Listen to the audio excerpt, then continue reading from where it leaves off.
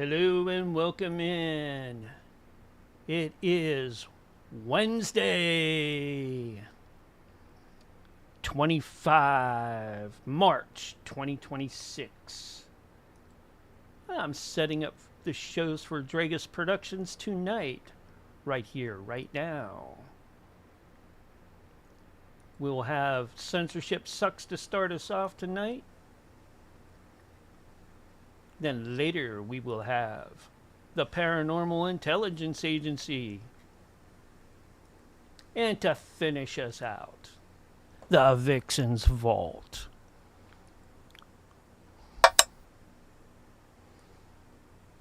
Hope everybody had a great week and still having a good week. Past weekend, it is hump day here. Depending on what part of the world you're in. So, appreciate each and every one of you for tuning in tonight. We'll get this up and running here shortly. Just getting all the bells and whistles rolling. Rolling, rolling, rolling.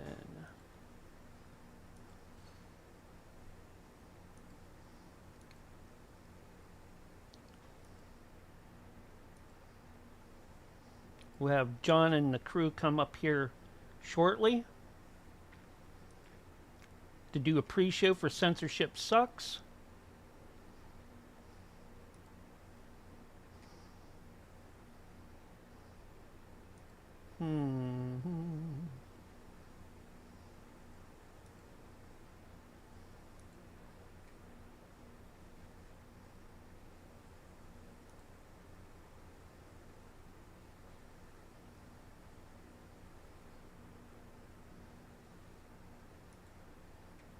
And we'll get them up and rolling.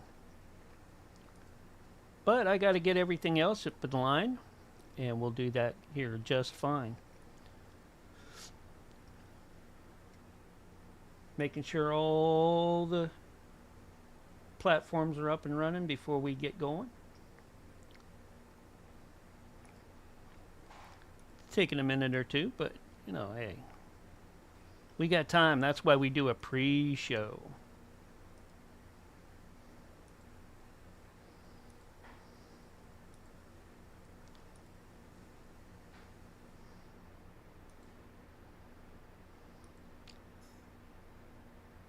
Hey, welcome in, WebGeek, over in Kick. Appreciate you. I'll be over later on as soon as I get everything up and rolling.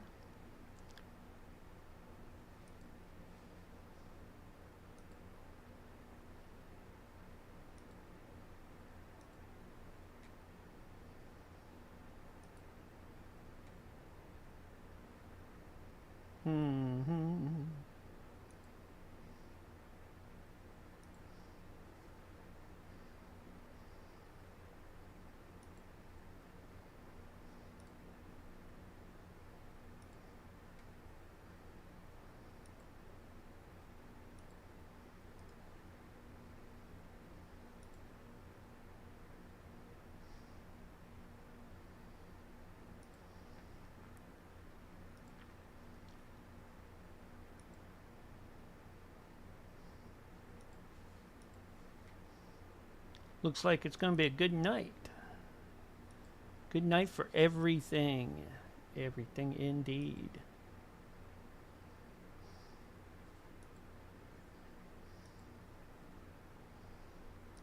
Switch over to the take down this opening slide. There we go. Now I'll get John and the crew up here in just about a minute.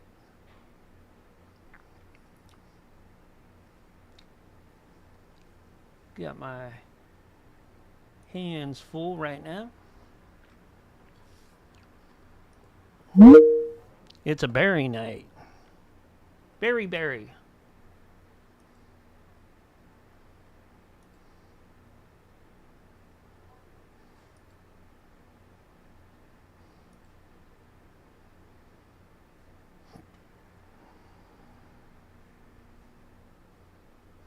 Hey, what's up? Not much. How are you doing? I'm doing all right. How's Blue doing? Blue's doing good. Awesome. Yeah, we're just hanging in there. She hasn't had any issues since.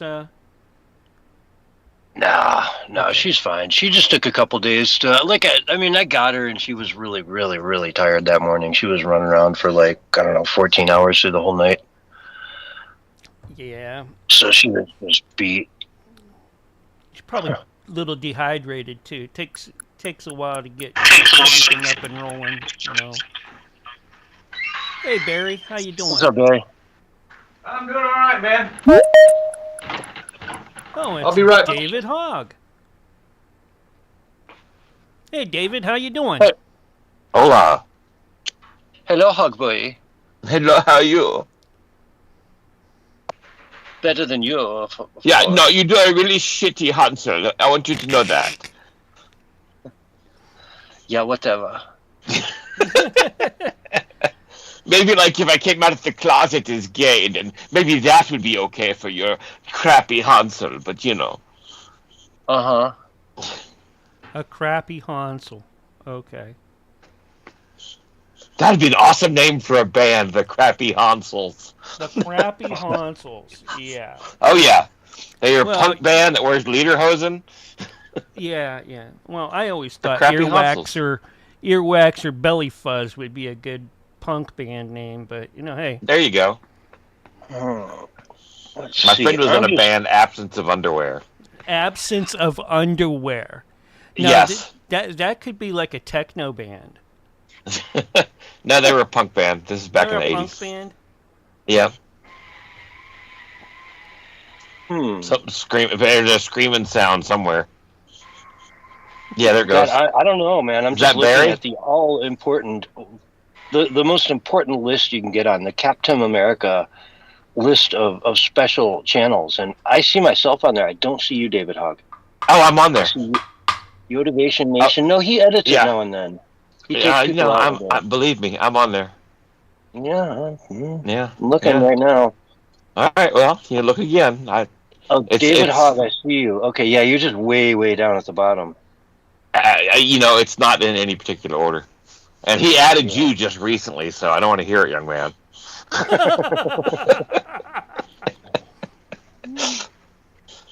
Wall of Fame. But Uh-huh. Yeah, that's old news. That's why I'm not as excited as you. Yeah. Yep. Well, it's been a good week. Yeah.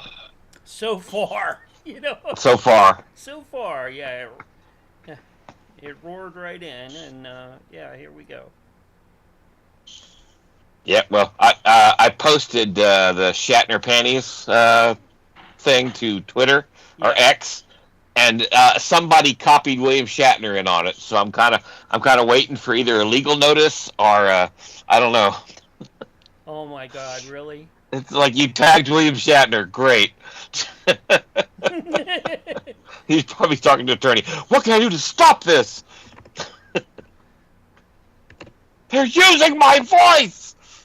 Hey, it sounds a lot like me, huh? Yeah, exactly. Oh, I hope someone's paying him royalties. I'm waiting for you to do Drunk Enterprise episode with him drinking as a wino captain. As a wino.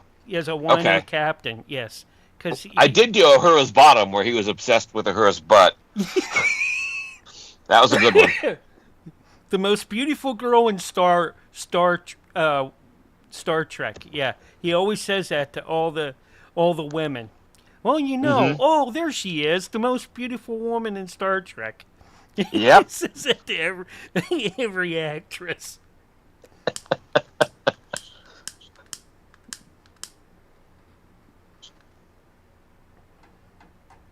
Oh man, there you go. You do a song about him fucking a lot of green bitches.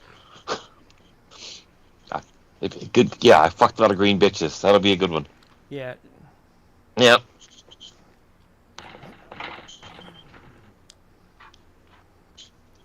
Yeah, I was going to do one, a paranormal one about skinwalkers trying to go to brothels and that because they thought they could get skin there. Nice. You know, Did but I post your mama's a skinwalker or yeah, you yeah. sent me that. That's good. Okay, all right.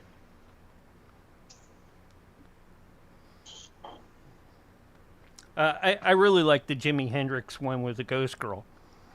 Yeah. Those all of those came out really good. She's my novelty Ghost Girl.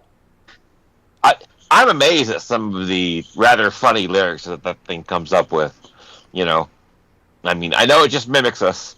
It does not understand humor, but No, man, but- it's amazing. Yeah.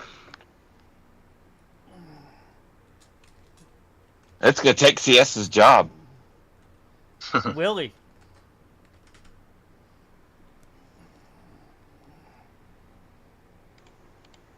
And I take it CS has not clicked the link that's in the chat. No, I have not. No, don't do it. Don't do it on the pre-show or on air. Trust me. Yeah, it's Okay. not good. Yeah, it's yeah. Only people that'll ever see it are the ones that use that link, and that's the only place it's posted. So, Okay. yep. Cool It's story. not that though. bad, but you know, it's uncool. But hey, it's David Hogg. Mic check. It wasn't mic me. Check. Mic check. My- Mic check. hey, there's Barry. What's up, man? Did you get everything plugged back in? I'm plugged in, dude. Plugged in and ready Okay. to roll. Got the coffee going, man. Okay. Not that I needed, but it just sounded good, man. You know what I'm All saying? right. Coffee tastes good if it's done right. You know. I just freshly ground up some beans, so there you go. Should be Mm-hmm. pretty good. Here's the first sip. I'll let you know. Okay. Now, if it's really good, you'll have to poop. Right before you go on air. Hold on, guys. Well, I that's gotta poop.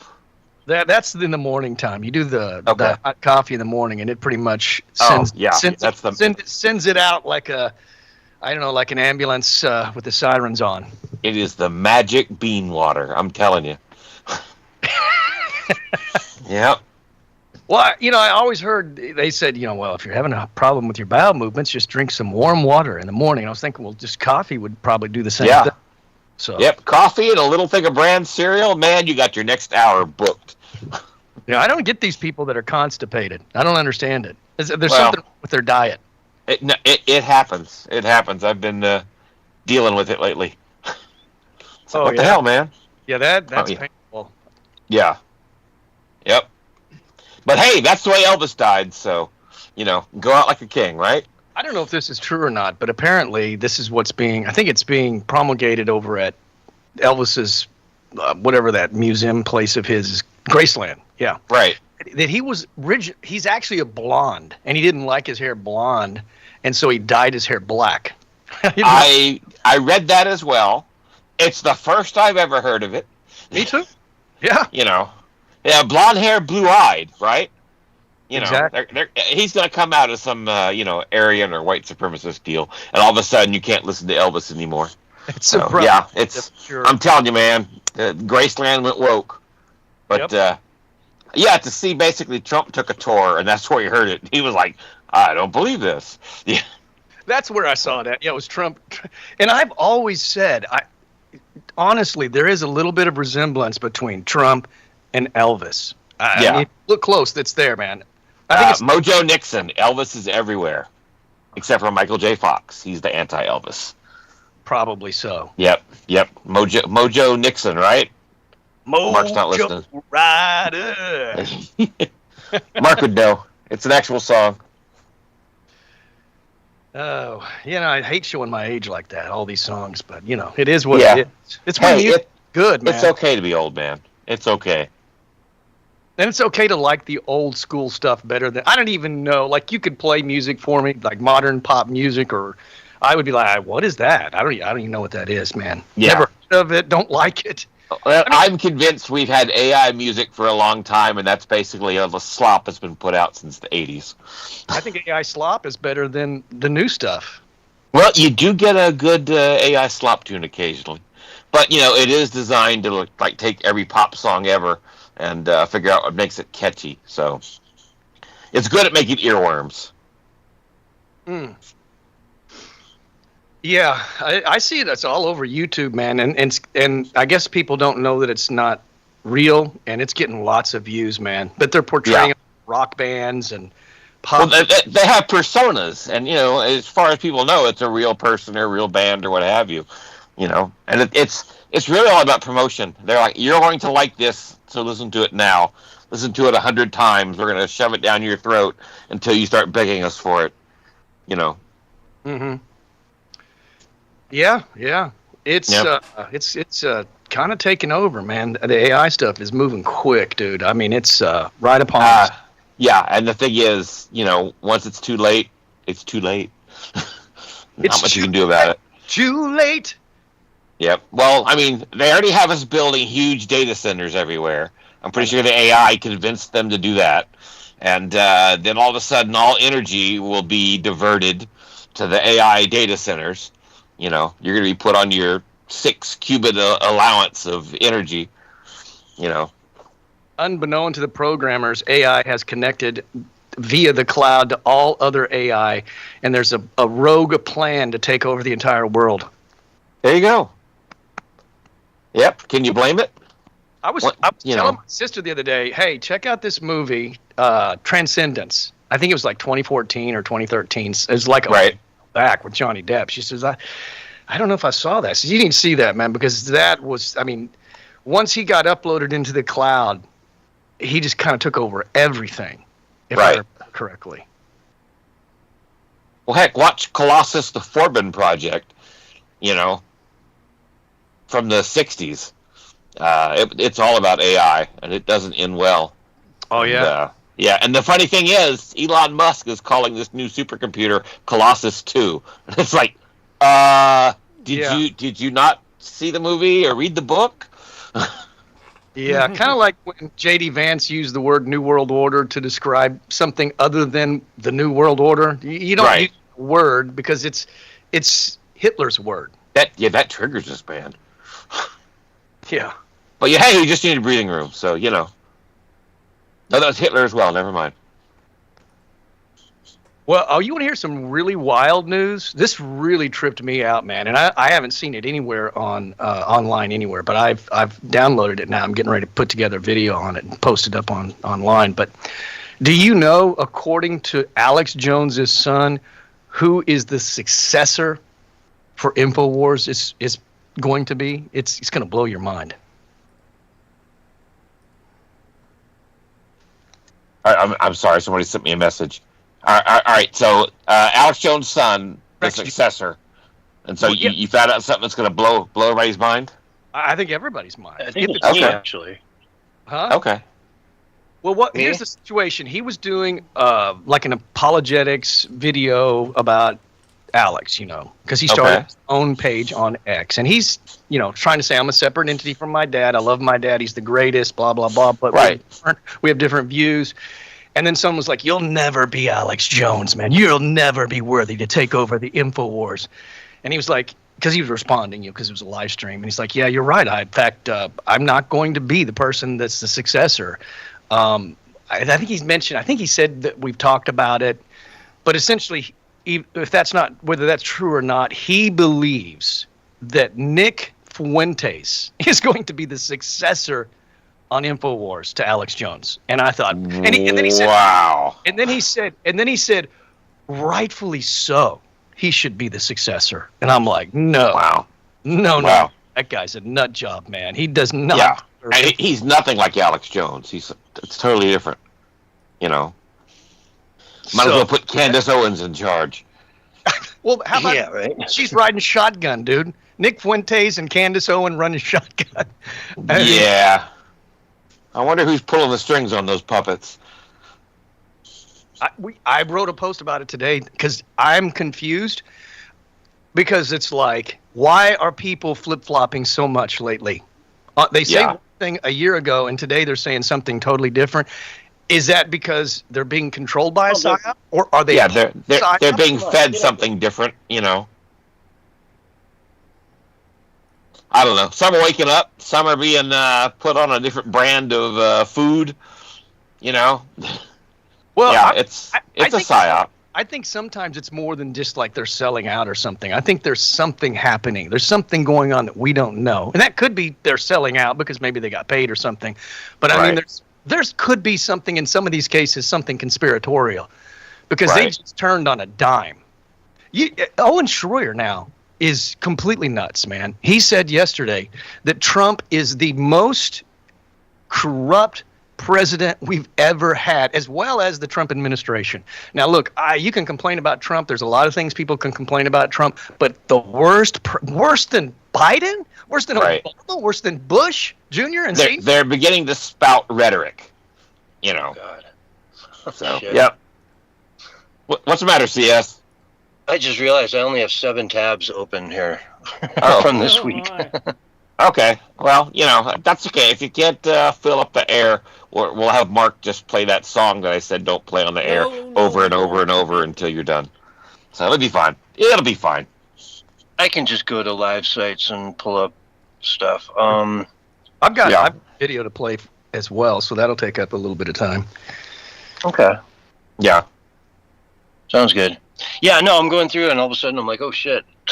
Like, say I have 7 tabs for the last 3 days.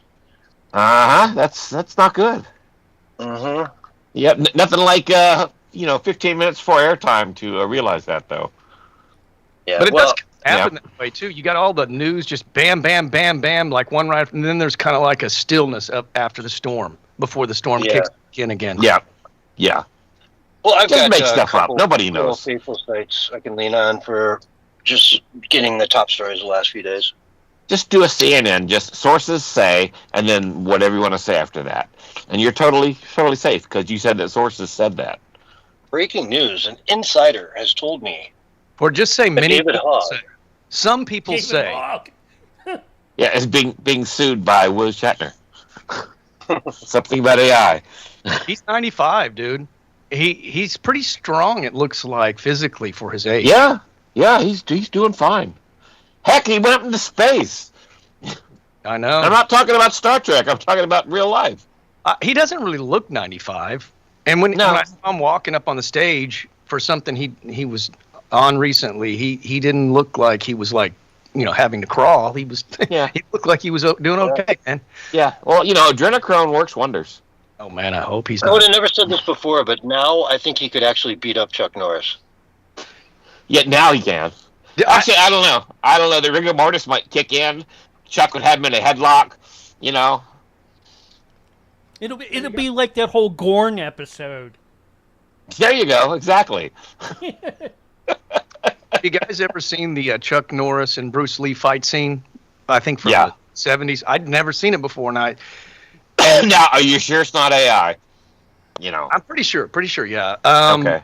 And Chuck Norris got just slaughtered. He got killed in the scene in the movie by Bruce Lee. Yeah. I know that. I was like, wow, man.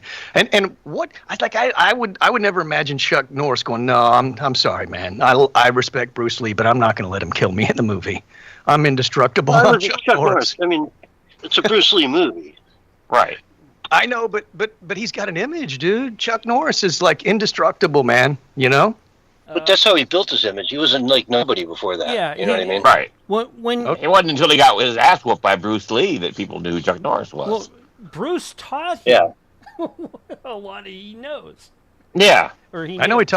he taught Kareem Abdul-Jabbar, I think. Yeah. Oh, that was is- some good movies Yeah. too. That's a Campbell soup, right? Kareem Abdul-Jabbar? Probably, man. Okay. I don't know. All the It's celebrities, in Dubai, I'm pretty sure. they're all trying to come It's out with in product. Dubai. They got movies to do. Tom Hanks got his coffee, and Ben Stiller's got his Stiller's soda, and a bunch of people are coming out with product, but it's all failing because nobody wants to buy their product. Right. And I'm sure it's not very economically priced either. Yeah, probably. Yeah. I want to pay a premium for Ben Stiller product. Okay, maybe if he did hair gel, that'd be the only thing he would sell. Something about Mary? If he did what? Hair He sold- gel. Oh, well, yeah, probably. Something about Mary reference. Yeah. Yeah, Moose. That was it. Moose. I think he would probably do real well selling like Whole Foods aprons because he took his product over to Whole Foods, Whole Foods apron, and didn't sell any of his pop at all. So yep, you mean whole paycheck? It's your whole paycheck to shop there. Yeah. Yep.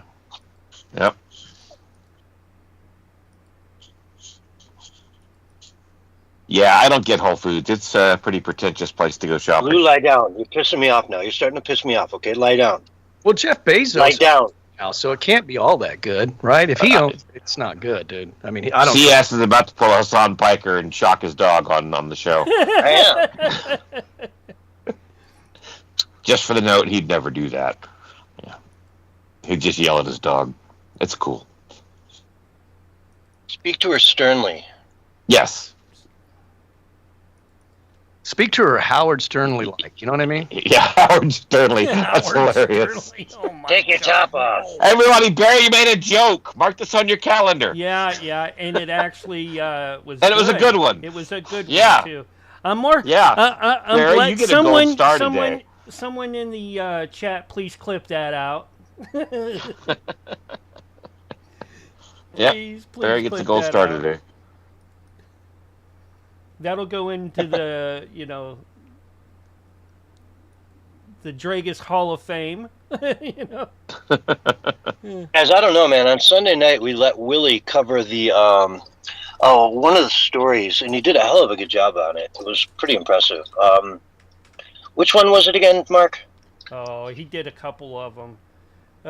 No, he covered that one story specifically about Afro Man. Yeah, Afro Man. Afro Man. Yeah, He was very thorough on Afro Man. Did you just say Yeah. hoe of a job? Are you saying that Willie's a hoe? Because that's inappropriate, man. I'm going to tell him that you said Yeah, that. hell of a job. Hell of a. Oh, Hell of okay. a. That's that. Yeah, back out of it now. Backpedal. See, I've got it on tape, man. I've already recorded. I'm sending it to Willie. I said hell of a. I think you said Halliburton. hoe of a Yeah, job. Halliburton. Yeah, he may work for Halliburton on the side. I'm not sure. Hell of a. It's that dish made with sesame seeds, right? Yeah. No, that's halva. Never mind. We're close. No cigar. No cigar. Yep. Not even a Gandalf pipe. No. Yep. Which is hilarious because occasionally it comes into frame. I expect to see. You should wear a wizard hat and a beard and just lean in occasionally a little further, When I just come to in? freak people out. Yeah, just to freak people out. You know. A lizard mask and a Gandalf. No. A wizard, but lizard works too. If you want to do that, that would really freak people out. He could be a lizard wizard. My name is That's Mark. what I I'm was the thinking he was reptilian doing, producer. Lizard wizard. Yep. Actually, don't be a lizard. That would be cold-blooded. But Yes, bummed. very. See, Barry, that was a joke that wasn't funny. See, no gold star for David today. All I know is the reptilian man. stuff keeps coming back up in the mainstream news, and all. Everybody seems to be talking about the David Icke reptilian thing again. I don't know Well, what. people are injecting themselves with a reptile venom. What do you expect? We're becoming reptilians, so we can be thin. You know, Oh, that whole Ozempic thing, that's reptile venom. Yeah. That doesn't surprise me. You know. Yeah. Nicotine would probably work better than that. I don't Maybe. think so. That's addictive, right? You said nicotine. Now, the guillotine, that will go for weight loss. You cut the head off, stop eating, you'll lose weight really quick.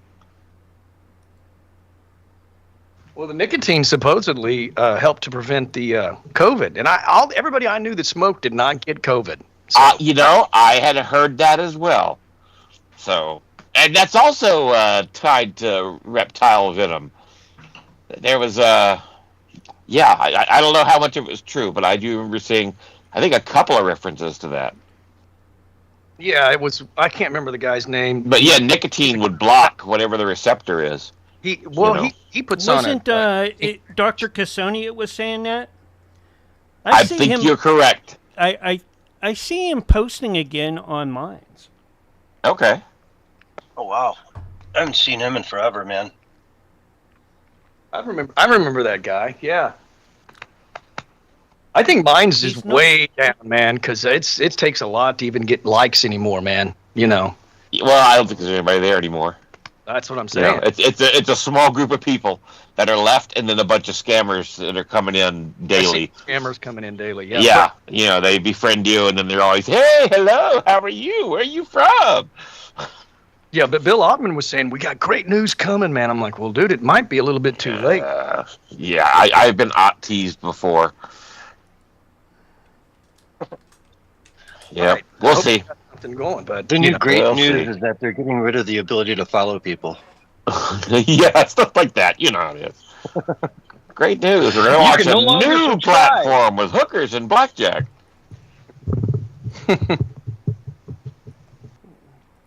I wouldn't be surprised if they switched it all over to subscription only, where they would take a cut. Yeah. Yeah, I can see that happening. Here's what Bill said. It's kind of interesting. A paradigm shift in how Minds is built is coming in line with the original vision for global open source collaboration. Don't mistake the lack of recent updates for lack of movement. We've rebuilt a new foundation. I will get back to all of you soon in DMs and comments. Yeah, hearing that makes me feel like I just got back from the proctologist. I sent him a DM like 2-3 months ago asking if he wanted to come on the show, and I never heard a word. Which is odd, because normally he'd always reply and be like, "I just can't do it," or whatever, you know. Yeah. Talk to Jack or what, you know. He'd like, and then he posted that one you just read, like what, a month ago? Yeah, like March 9th, I think. Yeah. So, is there anything you want to bring up, David Hogg? Oh, I'm sorry, Barry. Tonight, any stories you have on your mind? Yeah, I got this story from OAN that just kind of gives an interesting perspective on the Iran war, because I've been kind of hesitant to say too much, as you have as well, because it's kind of hard to tell. But this kind of gives an interesting perspective, something to just kind of think about, not necessarily buy into, but I found it to be interesting, dude. Okay. Let's open with that then. Let's start with the war here. There's a lot going on with it. Okay, let me get my my phone real quick. Dude, if you don't have the article memorized... Yeah, once again, you need to have your stuff ready, like, before you go on there. Memorized. You know, again, you know, when we're about to go on air in, like, 3 minutes, you know, that's not the time to, you know, have to go hunt stuff down. What we're going to do right now is get ready to switch out to the next room. All right, David Hogg. Yeah. Always good talking to you, man. No problem, man. And during the downtime, while Mark's got the new room going, think to yourself, maybe we should start doing the meetings again. Oh, yeah. There we go. All right. Good luck getting Barry back. See you guys later. Yep. I'll be back in a little bit. All right, folks. That was the pre-show for Censorship Sucks. Coming up is the actual show, when you'll hear me do a countdown.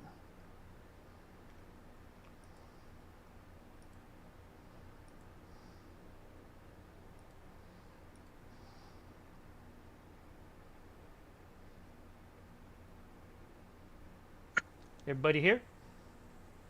I'm here. All right. Sure, Barry will jump back in when he gets his phone.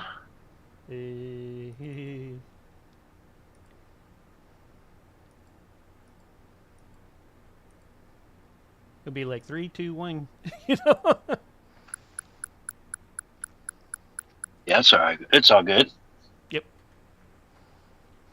It's Barry, man. We can wait for him. If he comes in a minute or two late.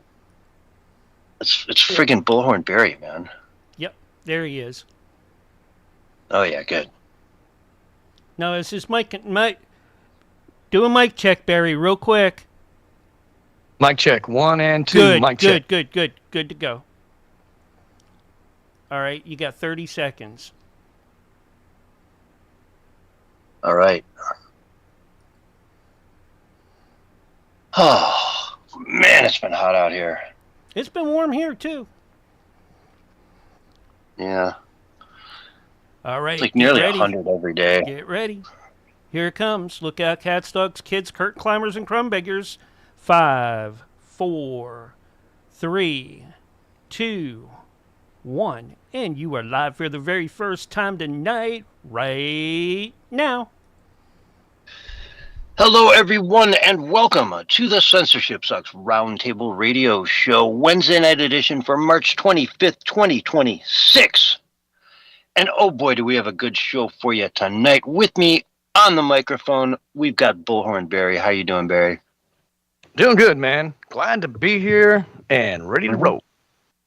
Yeah, and we are a nation at war, man. We're approaching. You and I have been having these conversations every week about, hey, it's going to take Trump 4 weeks. He asked us for 4 weeks and our patience in Iran.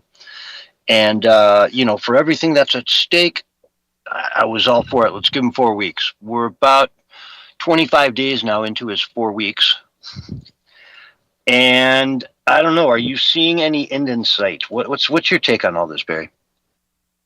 Well, I mean, if you listen to Trump, it's basically over. We've, gotten rid of all of their, people, right, that could be flowing into the positions of power. They're bad people.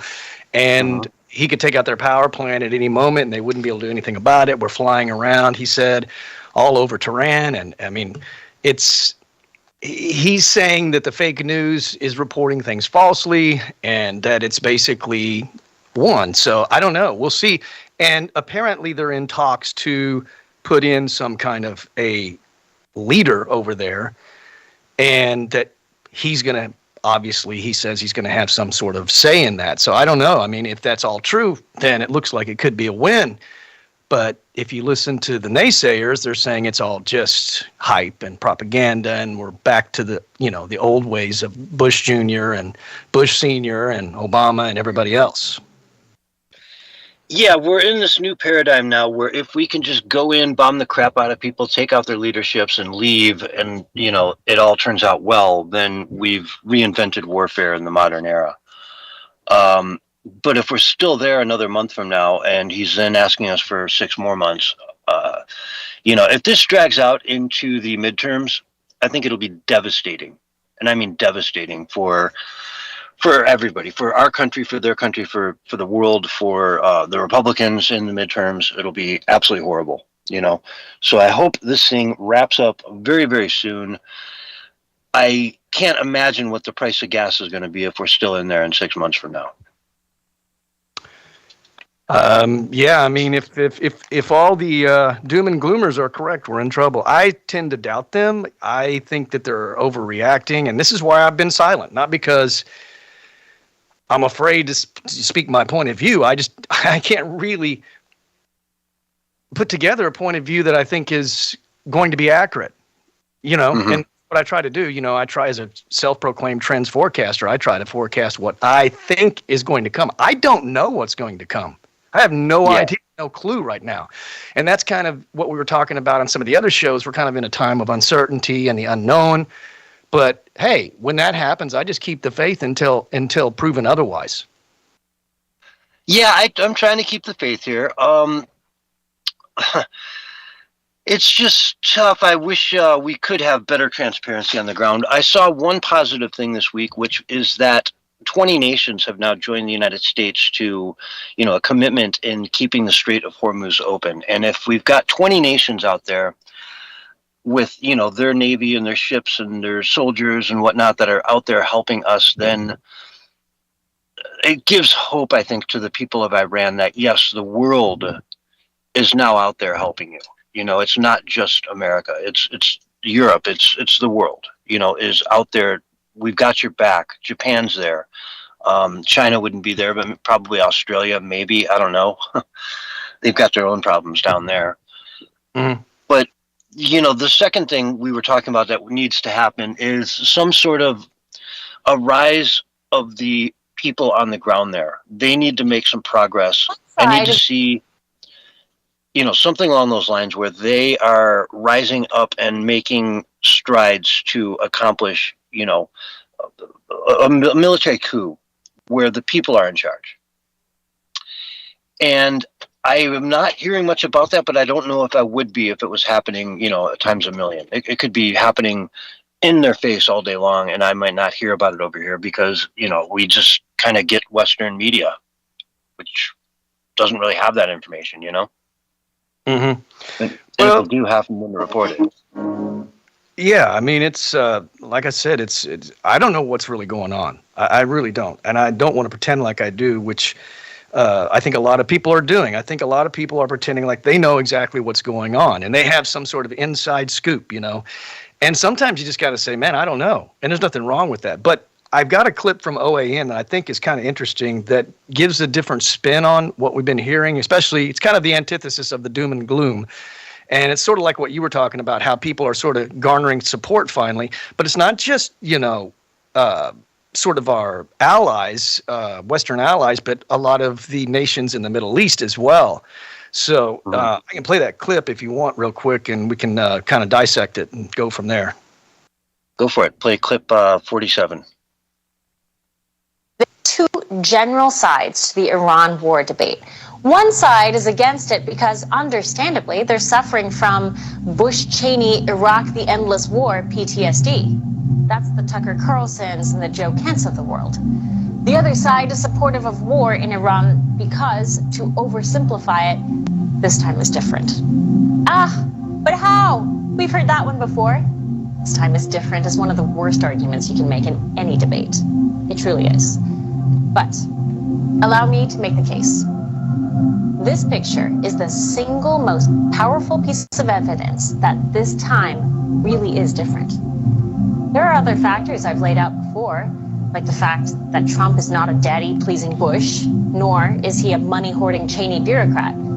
And we know Trump is willing to just walk away from the entire thing, unlike any president before him. But no, let's zero in on this picture and why it is so astounding. This is a picture of a summit held yesterday in Riyadh, Saudi Arabia. The men in this picture are the foreign ministers of every consequential Arab Gulf nation state that defines the Middle East. Saudi Arabia, Qatar, the UAE, Turkey, Pakistan, Jordan, Bahrain, Egypt, Kuwait, Lebanon, Syria, the list goes on. Never in the history of the entire world have these tribal nations ever agreed upon anything or not wanted to kill each other. But yesterday, these nations came together and they were in unanimous agreement that Iran is a threat, it must be condemned, it must be dealt with. Rewind the clock. Let's see where all these countries were in 2003 when W decided to move in on Saddam Hussein. Every single one of these countries, except Kuwait, opposed America for moving in on Iraq. They didn't support the move at all. They believed that Saddam Hussein was a needed strongman for a region that, without him, would descend into an Iranian proxy mess. And you know what? They were exactly right. We took out Saddam Hussein and Iraq fell to Iran. The Gulf states, for the most part, quietly, reluctantly, allowed America to use their bases in our forever war in Iraq. Kuwait hosted the bulk of our ground forces. Qatar provided CENTCOM with their Al Udeid air base. Bahrain hosted naval assets. And the UAE and the Saudis offered logistics. So I don't want to let that go on forever. And sorry about that music. Whoever did the video did not know how to mix and was trying to make it more dramatic or whatever. I thought I had downloaded a different one than that, but I apologize for that. But yeah, it was very minimal. I didn't even hear it. Well, you could barely hear. I guess you could still make out her voice, but essentially, it looks like, you know, maybe there's something more than we're just Israel's slave, like all the, you know, anti-MAGA right-wing people are saying. Mm-hmm. And I was talking about the coalition of 20 countries, and this is even more important because it's the neighbors. It's the people in the neighborhood stepping up and saying, hey, this is crap. We don't want anything to do with it. The UAE, United Arab Emirates, that's where Dubai and Abu Dhabi is. And they're taking bombs, man. They're taking bombs on their billion-dollar properties. You know, the Burj Al Khalifa got hit. Like their premier, the wealthiest people on the planet are in Dubai. And it's a place that doesn't really have any reason for anyone to be tied into it. It's in a very, very dangerous neighborhood, Dubai, right? Yet it's got some of the richest people on the planet that are there because are they there? They say it's safe. You take away that safety element to it, and Dubai could crumble faster than they would like, I'd say. Right? I mean, when they run out of natural gas and oil, what is Dubai going to do to keep those people there? I mean, they're great for layovers because they're right in the middle of the world, so to speak. So, if you want to go from Europe to Asia, Dubai is the perfect place to have a layover. But short of that, what does the place really have going for it? A lot of developed real estate, a lot of, money. But that money can disappear if it's deemed not safe. So they have a vested interest to push back hard when you start bombing Dubai. When you start bombing Saudi Arabia, man, you got a real problem. They're taking it seriously. I mean, even Israel now is getting hit hard. They've been going down for a month now into these bomb shelters every night. And now their defenses are running thin and big ballistic missiles are getting through and damaging like every building in a 3-kilometer radius, like they're taking big damage there now, really, like to a level that they haven't ever seen really historically through all the different conflicts that Israel's been through. And yet they're happy there to do this because they care and want to see the Iranian people free. They want to see the Persian people freed from the Arabic Islamic, totalitarian governments that have ruled over them for so long. And it's right on the cusp, man. It's right on the cusp. It's close. It could happen. And so here we are at a crossroads where, we don't want to. We're hearing reports now that they're sending another so many thousand, army troops over to the Middle East for what? For operations to help secure all this stuff. Boots on the ground. I hope not. I don't want to see American boots on the ground. If Israel wants to send boots on the ground, more power to them. But American boots on the ground, no thank you. We're really at a crossroad. Yeah. I think it's sort of up in the air. And here's the thing that kind of makes it all mysterious is I think everybody knows that Trump's not one to admit that he's going to be wrong. So he's going to keep shouting victory even if he's losing. And that's kind of the thing that, makes it sort of like maybe sketchy to some people, because he's not going to say, we made the wrong decision and we're losing. No, in his mind, he's always winning, even if he's losing, right? Because that's his mentality. And so I'm just saying, I hope he's right. And I think maybe he is, maybe there's like a lot of people say he knows a lot more than we do. And then you see this fracturing of sort of the MAGA happening, people rebelling against what Trump has done, even within the Trump administration. And I just wonder, and again, I'm not trying to go conspiratorial at all, but because things are so crazy, I have to ask myself, is this something more than just what we're being told? Because nothing ever really seems to make sense at this phase and this stage that we're in. So I'm just more, with every answer I get, I have more questions. Yeah. Yeah, I can't say I disagree with that. And, hopefully Trump is a businessman. Obviously he is. And, one thing business people understand, billionaires, of course, especially, is when to throw in the towel on a project. You know what I mean? You want to build this dream golf course and you're really excited about it. And you get in, you get all the planning done, the architecture stuff, you get all the permits, you break ground. And then all of a sudden you find out that, it's, I don't know, it's all clay or something. You underestimated how like brutal the ground is there to work with. And so all your costs are going to quadruple. A good businessman will say, wow, okay, throw in the towel, we're done. They understand the concept of sunk cost. You've already spent that money. There's no getting it back. Just move on. Don't throw good money after bad. And hopefully, if we're in that situation as a country, Trump can say that, recognize it and see it and say, hey, we did our best. It didn't work out the way I'd hoped, but at least we had a chance to hopefully give them some sort of a future. Maybe it did. Maybe it works out. Maybe it doesn't. But if we really get to that point where it's like, hey, we need 200,000 people on the ground to make this happen, well, you throw in the towel and say, okay, you know what? If the people there aren't going to do it, we're not going to do it for them. So I think we're going to find out sooner than later. There's no way, in my opinion, that Trump is going to allow this to continue on. Now, let's say that we kind of have lost, it was more of a loss than a win. He'll declare it a win and just end it. You know what I'm saying? But he can't keep it going. Look, we're coming into our 250th anniversary, man. And we can't be having a controversial war going on during then, because this is going to be a time, to celebrate. This is just a celebratory moment. And so he's going to want even Democrats hopefully trying to get on board. So he's not going to, this thing is not going to keep going on. The question is, after it's over, even if it's declared a victory, will it have been a victory? That's the big question. I'm hoping and praying that it is, because nobody wants to see people dying on any side. For, Americans, Israelites, Iranians, nobody wants to see people dying. It's just not good. Into Saudi Arabia, to Iraq, to Kuwait, to the UAE, to all these countries, go fix your backyard, man. This is your problem.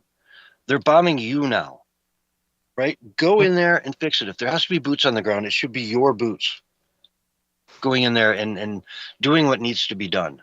Because guess what? If this problem picks up again, they've already shown they have no problem bombing you.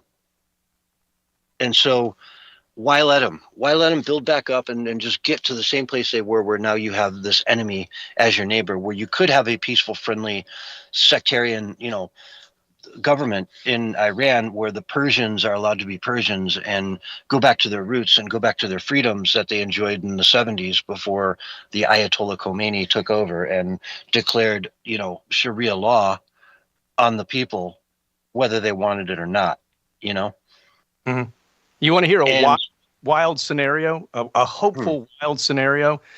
Let's just go there because it's a possibility. It's probably not likely, but it's a possibility. Let's say we win this, they get regime change, and, it's somewhat democratic. The people are freed. And then right after that, there's a peace deal made in Russia between Russia and Ukraine, and that war ends. And then we come into the 250th anniversary, because I've been talking about this for a while, man.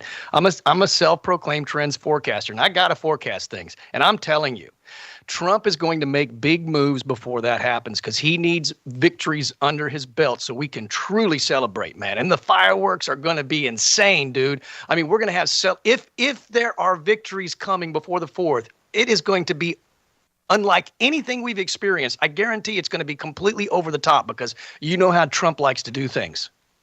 Oh, yeah. Yeah, this 4th of July is going to be a banger. And it's already starting off. I mean, it's already picking up. It's going to just month by month by month get bigger and bigger and bigger as we get into the summer now.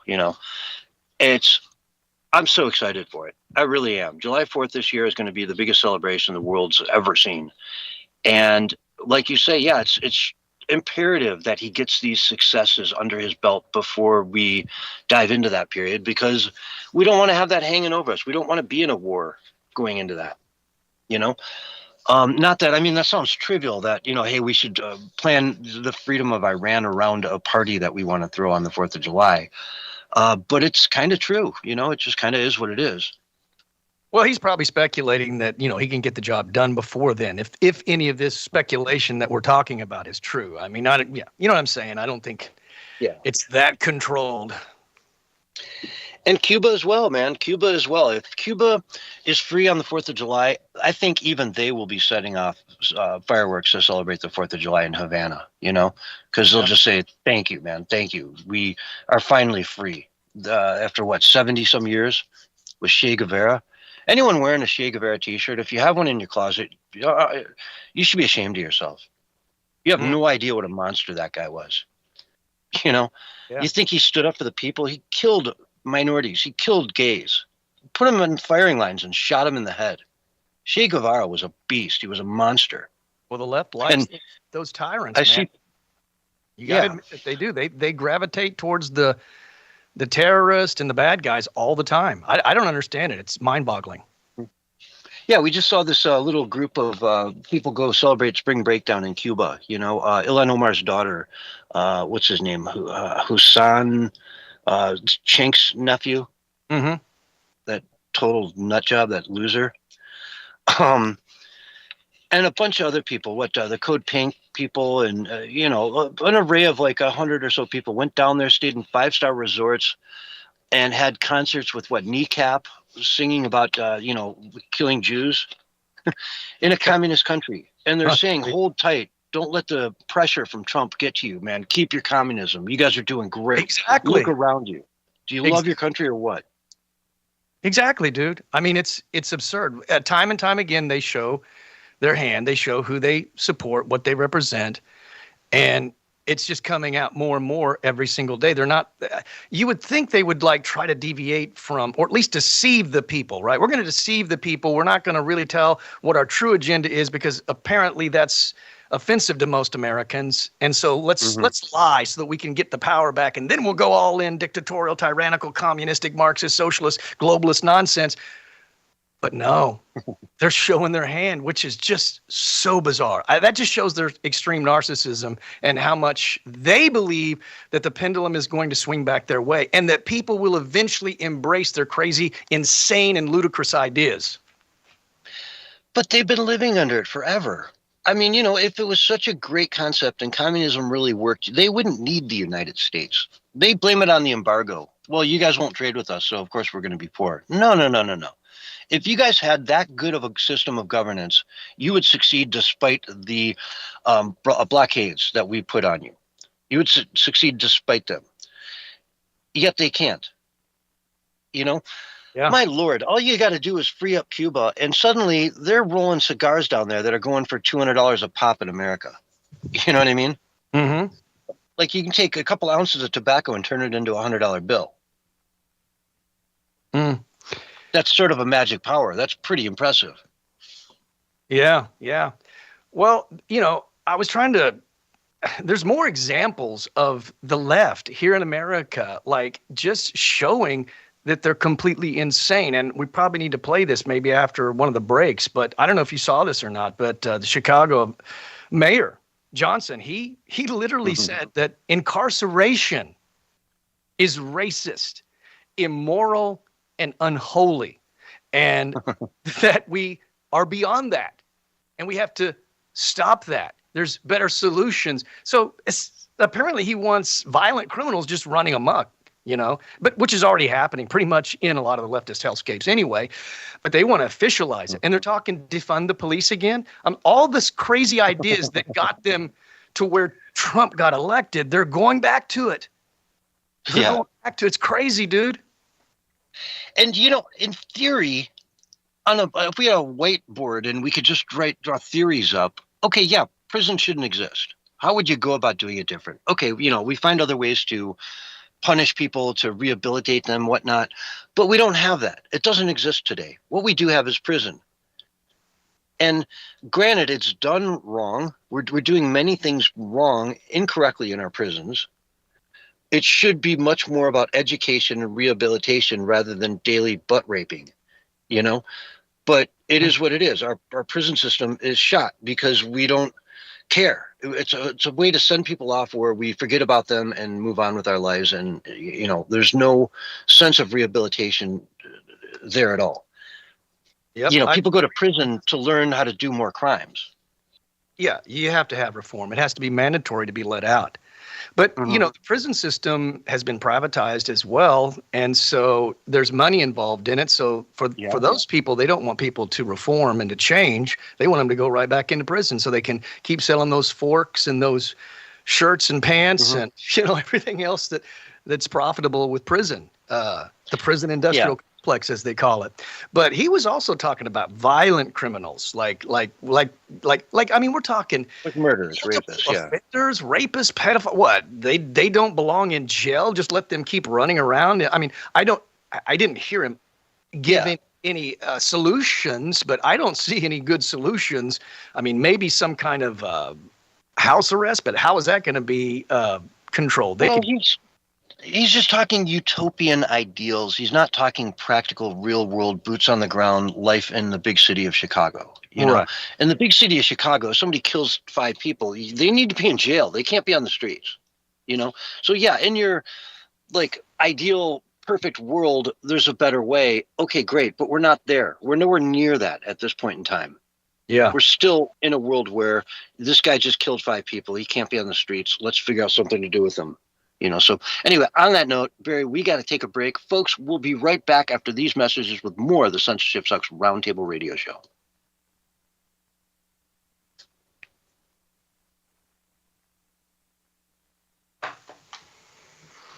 Mm-hmm. Long, awkward pause. Sorry, missed that, and we will be on break right now. We're on radio break. Sorry about that. Oh, boy. Drop something. Did we have some dead air there? Yeah. That was a bona fide boo-boo, Mark. And it doesn't happen often. No, it does now. How many times have you actually had me like that? Well, it's one time tonight. We had one break so far tonight. You're 100% for tonight. I mean, yeah, I don't know. 100% for tonight, so I should be good for the rest of the night. Yeah, I don't know, man. We'll see. Yeah. Did you have thanks for the confidence in me, I believe in you, Mark. I do. I'm going to go to Timo and put on an ad for a new producer right now. Okay. All right. Look at Timu Mark. Oh, boy. Drake and Gus is what I'll end up with. Oh, no, not those guys. You'll get too much squelch from the CB with them. Brought you a spoon. Thank you.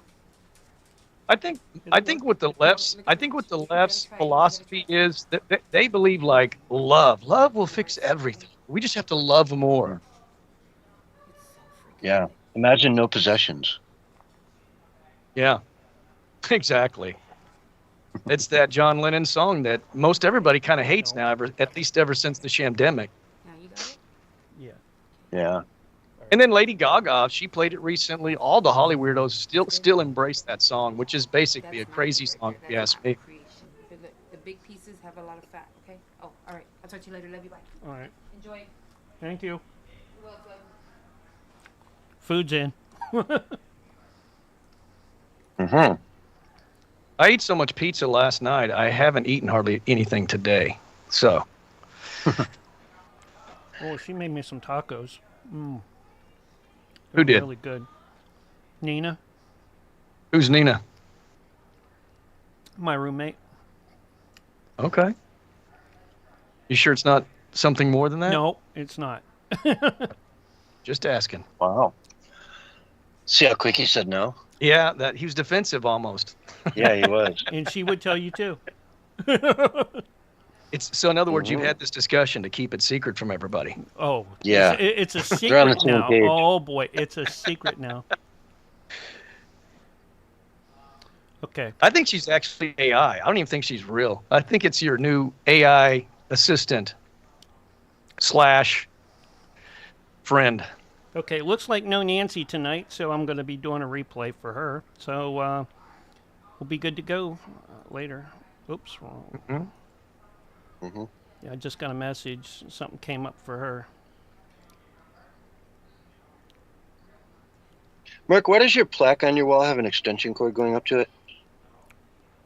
Oh, the one behind her? My sister made that for Behind me. us. She said, congratulations on your graduation. Remember to be nice to your fellow humans. But why do the two things up there have like extension cords going up to them? Or what? You plug them in? They glow at night or something? They don't have extension cords on them. Mm-mm. There's like They're a black just, line going down? There's just stuff behind them that I have hanging down from the wall from that you don't see, that I can. Hmm.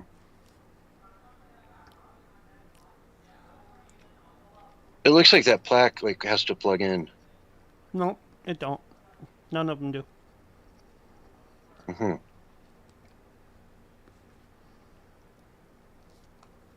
Jury finds Meta and Google liable in landmark social media addiction trial. Oh, yeah.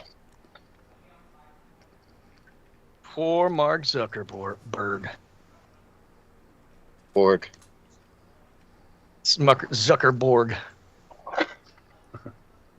I think he's there for a while. He kind of looked like he was trying to return to civilization. And looked, I don't want to say he looked human. He was more like a humanoid. But now he's going back to his cyborg look because I don't know, man. He's just so entrenched in that whole New World Order thing. I feel for the guy, but not too much. Okay, you know here's your countdown. 3, 2, 1, and you are live and on the radio side right now. Hello, everyone, and welcome back to the Censorship Sucks Roundtable Radio Show, where everybody knows a good countdown starts at 5. But anyway, with me tonight, I've got Bullhorn Barry. What's up, Barry? Hey, warm weather here in Tulsa, Oklahoma. We're almost at 90, and we're going to be in the 90s tomorrow. We got some sunshine, supposedly for 2 days in a row. No chemtrails in the sky. It was a beautiful, beautiful day. And I didn't even get out and get in a jog today, so bummer. Well, there you go. Yeah, it's Arizona, man. It's been hot.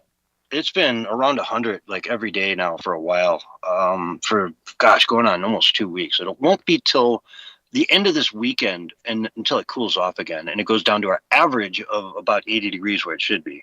So, yeah, I'm getting by. It's okay. I like it. It's fine, but it's hot in the middle of the day, man. It just gets hot. Right. Well, you guys have cooler nights as well, don't you? In Arizona? Yeah. Okay. Yeah, if it gets up to 100 in the day, at like 6 in the morning, it'll probably be like 60 degrees with a nice breeze. And so it's beautiful. Yeah. It's nice.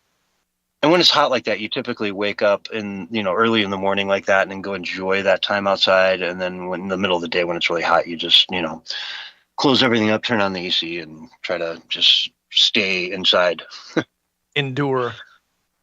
Yeah, it's a thing.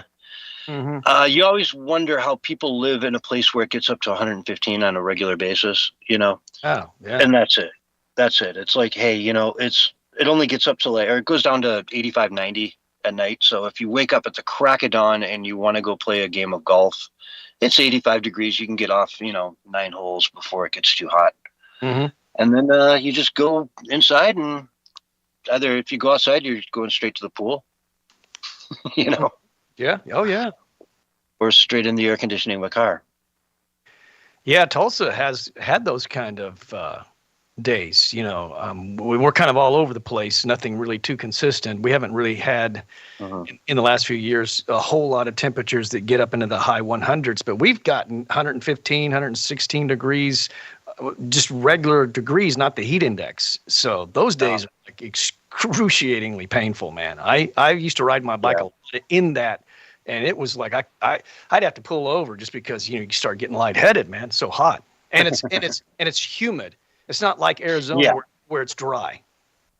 Yeah, that's the other thing too. It is just completely dry. It's like 5% humidity. 10. I don't know what it is. Probably 15 or 20, but it's really dry. Mm-hmm. So yeah, you don't get that nasty, muggy, hot. Nasty, hot, sweaty. Yeah. Well, and also the thing about the humidity too is it holds the temperature so that in the middle of the night it's still as hot as it was in the middle of the day. Yeah. Yeah. So you end up lying down in your sheets at night and it's just you're sweating, and that's tough. That's Florida for you though, right? You don't want to live in an area like that where they got rolling blackouts. Oh, Lord, no. Yeah, California is like that, man. The Inland Empire. You start getting away from the coast and it gets really hot. And shockingly, you don't have to go far from the coast in California for it to get really hot. Right. If you're within, 15 miles of the coast, you're pretty good. But anything, past Pasadena and Los Angeles, and it's just a different world than it is in Santa Monica. Yeah, it gets so hot here in Tulsa sometimes during the summertime that they put out warnings because unfortunately we have elderly people that do die from the heat. And sometimes they get out and do some yard work and they say, hey, just wait another day till it cools off before you do your yard work, So, but anyway, one of my neighbors, he's an elderly guy. He's out doing yard work. It seems like every day, dude. Every time I'm on my walk or my jog, he's out there raking leaves, mowing the lawn, trimming and I kind of admire that because, he's keeping active. And I think it's important as you get older to keep moving, man. Yeah. And to get out in the heat. I mean, I have been living up in the mountains for so long that I just haven't like had any exposure to a 100-degree day and like forever. You know what I mean? Right. And it's like you kind of forget it's actually sort of nice. Like it's nice. Put on some shorts and a t-shirt, or sit in the sun, sit in the shade, get some breeze. It's nice. It's not the end of the world. Well, that's debatable. I think some people think it is the end of the world. Well, it can feel like it from time to time. So, well, yeah. Crisis fatigue. Let's see here. This is an article, Post-Millennial, by Libby Emmons. USC cancels California gubernatorial debate because all qualifying candidates are white.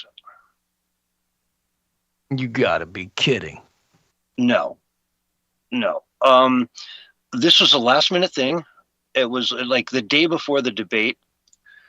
They just straight up canceled it. Outrageous. Racist. Yeah. Racist and outrageous, man. That is racist, dude. I mean, that's like saying white people are bad. There's something wrong with white people. I mean, it's just so ridiculous, dude. What is happening? This is unreal, dude. This is like, it's things like this that make me think the Mandela effect is real and that our timeline has been hijacked, because it's just mental illness that's running rampant in some places. Yeah, it's still the governor's race. You're still going to select one of these most likely 6 people, to be the governor. Don't you want to hear him debate? Well, I'm just wondering, what if it was all black people that were up there? Would they cancel that? No. So I don't get it. I don't understand. There's no logic to any of this madness, right? I just don't get it. I don't know why people are not outraged. Last week, I talked about how the reason that we have kids transitioning at 4 and 5 is because people have remained silent for too long. We got to start speaking up. When they start acting like they're mentally insane, like the mental asylum patients are running everything, we've got to speak up, dude, because that's like nightmarish. And One Flew Over the Cuckoo's Nest does not need to become a reality. Mm-hmm.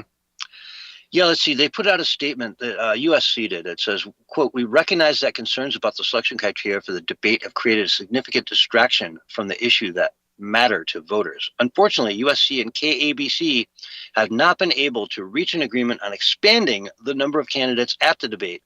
As a result, USC has made the difficult decision to cancel the debate and will look for other opportunities to educate voters on the candidates and issues." Okay, so apparently they wanted, let's get instead of 6, let's put 10 people up there so we can have some sprinkling of minorities. Okay, I guess that sort of answers my question. But what's the justification? I mean, I don't understand. What's wrong with people that want to run? And what's wrong? I don't understand. Like if somebody doesn't want to run, are we going to make them run because we need to be diverse? Where's the logic? Help me make sense of it. Steve Hilton, a Republican who's been leading in the polling, said of the cancellation, quote, "What a pathetic humiliation. USC receives over $1 billion in federal funding, and I have written to the Education Secretary, Linda McMahon, calling for an immediate suspension of all federal payments to USC pending full investigation of this free speech shambles. Whoever is responsible at USC should be fired." It's ridiculous. Okay, you've got an election. It's coming up. You're going to pick a new governor. These are the 6 people that are running first in the polls, that are leading the polls, 1 through 6. Let them debate. You got Hilton, Riverside County Sheriff Chad Bianco. That doesn't sound like, it's not Miller. Then you've got Eric Swalwell, Katie Porter, Dyer. None of these demanded access to the debate stage after more than a single-digit percentage in the polls. So, you've got some interesting people up there. I don't understand why you can't just let them debate, and who cares what race they are. It shouldn't even be on anyone's radar what race these people are. They're just the people running for governor. They're who the people are, saying they're going to vote for in the polling. So let them debate. Well, here's my question, and I know the answer is yes to it. Was this election so far run in a way that was fair and just, legal and lawful? And if the answer to that is yes, which of course it most likely is, then they're against fairness and justice. That's what they're saying we don't like. And that's what I've tried to explain to people with DEI and wokeness. It's not justice and equality. It's equity and injustice. That's what they're promoting. They're not promoting justice. They're promoting injustice. And I think people need to read into this a little bit more than because I mean, people just kind of get caught up in well, it does seem unfair. Well, unfair how? Everything was done fairly and justly, but they're being fed lies. And because people have they no longer have critical thinking anymore, most people, right? They don't know how to critically think. They hear something and then they have a knee-jerk reaction. Yeah. And I'll tell you, there's a lot of things coming down the pike that California is probably not going to like. Right now, the Supreme Court is hearing a case that will decide whether or not you can count ballots after Election Day. Now, it is Election Day, not election week, not election month, not election year, not election decade. Election Day. I strongly feel that we should know who won when everyone goes to bed. There should be a cutoff at midnight in your local area where the counting stops and you declare a winner. And if you need another week to start, digging through empty boxes and garbage cans to find ballots for your guy, you're cheating. And based on what we've heard from some of the questions, you never really know what the Supreme Court's thinking. You only know what questions they ask. It sounds like they're going to come down on this. And I personally think it's a great idea. 83% of people in a recent poll believe that ballots should be received by Election Day. And of those, 57% strongly agree that they should be received by that day. There's a partisan agreement as well. 93% of Republicans, 83% of independents, and 74% of Democrats agree ballots should be received by Election Day. And that's the thing, they mail these things out months ahead of time. You get your ballot a good 2 months ahead of time. And if you just sit on it and you come home and eat dinner every night and it's sitting there on the table and you don't fill it out and you don't fill it out and you don't fill it out, and then you wait till the very last minute on Election Day at 4:00 and then fill it out and throw it in the post office, it shouldn't count. You had 2 months to get it in. Get it in. If you know it doesn't count if it comes in after Election Day, then you're going to do it early. That's how simple it is. So, I don't know. I think that's just it. I watched what happened in 2020 on election night, and Donald Trump was winning in all the swing states. He was winning everywhere. It was a landslide. It was done. It was in the bag. They stopped counting. They sent everyone home. It was over. And then all of a sudden I wake up the next morning and he'd lost all those states. Because in the middle of the night when they had allegedly stopped counting, they didn't stop counting, and in fact, they counted a whole lot more. And they found nothing but Biden votes, and giant batches of Biden votes, Biden votes, Biden votes. And we all saw those charts where, it was slowly going up. Donald Trump was in the lead, in the lead, in the lead. It looked like any chart should. But then all of a sudden at 4 a.m, Biden gets a spike in 5 different states where his vote tally goes up dramatically to the point where he's in the lead in all those places simultaneously at 4 a.m. Who did that? Who made the call to say, shut it down, let's go to plan B. Let's go to our emergency plan B because Trump's going to win this. We can't let that happen. Somebody made that call. And I want to know who, and I want that person on trial. I want that person to go to jail because there's a person behind it. There's no way that was just random. Yeah. And we keep hearing from Trump that we've got everything and we've got them. The election was stolen and we're going to get these people. I'm ready for it, man. It's very important that we have arrest indictments and convictions if there are guilty parties involved, man. And I won't say too much about this situation other than this. If the Democrats win the presidency in 2028, you might as well just get used to more shenanigans and more corruption. Because all the red flags are being raised right now by the way the Democrats are acting. They are out of their minds. They don't care about, they shut down twice now. They've shut us down twice, right? And they don't care about the TSA. They don't care about American citizens, and they don't even care about their base. I mean, even their base is turning on the people in power in the Democrat Party, right? Well, you got to ask, what is their base? Fractured. I mean, they talk What about even is their base? fractured, but no one's more fractured than the Democrat. They don't even know what they believe in or what their platform is. They have no clue other than bash Trump and then crazy stuff like defund the police and, authoritarianism and just cut off your kids' genitalia. I mean, just crazy stuff, man. No rule of law, lawlessness running wild, let the criminals go free, sanctuary cities. I mean, anything and everything you can imagine that is the opposite of what would bring progress to America has been what they've embraced. Mm-hmm. It's crazy. They just came out with a clip the other day that's gone viral. Was it Cotton? One of the Democrats saying basically our base is the illegals. That's who we're here to fight for. They understand that they need that open border for people to come in to vote for them. They understand that they can't win with the American people, that they need to import people who they can put on the dole, they can pay them, bribe them money, and they will vote for them. Mm-hmm. It's gotten to the point where it's just obvious. That's the plan. It's been the plan the whole time. And you can't convince me otherwise because it's just in your face obvious. They're doing it in England. They're doing it in Germany. They're doing it in France, Spain, all over Europe. And it's just in spite of their citizens. It's their citizens be damned. We just had this young lady from Loyola University in Chicago, Rogers Park. She got shot the other night by an illegal who shouldn't have been there. He was, let free on the streets multiple times and just killed this, lovely young lady, a freshman in college. And they're blaming everything but him. Well, she was in the wrong place at the wrong time. Yeah.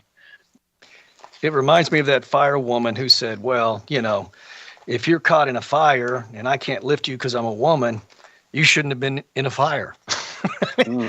It's like, and they did let her go, I believe, if I remember correctly. That's a real story. That's a real thing. She actually said that. And so, and that's part of in LA. Yeah, that's part of DEI, right? They don't. They're putting in people that could crash planes, that could, not do a good job, that could harm people. I mean, think about that in the medical industry, how dangerous that is when people's lives are at stake, right? I mean, don't you want the best person cutting you open or or diagnosing you? I mean, everything they do just creates chaos, confusion, disorder, and just brings everything into shambles, which is really Build Back Better. They want to burn it all down first, and Build Back Better is just their nightmarish, demonic, dystopian New World Order. That's what they want to build. Mm-hmm. I've got an article here from, it's a thread, I guess, from Data Republican over on X. Democrats teach voter identification and election integrity, just not in America. The Democratic Party has an international arm called the National Democratic Institute. It's funded by 181 million U.S. tax dollars a year, and its board includes Stacey Abrams and Donna Brazile and Tom Daschle. Mm-hmm. But in regards to today's Save America Act debate, did you know that the NDI has taught and supervised election processes all over the world? For 40 years, the NDI has told every developing country on earth that voter ID is essential for election integrity. They've recommended biometric systems. Yes, that's right. NDI recommended biometric system, which goes way beyond the Save America Act. They praised fingerprint verification, tracked ID cards, issuance rates. Meanwhile, Democrats call Save Act Jim Crow 2.0. Same party, same people, opposite positions. As always, patience as I pull this together, she says. And there's a list here of countries with voter ID. I can't even read it. Iceland, Sweden, New Zealand, Denmark, Canada, Ireland, Switzerland, Finland, Australia, Luxembourg, Netherlands, Germany, Austria, Malta, UK, Spain, Mauritius, Uruguay, Japan, Italy. Now, okay, that's about 1/5 of the list here, right? Haiti, Iraq, Pakistan, Palestine, Venezuela, Nicaragua, Lebanon, Thailand, Kenya, Turkey, Bolivia, Ukraine. It goes on and on and on. Every country on the planet requires voter ID. There are, of course, a handful that don't, but it's the rare exception. Yeah. And yet they call it Jim Crow 2.0. So they want fairness, justice, fair voting, and all that for every other country in the world, but not for America, which kind of pretty much, like you were saying, exposes their true intent. You know, obviously they have sinister and deceptive intent because they want it for every other country, but not here in America, which is not even asking for, like what you were saying, going as far as they go. So they want to ensure that election integrity in other nations, but they don't want it here. Why? So they can steal elections. Steal elections. And they think that you're stupid. They think the people out there listening to the show, the people that vote for them, and I gotta admit, they may or may not be wrong. I don't know. They just think people out there are dumb. Because if you're voting for these people, you're dumb. You know, I know, everybody knows that voter ID is easy peasy. You can't do anything in life without an ID. Look at every single car on the road, every single person in every single car on the road, without exception. Well, I mean, maybe one out of a couple hundred has an ID, right? There may be one out of a 100 or 200 cars that doesn't have an ID. They're not doing it legally. They're just getting behind a car and driving. But that's highly illegal. You know what I'm saying? Everybody has got an ID. If you go to a bank account, if you go buy liquor, if you go to an R-rated movie, I mean, I can think of 1,000 times a day where you need to have ID. And to act like voting isn't one of those because it's not as important as buying cigarettes. Right. What? Right. And remember, when somebody votes without ID, when somebody votes that isn't a citizen, they're stealing your vote. Period. But the Dems do know, though. That's what you were saying. I mean, by and large, Democrats want voter ID. They support it. So just not here. Are they voting these people back in, or are the elections being stolen, or is it a little bit of both? And if they're voting these people back into power, why is that? Is it because they've been brainwashed to think that every Republican wants to actually destroy America somehow? I don't know exactly what their mental capacity is thinking, but it's hard to wrap your head around it. I agree. Yeah. They just think, and they prove time and time again that the people that vote for them are just not paying attention at all. There's no way you can pay attention and vote for these people. You might not like Donald Trump. I get it. But look at the opposite side of the aisle, man. They're lunatics. How does Schumer get reelected? How does Nancy Pelosi get reelected? How does Lindsey Graham get reelected? Yeah. Tell me about it. I mean, they're just embedded in their districts. They have been there forever. People recognize the name and they say, oh, yeah, And when you've got a congressman that has been there forever, they're on top of all the committees. They've got the power. And so if you put in somebody who's new, who doesn't have that power, your seat does, take some damage because they're not going to be able to allocate the same types of dollars back to your district that the veteran could have, because they don't sit at the top of the Ways and Means Committee. They're going to be down at the bottom fighting from, to get anything, scraps. So, people, they vote for what's comfortable, right? How many times has a dead person won an election? I think it's happened a few times. Yeah, where they die, but everyone's like, oh, well, whatever. I'll just vote for, or what was that Eddie Murphy movie where he, The Distinguished Gentleman, I think it is. He's just had the name, Jay Johnson. Vote for Jay Johnson. I'm your guy. When, he won in a landslide. You must vote for Jay Johnson. I'm the guy. Right. It's frustrating, man. I think people are waking up. They got to be waking up, man. That's the only good thing. The very fact that they're showing their hand and not trying to deceive the people, which I think would be a much better strategy if I was the Democrat leadership. I would try to deceive the public, and get the power back and then go corrupt. But no, they're just saying we're corrupt. We love it. And you'll learn to love it because we're tyrants and authoritarians. Deal with it. Yeah. Welcome your overlords. Welcome them into the party because we are coming for you. We are socialist Democrats. That's right. Socialist Democrats. That's right. Socialism coming to you, and you get to vote it in. That's where the Democrat part comes in. You vote them in once, and you get them forever. That's right. Well, hey, all the globalists that are all democratic liberals or whatever you want to call them, they say in the future we won't need to vote because AI will decide. Well, who's programming the AIs? Obviously, it's liberals, because everything that's coming out of AI is very liberal based, dude. It's all liberal based establishment talking points. And on that note, folks, we've got to go to break. This is the Censorship Sucks Roundtable Radio Show. We'll be right back after this. All right, we're on radio break. Good deal. Hey, I've got another clip if you want, dude. We can Sure. play the Owen Schroyer clip where he talks about how Trump's the worst president ever. We can sort of talk about the fracturing of some of the right and how it's going to just basically the outer limits of Is there lunacy. any music in it? No. I actually copied this one myself, so I know. Okay. Yeah, I just pulled that last clip together right before the show. That's so because I just learned about it, and then I downloaded a different one thinking that it wouldn't have that music in there, but I didn't get a chance to check it. So that's why. Otherwise, I mean, if I had a little bit of time, or if we'd done it maybe in the second hour, So I you could played have. an unverified clip. Wow. And you just admitted to that. Oh, Yeah. man, dude. Oh, no. Say it was unverified. It was one of the top clips.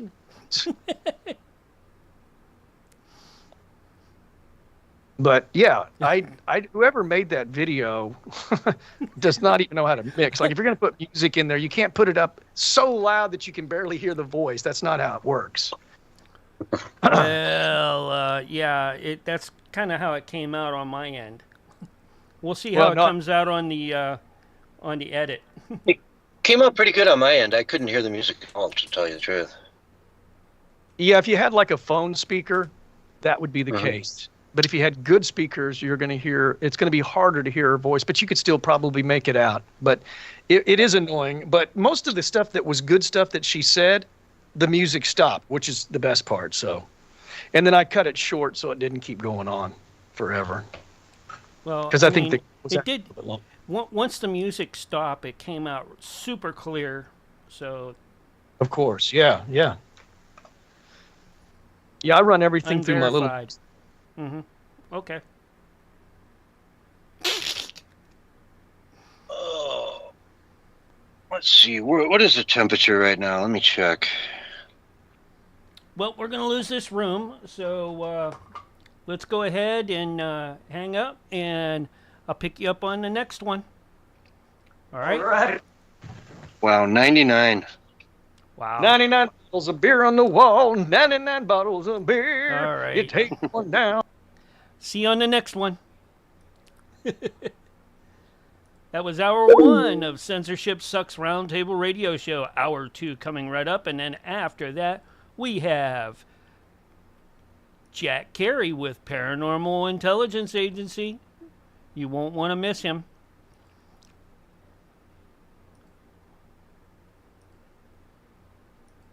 Let's get these guys up and rolling.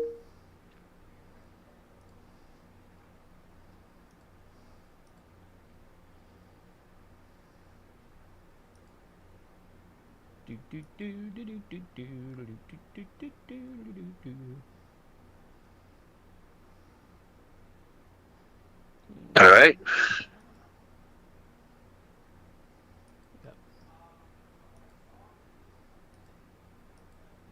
There we go. Yep. Well, it says it feels like 93,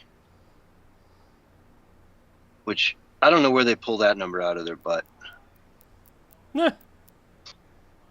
All right, I got this the clip queued up, so we're ready to roll with that. It sounds really clean. You wanna hear the mix on it, Mark? It's pretty much set the same thing as my mic is, so you should be all right. You check it. Okay, well I'll play it. Here you go. Yeah, I mean, I don't even we want need to to say play all your it hurts so clips on much. that. It honestly, it hurts so much. Okay, sounds good.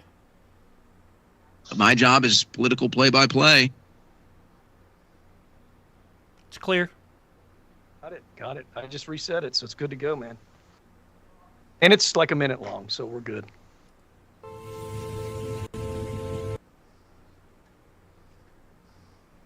Yep. I'm going to get that clip ready for next show with Rex Jones talking about Nick Fuentes taking over InfoWars, because that is crazy, dude. That is absolutely insane. I can't even imagine. Now, again, that's Alex's son saying that. It's not Alex saying that. But, I mean, you know, they do. Yeah, he would know. No. If you have dinner with the guy every night, you'd know a thing or two about him. It's just shocking to me. I just, I don't know, man. I don't. But Maybe, Rex is maybe that's kind the of point. I don't know. Rex is a lot like Owen Schroyer. He's black-pilled, man. Almost all the younger people that really don't have any life experience, almost all of them that are influencers that once were MAGA supporters, they're now black-pilled and they think Trump has totally betrayed us, man. It's very bizarre. It's very strange. They completely forget all the good that he's done, and they just simply see all the bad and nothing else. Nothing else. I mean, that's just not sound thinking at all. Which makes me I'm trying to find, while you're on that one, what's the name of that dude that just left the Trump administration? He wants to now testify for, Joe Kent. There it is. Right. Well, and then there's the other side of that where some people on the right are saying anybody that questions the war are neo-Nazis, like Dershowitz is saying that. No, I want people to speak their opinion even if I disagree with them. I don't want you to go and start doing what the left does and start silencing people. I don't like right-wing tyranny any more or less than I dislike left-wing tyranny. It's just got to all end. The insanity's got to stop. I mean, have your opinion, but do not go around trying to silence Tucker Carlson and silence, all these other people that just because you don't agree with them. We're going to shut them down. We're going to cancel them. We're going to get rid of them. We're going to make sure they don't have a voice. We're going to call them anti-Semitic. We're going to put them in jail. We're going to cite them a ticket. Give me a break, man. You guys sound like the left. So it's like that. There's like this double-sided thing. I don't agree with Kent. I mean, I don't think that Trump is doing Israel's bidding. I think that there's more to it than that. I think it's a little more nuanced than that. We'll find out for sure, I'm sure, before this whole thing is said and done. But at the same time, man, what is happening? It's just also bizarre. You have to still stand for free speech. You still have to stand for freedom. You can't be just bashing people like that. Like I'm going to point out how Owen Schroyer's completely lost his mind. But at the same time, I don't want him silenced.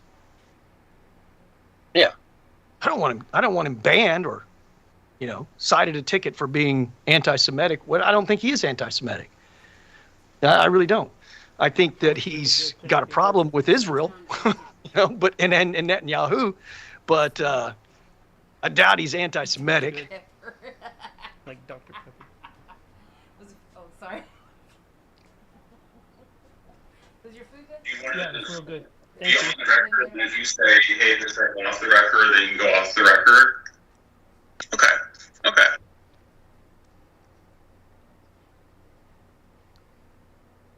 Yeah, it does seem like there's like a little bit of cracking happening right now.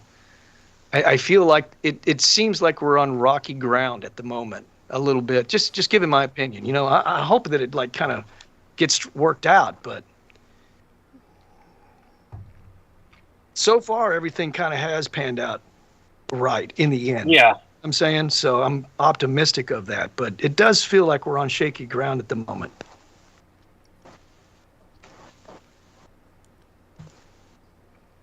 And of course, you've got, this huge machine of social media, right? The internet, where everyone has a voice now. Everybody. Yeah. Can have a voice. You've got thousands and thousands of opinions where you used to have 3 or 4 opinions coming out of, the 3 networks back in the day. And so that can kind of cause some crazy chaos. Which is, I guess, why we don't like people like Candace doing the stunts that they do, but that's been around forever. I mean, she's basically like National Enquirer. That's when I think of Candace, I think of not even the National Enquirer, more like the Sun. Remember the Sun? Every front page was the president has met with the first gray alien. That's Right, kind of how I 30 see seconds, guys. Now remember, Mark, countdown start at 5. Yeah, about that.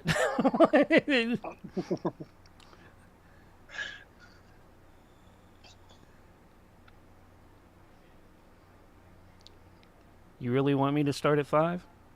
4, 3, 3.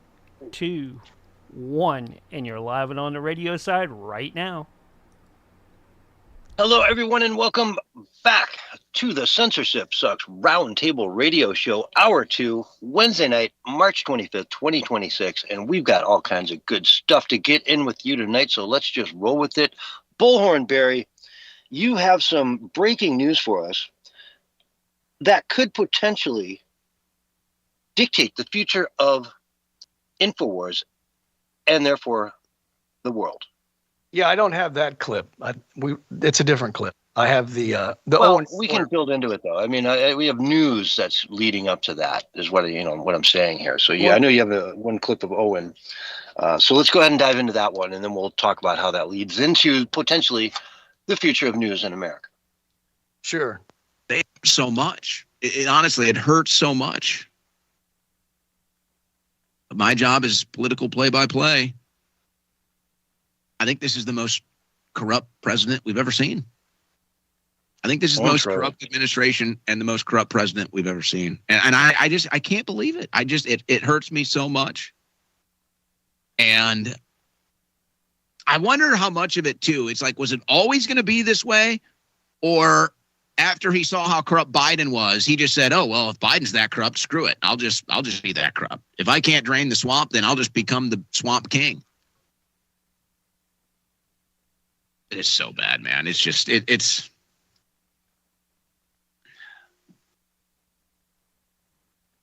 He might be the most corrupt president ever. I can't believe I'm here saying it. But I just call the plays on the field. That's what it is. But hey, don't worry, guys. So there you go. Owen Schroyers, formerly of InfoWars, who's, been pro-MAGA, was at the January 6th event supporting Trump with InfoWars and spent some time in jail because of the lawfare of the Biden regime. Now he's totally turned on Trump, as so many on the right have. And it's just very bizarre. Trump, the worst president ever, please. I think what happened to him is he was stuck in an airport on a layover, and he was forced to watch an episode of The View. And by the end of it, they had him believing. No, they put him in a room, and they captured him for like a month straight, and they put like goggles on him to where he had to watch The View 24/7 for like a month straight, and then he got brainwashed, and he's never come back to reality. A lot of people are going down this road. I don't know what does he think Donald Trump has done that's so corrupt? The worst administration in history. Like, what is he talking about? Do you even know what he's referring to? Well, they have this stance, America first, and that means no wars. And I think that's where it originates from. But to say let's just say that maybe Trump is wrong, and we'll just pretend that he has betrayed his base in that regard. Well, what about all the good that he's done? You can't just ignore that. Can't pretend like he's not doing some good. I mean, can you imagine what it would be like if Kamala was the president, where we would be?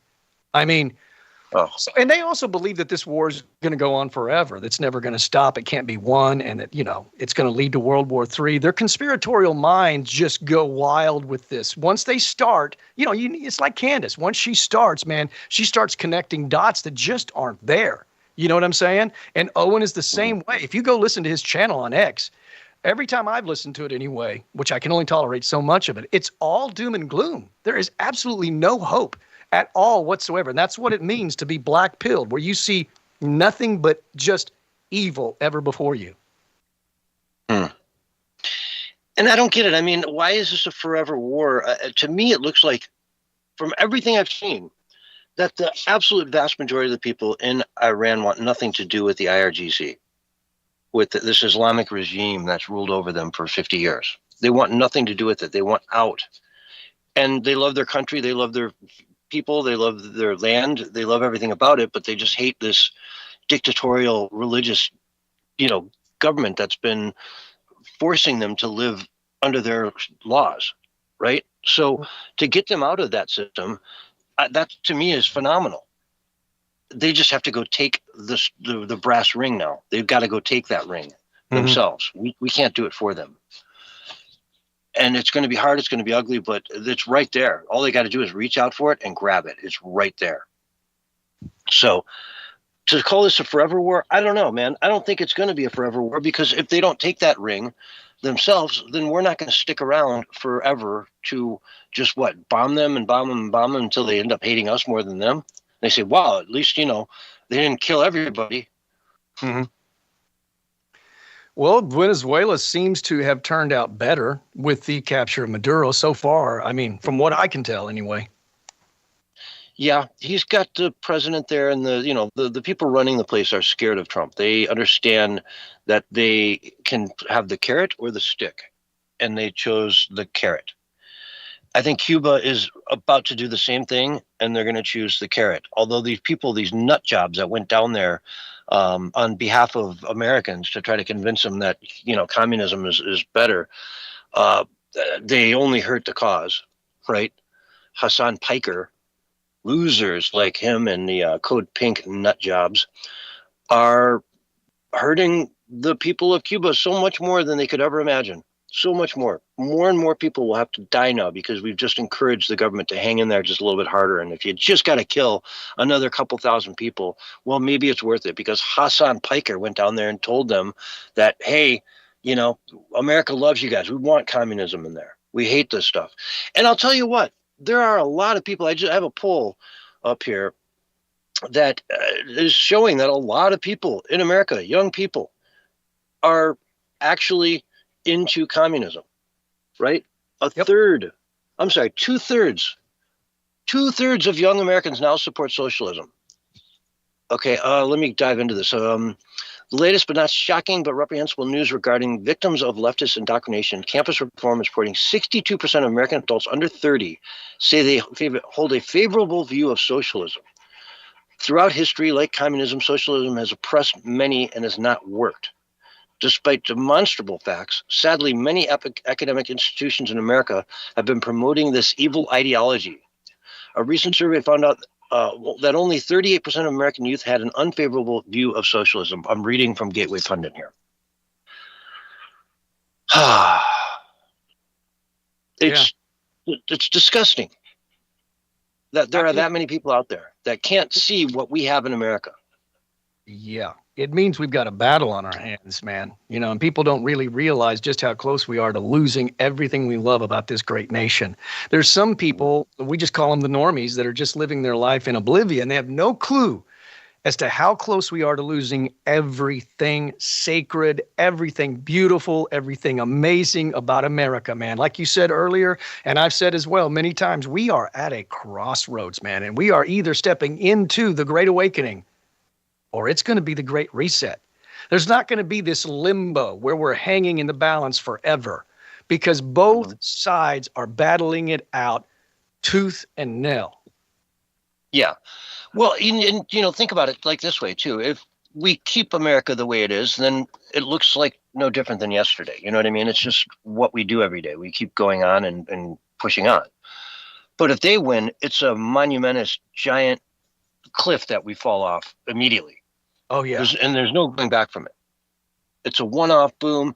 Guess what? We just got rid of the Constitution by 51% majority in the Congress and the House, and President Kamala Harris is going to sign it into act. So boom. Instead of going through what our Constitution dictates, which is, an assembly of the states, they're just going to say, hey, we voted on it at 50+1 in the House and the Senate, and it passed. And so, now we're going to sign it into law. And guess what? We're now a socialist country. Here's your new constitution. Here's your new everything. Folks, you're going to love it. Here's your new checks for your stipends, for your basic income and all that crap.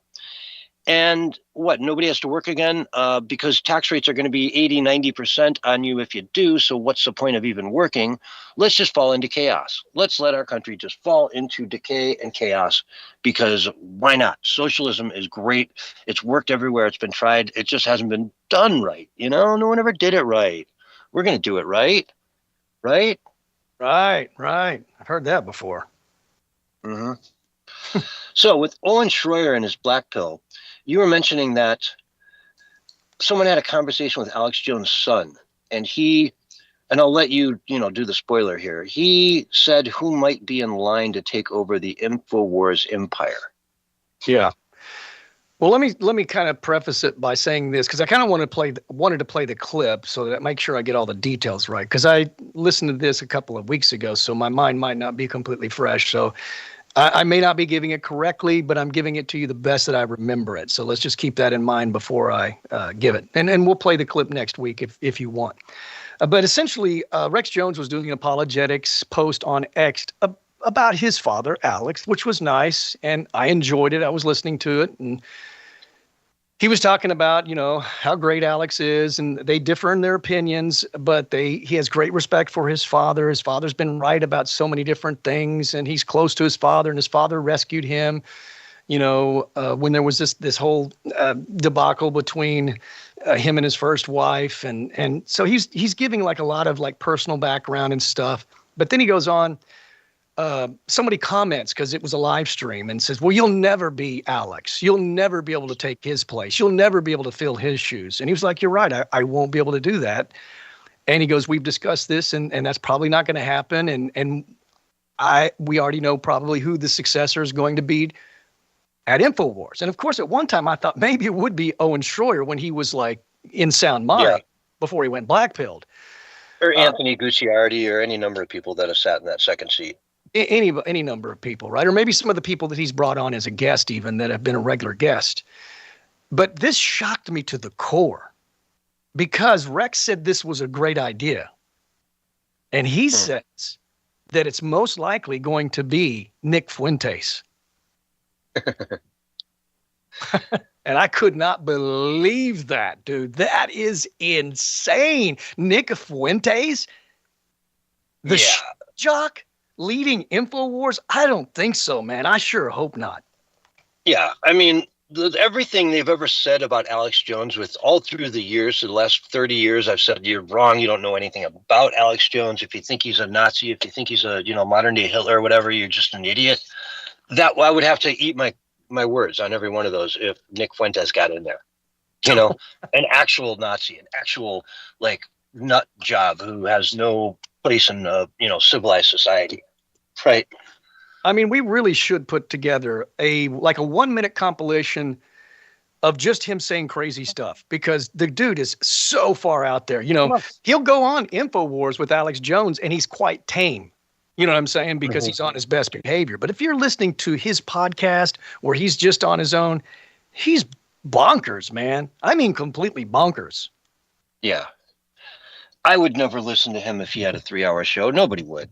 He's got his little goipers, his little neo-Nazi goipers who, hate Israel and, blame anything on the Jews, because it's just easy to blame the Jews because, they did everything. They control everything. So let's blame the Jews. The Jews did it. Jews. It's easy to blame, if your life sucks, it's easy to just point at one group of people and say they did it. It's their fault. Mm-hmm. But it's not how the world works, man. It's just not how the world works. No. And so, if they want to go down that route, it'd be the end of InfoWars, because a lot of people who have been moderate through the years who followed them and just said, hey, man, if you really think that about Alex Jones, you're barking up the wrong tree. You got nothing. You don't know who the guy is. Go listen to him. You know, And let's keep in mind it's Rex Jones, Alex's son, who said that, not Alex. I don't know that Alex actually wants to have Nick Fuentes as the head of InfoWars, or it wouldn't even be if InfoWars gets closed, because Alex says InfoWars is getting closed any moment now again because they're letting him know that that's what's going to happen. But he'll have the Alex Jones network. So if they close InfoWars, then the successor, whenever Alex decides to step down, would be on the Alex Jones network, which would still be the same thing as InfoWars. It'd just be a different name, and it won't be owned by Alex. He'll just be the head of it, or whoever takes it over will be the head of it. Yeah, and I don't know. I don't see it being that guy. I hope We've also got Joe Kent, who's kind of going down the same road. Man. Okay, so he was the former head of the director of the National Counterterrorism Center, Joe Kent. He just stepped down because of the war in Iran. And he was willing now. He wants to go to Tyler Robinson, the dude who killed Charlie Kirk. He's willing to testify on his behalf in his trial. And he's suggesting that there's some foreign involvement in Kirk's assassination, which is just going down the Candace Owens rabbit hole, right? The guy is, I'm so glad he's out of office right now. I'm just so glad. This guy could seriously put that credibility of a doubt into the jury's minds that, hey, the former counterintelligence, former director of National Counterterrorism Center came on the jury, into the trial and said on the Bible that he, thinks there was other things going on and there was other people involved. And, I saw no action being taken to look into it. That could suddenly get this guy off. It could get Charlie Kirk's assassin freed. When this is such an open and shut case, people from Charlie Kirk's team have come out and said, this is disgusting. It's reprehensible. It's wrong. You have no idea. You're part of the National Counterterrorism Center. You're not part of the FBI. You weren't in the rooms. You don't know what investigations they are and are not doing. I mean, they're pissed. Charlie's friends, the people that really, were his friends at Turning Point USA are just, they're just getting mud slung at them all day long, every day. It's got to be sickening. And I can't wait for the defamation trials to begin, starting with Candace. She had her chance. Erica talked to her, said, hey, man, take it down a notch, would you? You were supposed to be a friend of Charlie's. You claim you were a friend of Charlie's, but you're not. If you're behaving like this, you're no friend of Charlie's. Okay. I think that's yeah. I don't know. It gets me pissed off when it gets into what happened to Charlie, because it was so straightforward. He confessed to it multiple times. I think there's a little bit more nuance to it than that, in my opinion. I don't doubt that he was the one that pulled the trigger. I tend to think that there was more involved, and there were people that were predicting that he would be shot before. And I'm not totally fresh on it, so I'm kind of giving you just, what I recall. Well, the people that we're talking about in the background were part of that furry, weirdo LGBT, Utah group, the gun club, right? And yeah, he probably had some help from them. He probably had some internal, things going on to help him get the gun, to get the briefings, to get the, where to go, how to shoot him. He probably didn't act alone. But to suggest, it's Israel all of a sudden, that Israel wanted Charlie Kirk dead is stupid. I don't know what Ken has said as far as that goes, so I can't really comment on that. But here's my understanding from what I've heard, is that there was intel that there was possibly other further domestic involvement as well as foreign involvement, and that it was Kash Patel, who I don't trust at all, that put a stop to that. And maybe Pam Bondi was part of that as well. And I think Tulsi Gabbard was also looking into possible foreign involvement and further domestic involvement, and people within the Trump administration, from my understanding, Kash Patel and possibly Pam Bondi shut that down. I don't like that. That's suspicious to me.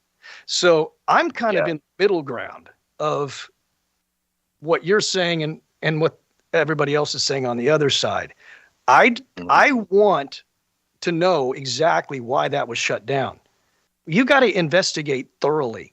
And Charlie would. Yeah, and I don't know if it was shut down though. That's the point, right? Was it shut down? That's what We don't know. You're not in the FBI. I'm not in the FBI. You know. Well, you have. You have testimony from Kent, and he is somewhat reliable. I mean, he does have a history of, being somewhat reliable, whether you agree with his position or not. I mean, he's the guy that revealed to us that Joe Biden let in 1,800 domestic terrorists, right?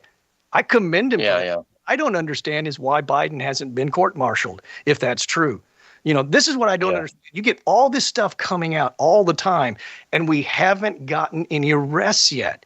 We have to get arrests, man. I mean, imagine if the Democrats were. And I think we will, Barry. I think they're going to come down on July 4th, every half hour on the half hour. But for now, we've got to go to break. So let's take a break right now. This is a Censorship Sucks Roundtable radio show, and we'll be right back after these messages. All right, we're on radio break. Wow. Good radio. And for any of you wondering out there, we take our break at 4:25 Mountain Standard Time, and it's exactly 4:25 and 23 seconds. I wasn't cutting Barry off from what he was saying. I would never do that, but we do have to take our breaks at specific times. Yeah. Well, I was playing don't ever accuse me of trying to take a break to shut somebody up. I know. I was playing a clip for a friend of mine, and he was like, "Did he just try to cut you off?" I was like, "No, dude. It's a break. We're on the radio, dude." The breaks are hard. Don't get all defensive, man. I appreciate you being, but it's cool. It's fine. Yeah. Oh, and we can come right back and pick up where we were. I mean, that's the other thing, right? I mean, yeah, you and I can have massive civil discourse, man. You know what I'm saying?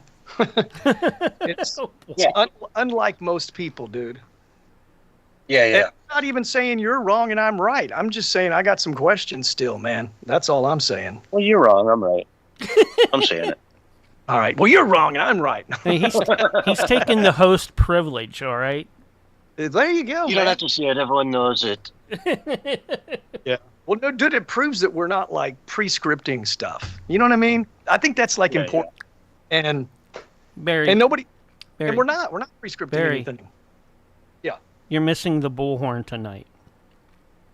Well, I can break it out, man. At the end, you're late on the draw. All right. Earlier, there would have been some really good times for it to be brought right out. I'm like, you were pretty fired up. I'm not saying it won't happen again. I won't, because I know you. I know you've been more fired up than me tonight. John has. He's been passionate tonight, man. I like to see that, dude. I like to see him get passionate. I really do. Uh-huh. I think that's what's missing, passion. People don't have any more passion anymore. Just imagine. Can you imagine living life without passion and just walking around like a normie zombie, just like, and then having the crazy, horrible 9-to-5 job, going home tired and weak and eating processed foods and, and waking up and hating the morning. I mean, come on, man. You got to have some passion and some fire. Oh, yeah. It's like the life of and at least the left has that. It's like demonic fire. It's like demonic evil, but at least they have some passion. But you can tell it's paid passion. Oh, yeah. Okay. Oh, yeah. Yeah. You can tell that they have a separate agenda or agendas to add to that, where we're just here raw. Well, if the doom and gloomers are correct, we're totally screwed, man, because there's no more good in the world if that's the case. Yeah. If Trump is the worst president ever, we're in trouble because there's. Well, I don't know. Maybe the UFO documents will come out and Avilo is right, and they'll find someone to pick us, the good people up, and take us someplace nice. But anyways. But I don't go for the no glove, no love probe things. But. Mm-hmm. Yeah. Yep.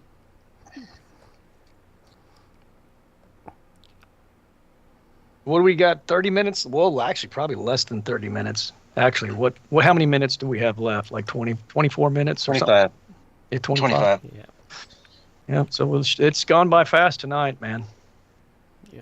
Yeah, that last segment came up on me like out of nowhere. Super fast, yeah.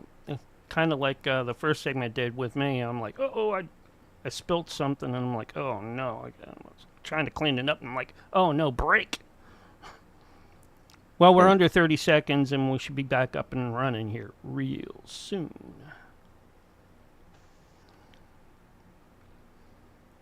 And I will use a 5. 10-4, good buddy. It's time to break out the bullhorn. And here it comes. 5, 4, 3, 2, 1. And you're back live for the last segment right now. Hello, everyone, and welcome back to Hour 2 of the Censorship Sucks Roundtable Radio Show. So we talked about this a little bit earlier in the show, but let's talk about it again in a little more detail here, because I just got a new clip here on my hot little hands. So Trump put out a 15-point offer for a ceasefire for Iran. Ceasefire. And it took them all of, let's see, from 10:43 to 11:06 a.m. Boom. They rejected it. And then they put together a list of demands that they want, which are just ridiculous. You know, they're acting like, and they're telling the people that they've kicked our butt, that we are losing. They have taken nothing, no losses. We, America, has lost everything. We have no more army. We have no more navy, no air force. They've taken it all out, and they're winning. And so, I don't know. They're delusional. Carolyn Levitt put out a statement right here, hot little hands, fresh off the press. If Iran fails to accept the reality of the current moment, if they fail to understand that they have been defeated militarily and will continue to be, President Trump will ensure they are hit harder than they have ever been hit before. President Trump does not bluff, and he is prepared to unleash hell. Iran should not miscalculate again. Their last miscalculation cost them their senior leadership, their Navy, their Air Force, and their air defense system. Any violence beyond this point will be because the Iranian regime refused to understand they have already been defeated and refused to come to a deal. Wow. Not beating around the bush there, huh? I would say not. She's hitting not, man, straight up. You've already lost, everything. And you want to go for more? Well, Trump doesn't want to hit the power that they have because that could be just really detrimental. So he's been warning them, and, they would be stupid to just keep ignoring, a possible deal. And it seems like they are. They're just stubborn here in this. And, good luck to you. That's not going to work. It's not going to work out well for you. In fact, it's going to backfire spectacularly if you keep trying to go down this route. And, if I see him acting on that, I'm not going to be surprised. I'm not going to be upset. I'm going to say they asked for it. They had it coming. He gave him an out. He got so many outs here. Just give the country back to its people. That's all we ask. That's all we're looking for here, is that the people of Iran get to rule themselves in a democratic society. Mm-hmm. It's not rocket science. It's not hard. It sucks for you if you're a mullah and you make $100 billion a year doing nothing. Sure. Sure. Yeah. Boy, you're going to lose your private 747 and your home in Switzerland and all the other things that you get as a mullah. They get lots of moolah. The moolah does. Exactly. I heard that Russia was actually supplying weaponry to Iran. So maybe they're emboldened by that a little bit or something. They think they've got a strong ally. I don't know if that's true. I saw that in a headline. But if true, man, that's not good. Trump should be on the phone with Putin and say, man, you better knock that off. Yeah, if Russia really wants to go down that road, I mean, they are already stretched to the max on their military. They've been at war for, 4 years now? Forever with Ukraine. I mean, this thing's gone on forever. And they've lost, 1 million people? Some stupid number. And they think they're going to now, fight for Tehran in Tehran, where even the people there don't want you? Good luck, Russia. Good luck.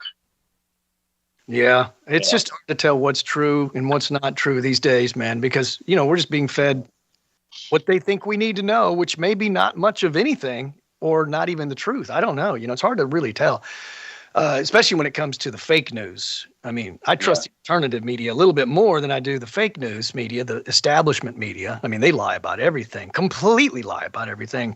And they don't even tell you what's going on in the world. I mean, have you even heard much about the strange weather in Hawaii, the floods? I've heard very little about it in the mainstream media, which is a pretty big thing because it's not typical to have those kind of floods in Hawaii, period. So, yeah. I haven't. I've only heard that, like, I don't know, some celebrity had to leave his home. Is about the only thing I've read about that. Yeah. Maumoa or some dude. I mean, houses are collapsing into the water because of the water causing, the buildings, the houses that are, on higher ground, they're falling into the water, man. It's just awful, dude. It's really bad, and I just heard nothing about it. And Hawaii is a very interesting place because it's got like one of the rainiest places on the planet and one of the driest places, not in the planet, but in parts of Maui are very, very dry. Whereas Kauai is one of the rainiest places on the planet, the summit of the mountain. So it's got places that can absorb all that water and other places that don't get it as much right next to each other. You know what I mean? They're 10 miles away in some cases.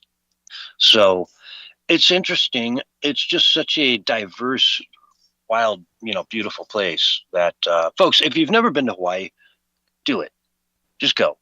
You don't need a passport. You don't need anything. Just hop on a plane. And, it's a wonderful, wonderful place to go.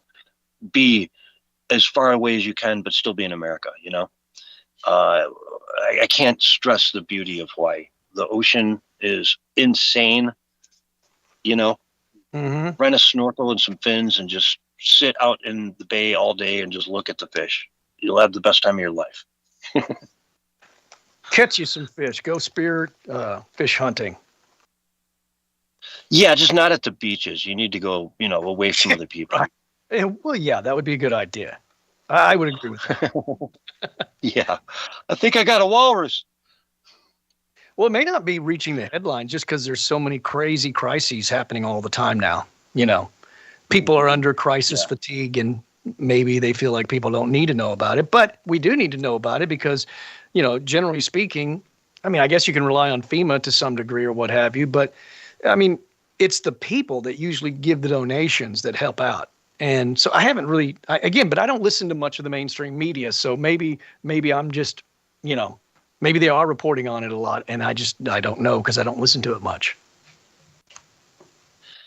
Yeah, it's a wild, wild world. As I don't even know who said that, but yeah, it's a wild world. But Cat Stevens. Okay. But anyway, let's get to this article here in the Right Scoop. Despicable video: Muslim terrorist supporters in Philadelphia rally for U.S. military to come back in body bags. They're here on the streets of Philly in front of what looks like a statue of like Benjamin Franklin, right downtown. Okay. And they're saying how, until we have done everything in our power, we must fight the U.S. government. May a rocket bomb your family's home. We want our service members to come home in body bags.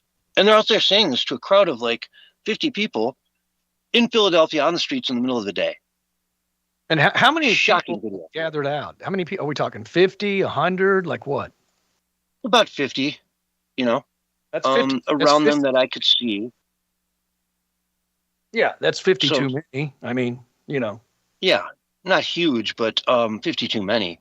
But again, brazen, just out there supporting things that are actual terrorisms. You know what I mean? You're openly supporting terrorism in America on the streets, and yet they claim Trump is a king and he's a dictator. And if he was, you wouldn't be saying this on the streets. Try doing this in Cuba. See how long he lasts. Mm-hmm. So I don't know. It's a crazy video. I wish I could play more of it for you guys, but it's just profanity laden. Well, it makes you but go check it out. It's paid. How much of that is paid, dude? Do you know what I'm saying? I mean, because what kind of person would want our troops to come back in body bags and would even have the gall to say that in public? Because that would, I mean, seriously, you're going to get seriously chastised by people verbally for saying something so horrible. You're a horrible, terrible person. Even if the war is just, you are still a terrible person for saying such a thing. Yeah, and I mean, you know, like you can't yell fire in a crowded theater. At what point does it become, you know, illegal to, I'm all for free speech, but at what point does that become illegal to stand in front of 50 people on a sidewalk and root for those types of things? You know? It's wild stuff. We're seeing it in the UK as well. You know, the Islamists there versus the Persians, say, you know, the Iranians versus the IRGC backers. They're much smaller in numbers, IRGC backers, but they're violent. And you can kind of see how they take control over there, you know? Because, yeah, they're the minority, but they're violent, man. They just get in your face and they want to take you out. You know, there's a hatred in their eyes that you just don't see from the average human. Yeah. And you can only get by being in some deranged cult like that, you know? It is a cult for sure. That's cult-like. Yeah. You know what I'm saying? I feel like Trump has missed a major opportunity with all of the insanity that comes from the left. Like, he should really have fireside chats where they have videos that play and show, you know, what's really happening. Because, you know, when the media spins something like that, if they even report on it, they'll somehow manage to say it's a beautiful, wonderful thing. You know what I'm saying? They'll paint it in a totally different way than it actually happened. And so people stay in the dark. So Trump needs to take advantage of the lunacy of the left and have fireside chats where maybe once a month he spends 10, 15 minutes with somebody else and they talk about what the opposition is doing and showing it to the people so that they get that Trump is the good guy and the far left and the Democrats that are in charge are nutso. I love the idea of the fireside chat. I think it should be at least once a week. And I would love it if you brought on Joe Rogan one-on-one every week. Yeah. I'll give you an hour a week, Joe. If you need more time, we'll do more time. But you get an hour a week every week, Wednesday night at 8 o'clock Eastern or whatever, you know, sometime when everyone can see it. And just go through it all. What questions are you getting? What do you want to know? What's everyone thinking? Tell me the crazy and we'll just spell it and just let's get to what's really happening here, Joe. You know? Because people would respond to that. They would understand Joe Rogan and they would treat it like, okay, this is somebody I trust going in there and getting the scoop directly from Donald Trump as it is. You know, is he lying to you? I don't know, whatever. That's up to you to decide. But for the most part, at least you'd have that idea. So I think that's a great idea, Barry. I mean, I think a lot of people have been saying it would work. But maybe the Trump administration also sees that it could have a downside and be dangerous. You know what I'm saying, to do that. I don't know why they don't do it. You know, every now and then Stephen Smith or Caroline, she'll come out and they'll play a video clip and they'll discuss what's going on. But it's not done enough, man. I mean, he has the perfect opportunity having the bully pulpit, you know, the presidential pulpit, to where he can expose all of this stuff. You know what I'm saying? And he doesn't even need the mainstream media to report on it because we've got X and we've got other avenues. Yeah, you can sit down with Elon, you know, or just like have a rotation. Like every week it's a different person. Elon, Joe Rogan, you know, whoever else you want to put in that list. But they get to just ask them what's going on. And I think that's phenomenal. It's been done in the past with great success, and you should consider doing it as well, because a lot of people are just nuts out there. Or, you know, I mean, at least through the midterms. After the midterms, I doubt he cares. You know what I mean? Whatever. I'm done. I'm too busy for this. Yeah. But well, I guess it's kind of up to us, right? Like the radio show here and people that are influencers on X and Truth Social and Minds.com and all the different avenues that we have where we can have free speech. It's speak now or forever hold your peace, man. I think Trump may have his hands full and is doing all that he can possibly do with all the sabotage that's coming from without and from within. So maybe that's why it's not happening, which is just like Trump has said from day one. Hey, man, you guys have to be involved. We have to really speak up. We have to really speak out, because once the Democrats were to ever take back over again, forget about free speech, forget about your voice being heard. it's over, man. They will not allow it, dude. We know that to be a fact just based on their behavior now and then what they did under the Biden regime. It will be Biden 2.0 and worse. Yeah. And just remember how bad that was, folks. They had, people from the White House calling up people at X, Twitter at the time, Facebook, right, as well. All these different social media sites saying, "You take this down, you MF." Why isn't this down? I told you to take it down. You get this down. You delete that person from your platform and blackball them for life. Yep. Somebody from the White House calling, you're like vice president or whatever content at Twitch, and you get that call from the White House. I mean, you would hang up shaking. Yeah. What do I do? Immediately you're calling the boss's boss's boss. You know what I mean? To say, what do I do? But you're freaking out. They've got your direct number at this point. So, yeah, think about how bad it was, folks. You don't even know the half of it. The inflation at 9% isn't even a start. Yeah. They wanted high gas prices. It's a global agenda to silence us, especially in America. Look, they're already doing it in the UK. We talk about it all the time. 30+ arrests per day for people that just have a different opinion that the government doesn't like. They're going to jail. They're arresting them. They're terrorizing the people. And yet it's just dumber. Kia Sama!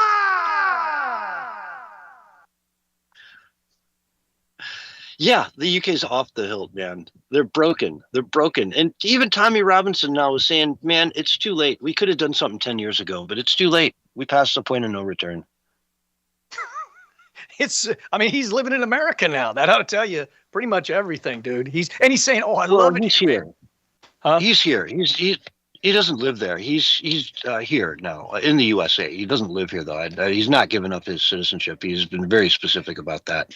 But he's also been very specific that he can't believe how free he feels in the United States. Versus he's residing here for the time being. I'm not saying citizen, but he's like living currently. Yeah. This is where he's residing because he feels safer here, obviously. Yeah. And May 16th, he's got a massive rally coming up in the UK. So folks, get ready for that. Tune into that. Give them their eyeballs. Last time he did one of these, I mean, they had 100,000 people there, if not 200, and like another million watching it. So he knows how to put on a really good performance, a rally, and expect that on steroids this time around. It's going to be really, really good. But anyway, in the limited time we have left, I just want to make sure we have enough time to give this next story the time it might need to percolate. So I'm reading from Twitchy here. Mm-hmm. Quadruple amputee cornhole pro, quadruple amputee allegedly shoots victim and drives off in a Tesla with said victim in the car. They describe this story is crazy. It doesn't even feel like all these words in the sentences belong together. But according to Fox News, they do. Quadruple amputee professional cornhole player accused of murdering someone before driving off in his Tesla. Dayton Weber, 27, no arms, no legs, and was featured on ESPN, is accused of shooting a 27-year-old during an argument. And police say Weber put him in the back of his Tesla and drove off. Now, there's a video of this guy loading and shooting a gun as a quadruple amputee. I want to know, did they throw him in handcuffs? How does that work? It's a strange story, for sure. Yeah. I don't even know how to comment. Exactly. I don't know if this story needs the next 15 minutes or if we should have given it the whole 2 hours tonight. Or, if there's just nothing, you just scratch your head and say, what? How does a guy drive a Tesla? Is it just straight up auto drive? Does he have a system set up where the pedals are extended up and he can, reach them with his thighs? He's got a Neuralink, man. It's all Neuralink. How did he get the body into the car? He shot the guy. Oh, wow. I mean, he's in here using a gun, and it's not like he's quick draw. You know what I mean? It's not like he's, if he was in the Old West and he had to draw his gun and shoot, he probably, other than the fact that he's like 3 feet tall, he stood a tremendous disadvantage in that. On and on and on. This story is crazy. I guarantee you're going to be hearing more about this down the road. All I can say right now is I'm stumped. I get it.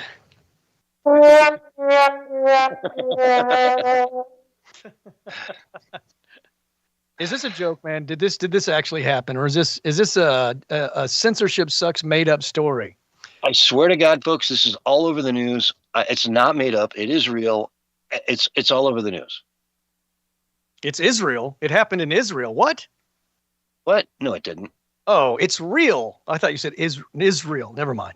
No, it is real. It's real. Okay. I thought maybe you turned it didn't happen in Israel.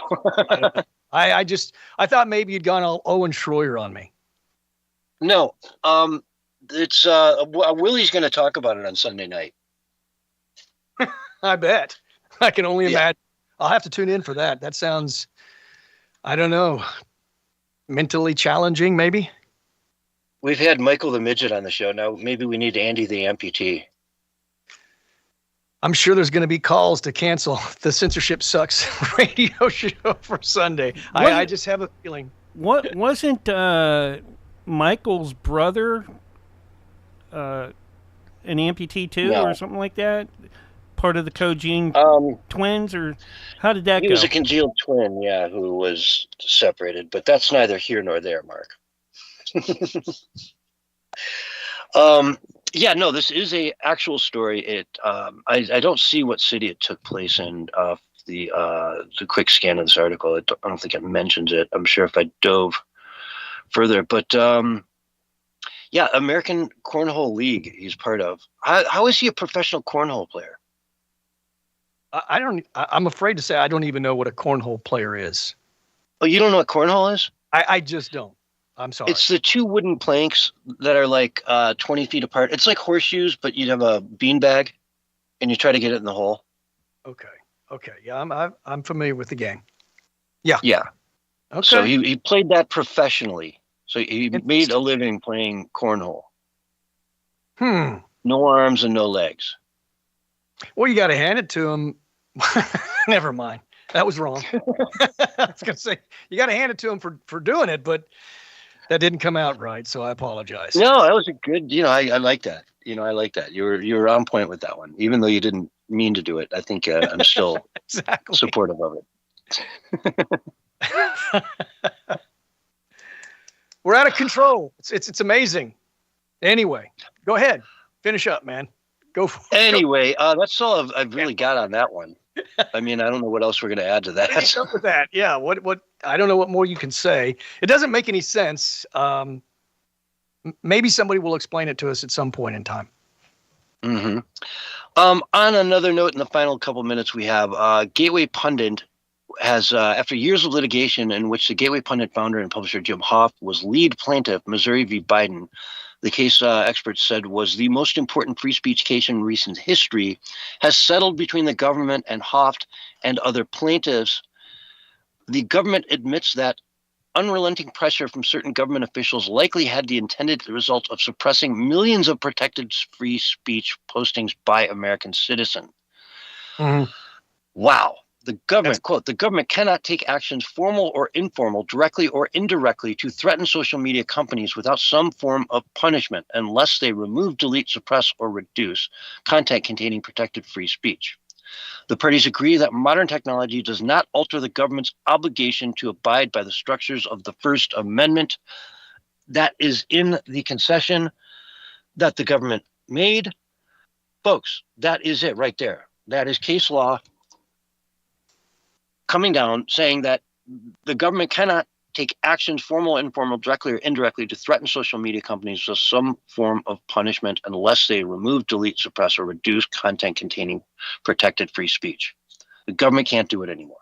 They did it openly for the Biden years. They did it openly behind Trump's back.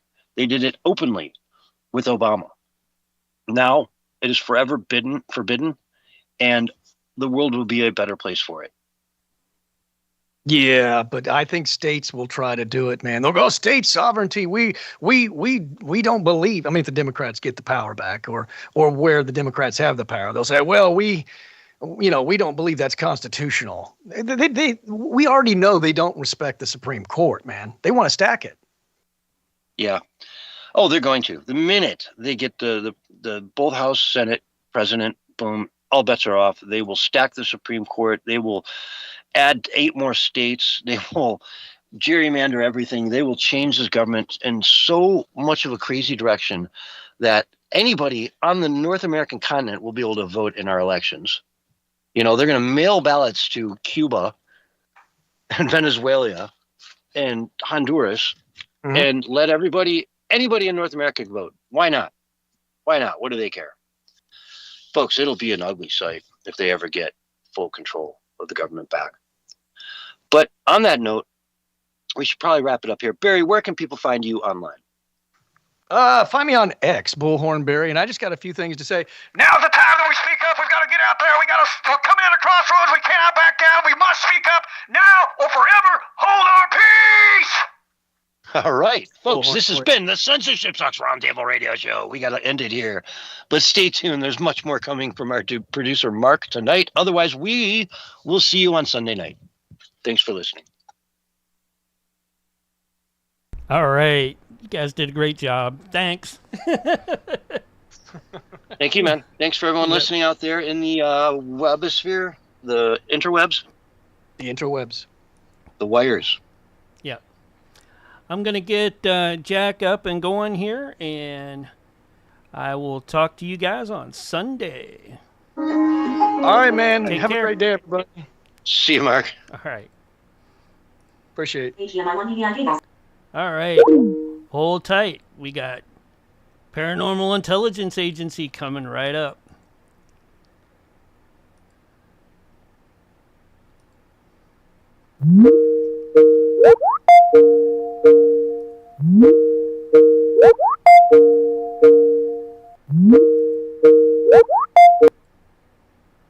Good evening. Hey, Jack. How's it going? Oh, crap. Trying to fix my camera here. Hold on. Gotta fix our, there we go. There's the OBS fixed. Okay. Sweet. How you doing? I'm doing all right. It's, how my time is. It's been crazy. Yep. Getting everything done, man. But how's your week been going? Been going pretty good. Looks like a short night for me. After you, I'm done for the night pretty much. Other than I'm encoring Nancy because she's got something going on tonight. Oh, okay. So something. Where'd you go? I'm here. I see your camera there, but no Jack. I don't know. I don't know why it's not showing. You're not close enough to the camera. Hang on a second.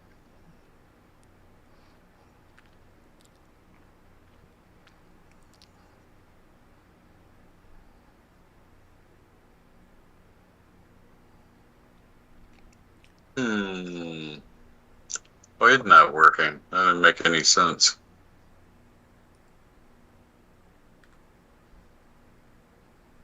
That's interesting. It's not showing me I'm the Invisible Man tonight. Yeah, the invisible guy. Well, part of your hand showed up there. Yeah, I'm putting my hand in front of the camera and everything. It's weird. Let me. Again. So what we got for tonight, Jack? Tonight, I've got an interesting show. We're going to assess where we are in the paranormal universe. I'm going to offer the listeners a parallax view of everything, basically, and we're going to explain and discuss in detail the 2 most disturbing cases ever recorded in paranormal research. They proved the case in point. Sounds great. So, yep, the Guaraparanga, Brazil human mutilation case in the Diatlov Pass incident.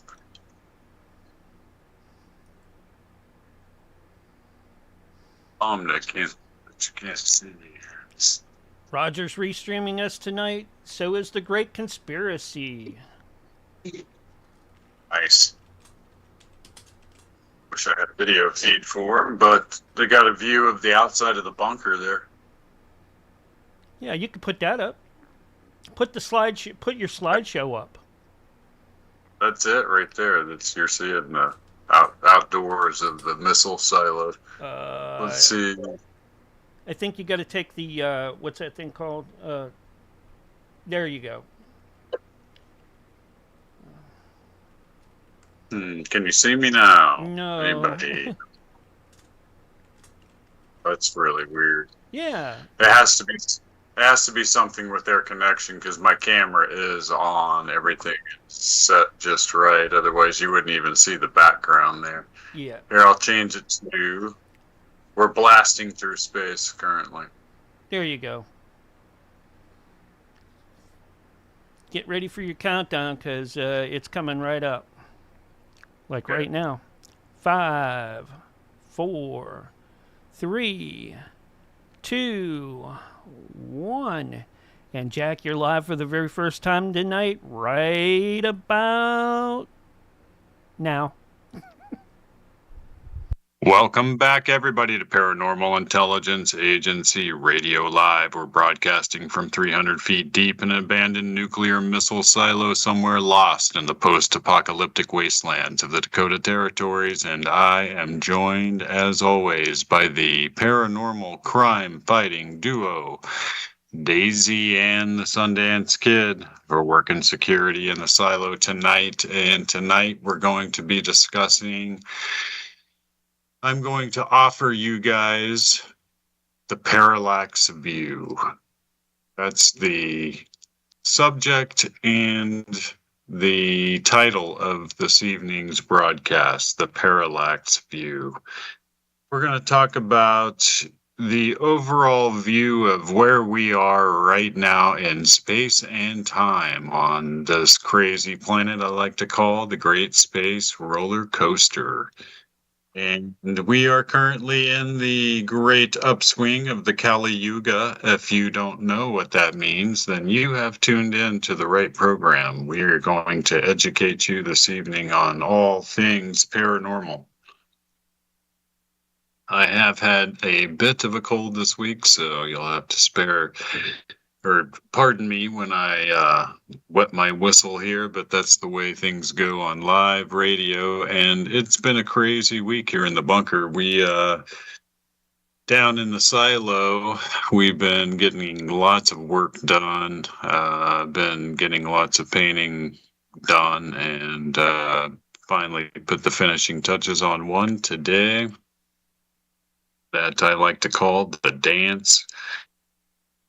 Maybe I'll get an image and it'll be up on the archived part of the program at some point. But tonight, we're going to talk about the two most disturbing cases in paranormal research. In 30 plus years of paranormal research, I came across two cases that are the most disturbing and offer some unique perspective, perhaps, in the form of personal cases that I worked that are related to these two most disturbing cases. So if you've not heard of the Guaraparanga, Brazil human mutilation case or the Dyatlov Pass incident in Russia, then you are in for a treat, because there is really nothing creepier in paranormal research than those two cases when they're examined in totality. And we'll get to that this evening, because they are really part of the parallax view. They are standout anomalies, right? And in the reality matrix, the materium that we are in, it's not the static normality around you that you study in order to get to the truth of the nature of the fabric of that reality. You study the anomalies. And chief among those anomalies are these two cases. And we're going to be getting to that this evening. But boy, what a crazy week in the crypto and precious metals market. If you've been following the show, you know that we cover such matters because we had many paranormal channels pointing us in the direction and the cyber prophecy that silver would become unobtainium. This would be timed with release of back-engineered technology, along with the Webbot's prediction of sci-fi world emerges. And I've explained what the Webbot is in minute detail over many broadcasts. So if you don't know what that is, just know that it is a algorithm designed long ago that studied the collective psychic abilities of the human species and made predictions according to that. That's really it in a nutshell. And that seemed to coincide perfectly with a lot of other avenues of intelligence, including, and importantly, including the greater body of CIA-trained remote viewers over the course of many decades now of time. Many of them have left the CIA over time. They form their own groups. These groups now do individualized targeting as well as for corporations, governments, militaries, etc. And many of their predictions matched perfectly with things that the Webbot predicted long ago. And because of that, it led us into the so-called crazy world of cryptocurrencies and precious metals, in particular silver. Although lately I have been very interested in gold just because of the fluidity of that market. But it has been cyber prophesied, if you will, that silver will in time become so-called unobtainium. In other words, you simply will not be able to get your hands on it. There's many different reasons for this. Chief among those is the fact that the gold to silver ratio has really dropped over time. It used to be something crazy like 60 to 1, and now it's more like 6 to 1. In other words, it used to take like the same amount of effort. You could get one piece of gold, you could get like 60 pieces of silver. Now that ratio is down to 6 to 1, right? But that difference has not been reflected in the price. There's a lot of reasons for that. The most important reason from a paranormal perspective is the idea, the conspiratorial theory, the interesting financial rabbit hole that one goes down when you begin to hear the rumors out there all over the place that the silver market is widely manipulated and has been for a long, long time. Basically, the entire underpinning of the global bankster elite cabal that has had a stranglehold on the rest of the species for so many a decade have done it with the pin, if you will, the linchpin of the silver market. Without that, none of the rest of their manipulations could work. And because of the fact that silver is becoming very hard to find, at a time when many of them have manipulated the market in a way where they were short millions and millions of ounces of silver, has created an environment where there are explosive moves in both directions. It's like watching a huge battle take place every single day on your screen if you're into watching that kind of thing. And just know this, that the fate of the entire so-called Rex-Dew family lineages that have controlled the baking industry since its inception by the Templar Knights, their control is really at risk. Without control of that particular market, they will lose control over everything else. It's that important. It is the domino.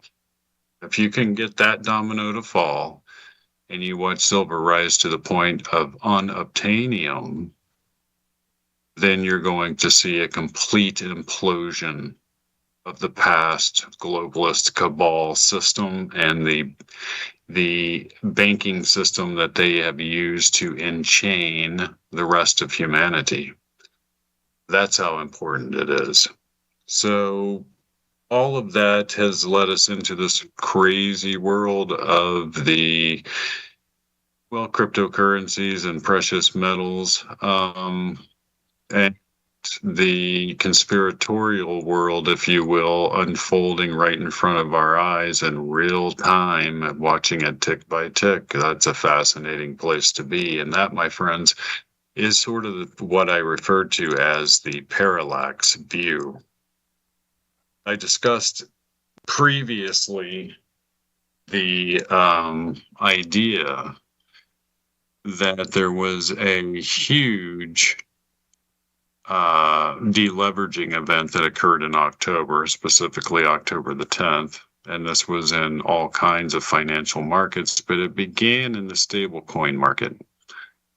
Whoever that was able to engineer the timing of that particular glitch in the system that caused a historic cascade of leveraged trades to basically eliminate $1 trillion or more of wealth right out of the system and basically be in a position to benefit from it. That, my friends, is what I refer to as the man in the high castle. Man in the high castle has the ability of the parallax view at all times. The parallax view being the 30,000 foot bird's eye view of the whole puzzle. When you look into the world of intelligence gathering and military secrets and things like that, you discover that there are all kinds of so-called compartmentalization of information. Very few security clearances are high enough to where the person that possesses them is able to see all of the pieces of the puzzle at once. Imagine having the ability to use perhaps the World Wide Web and artificial intelligence and algorithms and what have you, to be able to channel such accurate information to yourself that it becomes an order of magnitude higher than that anybody else has achieved. And along with that comes this, accumulation, the ability to accumulate vast amounts of money. To a point to where you can use those vast amounts to actually manipulate various markets if you know what you're doing. That kind of is what the October the 10th deleveraging event appears to have been. And what that does is it points in the direction of the idea that there is, in fact, a man in the high castle. That somebody somewhere is actually living that role. And who knows, maybe it's one of those things where it changes from time to time, from person to person, as they're able to maneuver into such a way that they're able to obtain that kind of information and able to actually use it as, what they call intelligence, but active intelligence, usable intelligence. And a lot of that comes down to timing. And what creates the best timing? The best information. That's what I'm talking about. But from the paranormal perspective, I refer to this as the parallax view. And the parallax view is one that's a little disconcerting when you begin to look at all the various pieces of the puzzle that make up where humanity is right now in this space, in this time, on this planet, in this universe, and in this material. That is the parallax view. And by that, I mean, like Graham Hancock likes to put it, we are a species with amnesia. More disturbingly than that, it appears as though it's a forced amnesia. In other words, somebody somewhere in a much higher pay grade than ours has gone to great lengths in order to cover up the true history of humanity. The answer to why that would be the case really is the answer to most of the mysteries on this planet. Why would somebody have a vested interest in making an entire species forget their true history? What advantage would that give over time? Those are the kinds of questions that we have to begin to analyze, and we have to begin to test and examine in a scientific way. And this leads us into the pieces of the puzzle that we do have regarding man's ancient past, right? We do have things like the ancient pyramids, and we do have,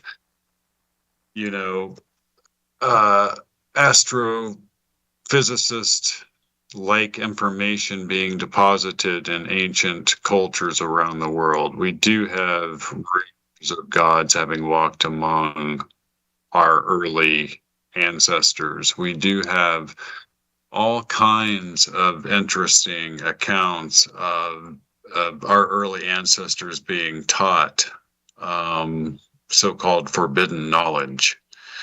Perhaps all of that plays a part into this idea that we have suffered a forced amnesia of some kind, that we no longer remember our true abilities, what we accomplished in the past, because perhaps that's too dangerous for the control mechanism that is currently in place.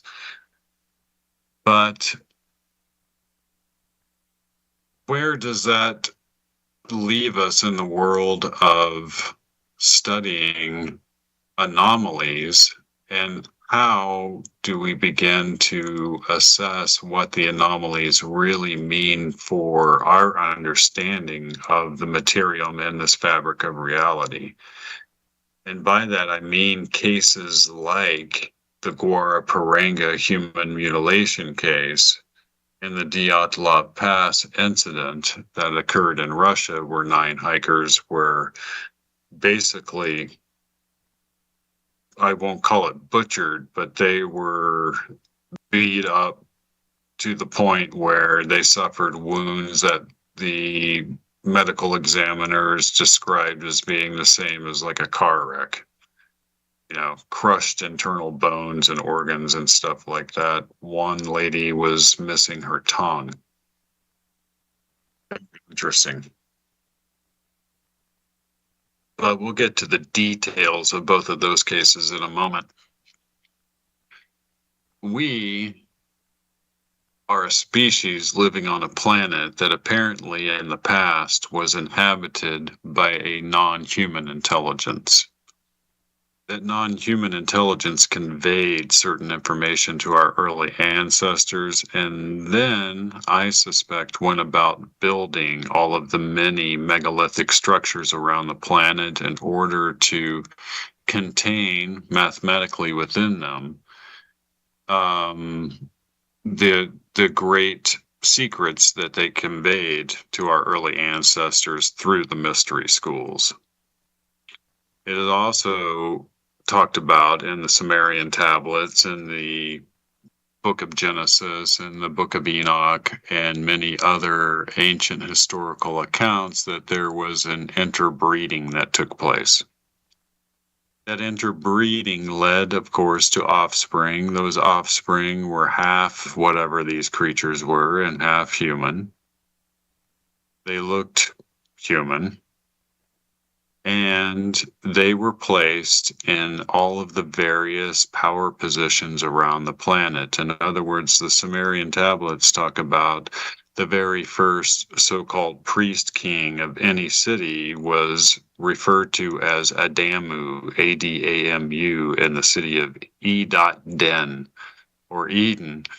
And it's interesting that it recounts how this occurred in all of the various kingdoms. In other words, the offspring of this interbreeding that took place ended up becoming the royal lineages of all of the different kingdoms around the world. This is the origin of the so-called dragon kings. This is how all of that began. And these offspring were gifted psychically. Today, the government likes to refer to that as psionics, but they had the ability to really kind of outthink the rest of the species, and they were able to take advantage of the rest of humanity in many different ways. One of those ways was the banking system. Also, it's interesting to note that it appears as though certain elements in the same ancient royal lineage, if you will, which today makes up roughly 200 families around the world, have elements in the aerospace industries and embedded in the government's SAP programs. So you're talking about people that have for centuries been able to utilize their positions in order to maintain not only power, but intelligence. I mean, what better way to maintain your power than through the ultimate tool of the intelligence agencies? That's how you do it. That's how you achieve superior information that is an order of magnitude higher than anyone else. It is in turn these SAP programs and the aerospace industry that has intelligence agents embedded within it that are in control of all of the back engineered alien technology that we are said to have accumulated over the many decades since Roswell, and even years before, we know now from the Trinity crash evidence. And whether or not this particular technology came from the same species that interbred with us, as recounted in the historical past, is a real up in the air kind of question. We just don't know the answer to that. In other words, we might be living on a planet that's so weird, in a reality matrix that's so weird, that we're a species living with amnesia controlled by a ancient royal lineage that was created by a species which isn't part of us, through a financial mechanism that we simply cannot deal with, and on top of that, are openly within their circles, I suppose, and behind the scenes are actively recovering alien technology and back engineering it. All of this is happening at a time and at a place on a planet that is in a planetary periodic cycle called the Kali Yuga. And the Kali Yuga is a time and period when we begin to go through another golden age. All of these many forces are colliding right now, and it will soon be decided whether the sort of dark forces of a past age are able to cling on to power going into the upswing of the Kali Yuga, or if all of that will be broken into tiny little pieces and swept away by the true nature of the universe. In other words, we could be the big surprise, not the nefarious forces that are currently enslaving humanity. And that is sort of the parallax view. On top of that, we live on a paranormal planet.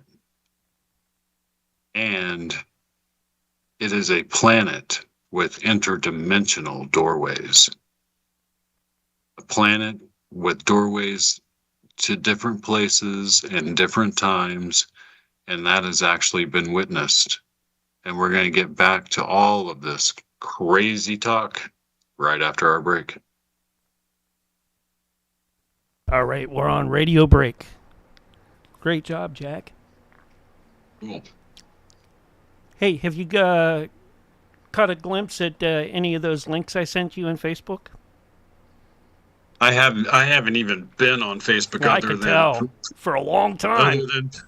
Other than posting on a painting that I finished literally today, I have not even had time to do it. Be on there, so I'll do a big catch-up session pretty soon. And yeah, there's some really crazy stuff. I don't know if it'll go out of date soon, so I hope you can get to them soon. Okay, yeah, I'll definitely look at. Maybe tonight I'll sit down. Yeah, I sent you some South American Bigfoot type stuff, mostly. Nice. And there was some other stuff too in there that was very interesting as well. There's been a lot of that going on as far as South America and Bigfoot. Yeah. Well, when it comes to South America, I always think more of a dogman or werewolf type character down there prowling and creeping around. Oh, yeah. Some of those I know it's there too, but, it's not it doesn't seem as prevalent as, like, some of these Bigfoot sightings. Yeah, I remember that. And the type of Bigfoot too is it's described a lot different than the North American one. It's described more as more of a great ape. I remember hearing a Amazon bush pilot who claims that he was flying up over a ridge and there was one of those creatures standing on the top of a tree, and he said that thing was absolutely enormous. He couldn't believe the size of it. Yeah.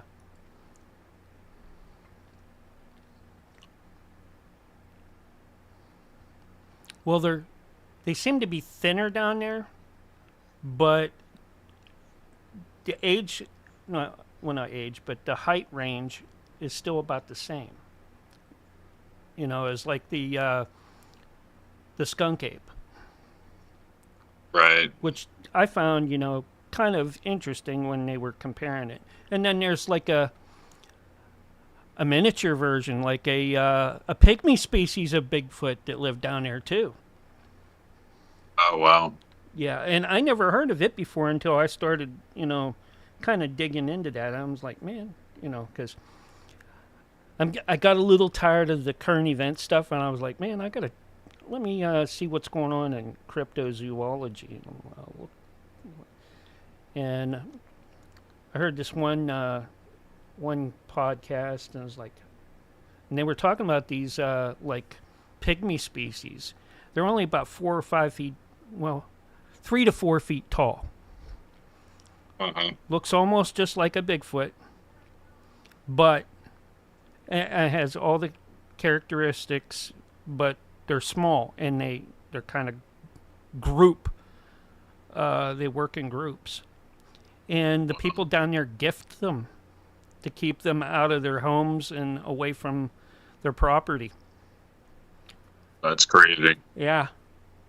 And that's been going on since, I guess, ever since the colonials and the indigenous have lived there. It doesn't surprise me, and they're found on every continent worldwide. So yeah, but you don't hear too much about pygmy species. No, you don't. But you don't hear much coming out of that part of the world, period. Yeah. Well, we got about 30 seconds, but I wanted to pass that on to you so that you can take and bookmark and tab that for later on. It's really interesting stuff. I will check that out, because that'd be a good topic for a book, actually. Yeah, and, well, I'll get you on the end of the show here. Here's your countdown. 5, 4, 3, 2, 1. And Jack, you are alive and back on the air right about now. Welcome back, everybody, to Paranormal Intelligence Agency Radio Live. I'm your host, Jack Carey. I've got a face for milk cartons and a voice for smell-o-vision, and tonight we're talking about the parallax view. The idea that we're trying to seek out in a paranormal way higher magnitude of information by examining various puzzle pieces and how they might fit together, and how this actually fits into our everyday reality. Crazy world we're living on. I just mentioned that we were living on a paranormal planet, and that is the title of my first book. You might want to check that out if you like to deep dive the subject matter. Paranormal Planet is available on Amazon, along with my other books on the subject matter. And, I talk about in Paranormal Planet the idea that, not only are we a species with perhaps genetically altered and interbred with by another non-human species, and that they went about building megalithic structures to sort of encapsulate the so-called forbidden knowledge that they relayed to their offspring in mathematical form, and then they sort of just disappeared into history. I have my theories as to why that's the case, but ever since, their offspring have been in power on this planet. And that sort of feeds into my idea that the Earth itself is perhaps seeded by a Type 3 civilization on a so-called Kardashev scale. And not only that, but weirdly enough, we live on a planet that has interdimensional doorways. They appear to be naturally occurring. It looks as though the very structure of our planet lends itself to this kind of activity. It appears that a Russian research paper published in the 1960s titled "The Earth as a Large Crystal" may actually hold the key to the entire mystery of interdimensional doorways on this planet. The theory really works like this. In the early stages of the planetary development of the Earth, it was a large crystal. Over time and through spinning, it took on a round structure, but it wasn't perfectly round. There are areas where the surface sort of protrudes on this crystalline structure, the original structure, and Today, those 12 places can be traced around the world as being the 12 so-called Devil's Triangles. They are the places where a heightened degree of paranormal activity takes place. And in my book, Paranormal Planet, I theorize a unified field theory of paranormal activity. It stipulates that there are only two forms of paranormal activity. One is Earth's interaction with a Type 3 civilization on the Kardashev scale, and the other is interdimensional in nature. Here we have a scientific paper which perfectly outlines how and why the structure of our planet can contain quartz crystal deposits that are so vast that when they are compressed through the Earth's movement through space, they become ionized, and when they become ionized, they emit so-called electromagnetic fields that are so strong that they can literally tear a hole in the fabric or membrane that separates our dimension from other dimensions. When this occurs, there is a moment action that takes place before the membrane can repair itself, and we refer to that interaction as paranormal in nature, when in fact it's actually a naturally occurring mechanism. On top of that, it appears as though from various government sources, including an FBI memo dated 1947, shortly after Roswell, and testimony from Congresswoman Anna Paulina Luna in the last few months. How weird of a connection is that?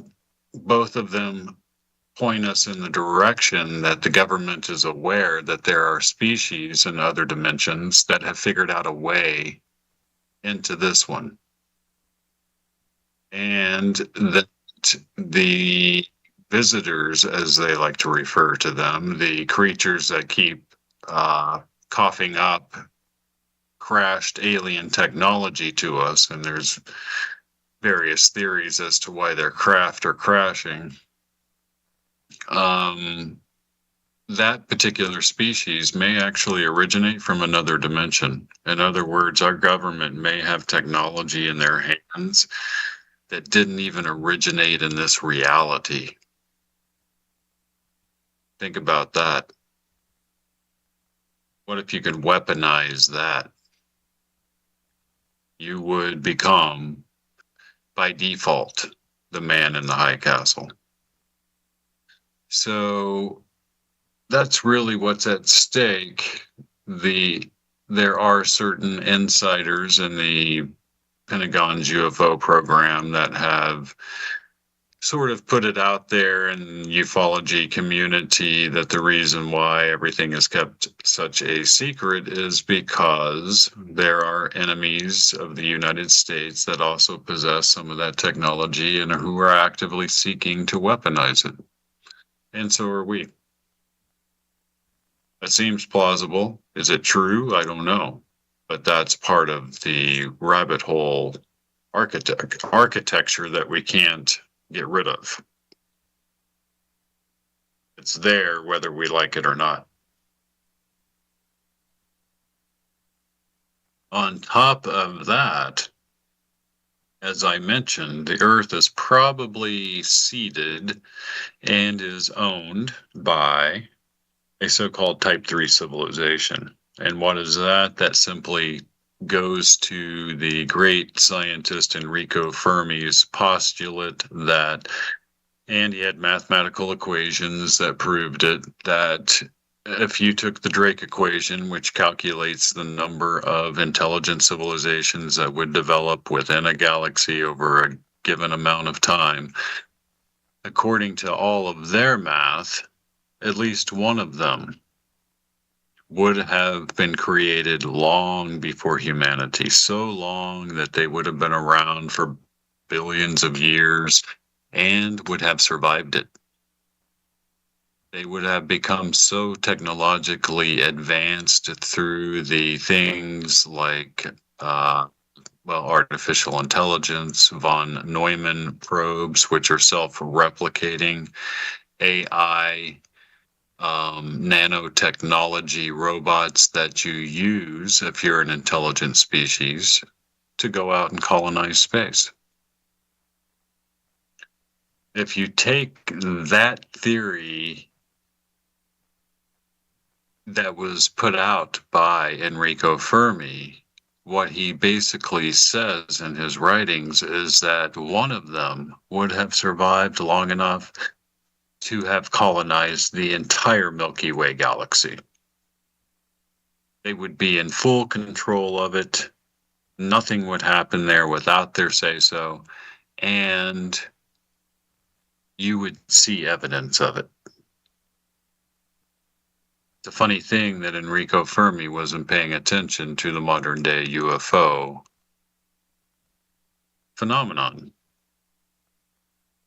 It never occurred to them that the creators, the progenitors, the ones who seeded this planet, didn't want one-on-one communication with us, at least not yet. Perhaps that's part of their entire farming process. But my theory is this, and Enrico Fermi was famous for saying that the absence of aliens on our doorstep is in itself significant. In other words, he was inferring that aliens couldn't exist because if they did, they would be here. Well, guess what, Enrico? They were and are here. What that means is that his mathematics are proven true. And along with that, it means that by proxy, there in fact has to be a Type 3 civilization in control of the Milky Way galaxy. And what do we see with the UFO phenomenon time and time again? What appear to be almost living craft, sentient, artificially intelligent, drone craft that are sent here from who knows how far away in order to perform functions on this planet that have to do with the farming of it. One of those functions is in testing the human food supply.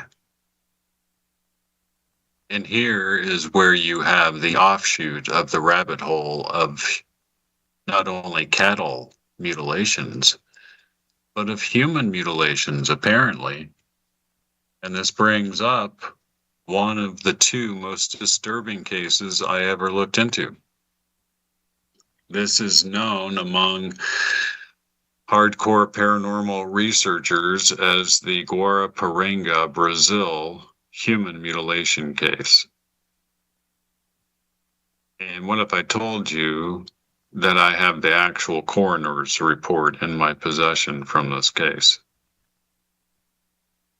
Because here was an individual, male, human, discovered near a water reservoir, completely exsanguinated, missing an eye, rectum cord out, half-moon incision along the jawline, hair and skin fused together at 450 degrees. We're talking about a human that had all of the same wounds and the same MO as a cattle mutilation. Let that sink in. Not only that, but the coroner's report is fascinating. It says right in the report that the individual died from, quote, vital reaction. And what's a vital reaction? Because I had to look that up. That means that this guy was alive when they did it to him, and he died from the sheer amount of pain it caused. Not only that, but what if I told you that the coroner goes on to state that all of the wounds on the body of this individual were inflicted by a machine, and that it appears as though that machine was manufactured in order to do just that and nothing else.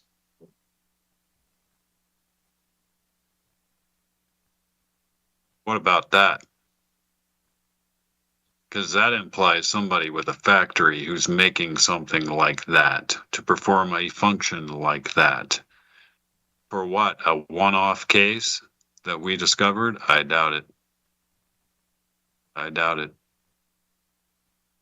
And alongside that, we have the cattle mutilation phenomenon, which mirrors the wounds on this individual. And we have a report from the National Institute for Discovery Science, which was founded by Robert Bigelow of Skinwalker Ranch fame and of Bigelow Aerospace, in which it states that they examined, at the behest of the U.S. government, the cattle mutilation phenomenon, and what they discovered was that it had to be some kind of testing of the food supply. That the food supply had to be contaminated. In this particular case, the beef supply. They were able to trace all of that to a scientist in 1970s in Fort Collins, Colorado, who injected wildlife with Kuru virus, and one of the deer from the facility escaped into the wild. It was the very next season that you began to see cases of chronic wasting disease in the wildlife population. Chronic wasting disease in the bovine or cattle population becomes what they call bovine encephalopathy spongiform. In other words, it becomes mad cow disease. The effects of mad cow disease are all subclinical before the 5th year. And we always butcher our cattle before that 5th year. Otherwise, you would see it. They were able to trace that to the meteoric rise of early onset dementia in the human population, something like 1,300%. Interesting, no? And here you have craft that are examining that on a planet that they seeded and a species that they own like a herd. That makes sense. That would make sense even to Enrico Fermi. Right? And then you have the second most disturbing case, which is the Dyatlov Pass incident, in which 9 hikers in Russia went missing. They eventually found their bodies on the so-called Mountain of the Dead. They were warned not to go there by the local indigenous Mansi people.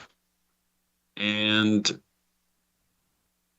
in the journal of one of the hikers, a female, she wrote, "Now we know the snowmen are real."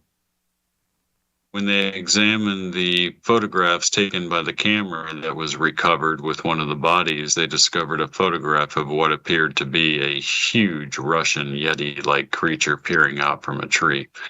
Did that have a hand in their eventual death? Because it was only a couple of nights later, it appears, that they ended up camping in a wide open area away from the forest, exposed to the wind.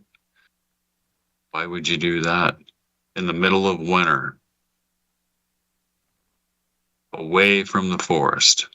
And then they find the tent, and the tent has been cut from the inside so that whoever was inside could see out. In other words, something scared them so badly that they wouldn't even go outside the tent. They cut an eye hole in order to see what it was. And I'm betting whatever it was got them to take off running right out of the tent because they were all found without their shoes, far away from the tent. A couple of them had tried to start a fire. One of the females' tongues was missing.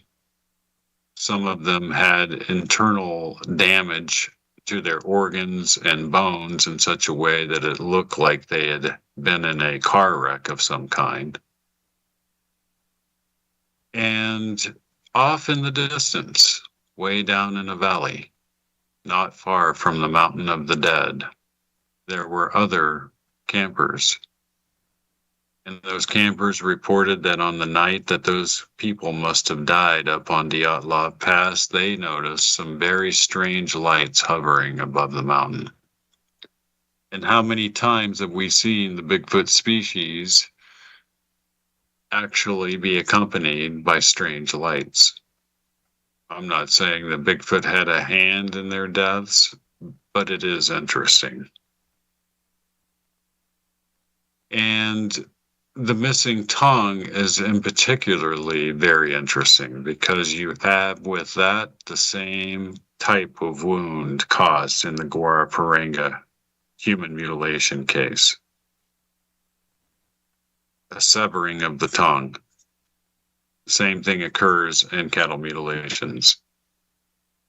Could it be that these are drone craft performing functions like that, and that they're not always perfect? I don't know, because the coroner seemed to think that whatever did it was designed for that and for nothing else. That would lead any investigator to believe that it's quite likely and quite possible that there are other unknown cases of that occurring. Could it be that they're tracing the contaminated food supply into the human population and are then testing some particular humans for that contamination? It's quite possible. At the heart of it all is something called prion proteins, and prion proteins are almost impossible to destroy. If you consume them over time, they become deposited into the brain and they cause all kinds of damage. And nobody really knows where prion proteins come from. That's why it would be interesting for a type 3 civilization to actually be investigating this contamination on a planet that they theoretically would own. That's the parallax view. And why do we study all of this weird paranormal stuff all the time? Because it's through glimpses of cases like that that you get a little glimpse behind the curtain that's been pulled over the truth to keep you from seeing what's really going on. And all the while is that sort of ever beckoning question of why. Why hide it? The answer to that question is the answer to most paranormal phenomenon on this planet. Going back to the interdimensional doorways, it appears as though we've got creatures that are coming through those doorways, and those creatures, at least some of them, appear to be predatory in nature. In other words, we've got a lot of missing people that have gone missing in areas that are heavily wooded and mountainous. It's heavily wooded, mountainous areas that you find high concentrations of quartz crystal. It's in these areas you find doorways naturally occurring to other dimensions. And it's in these areas that you apparently have a paranormal predator of some kind preying upon humans. And with that, I refer to the missing 411 phenomenon. So that's the planet that you live on. A planet filled with cryptid animals, a planet being visited by autonomous sentient, artificially intelligent craft that are literally designed to perform functions on this planet of maintaining it for a species that has seeded it for their own ends. On top of that, the species they seeded with their own ends apparently has been genetically manipulated and interbred with. And those antecedents, those relatives, if you will, living relatives, are even today in control of most of the planet. And that, my friends, is the parallax view. It's the world that we find ourselves in right now. And every day when you're watching the news now, you'll begin to see it in a different light. We live in fascinating times and on a fascinating planet, and there is never a day that should go by that doesn't fascinate you. Living here and being here in this time and in this space. Because we are truly on the great space roller coaster. And you'll have to join me next week, guys. We'll be examining some more craziness. I wanted to get back to talking about the so-called testimony of Billy Corgan, the lead singer of Smashing Pumpkins, and his encounter with somebody in the music industry that was a shapeshifter. That's a real deal story, and we're going to talk about that next week and how all of that might fit into the greater view of what's going on. And stay tuned for more quality programming right after this. Awesome job, Jack. Thanks. Cool, sure. Just stick with me for a little bit. I'm going to do a transition here so that I can get her encore up. Cool. All right. That's awesome. And get Zombie Zach going over on TMV. Nice.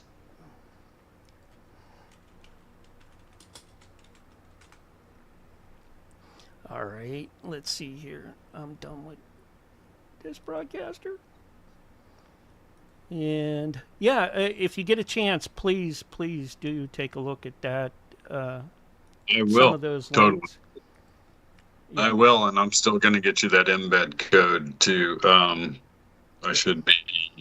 Actually, this week is going to be a good week because a lot of the stuff taking up my time is going to kind of come to a close. So. Okay. Let's see here. All right, let me bring this up here real quick. There we go.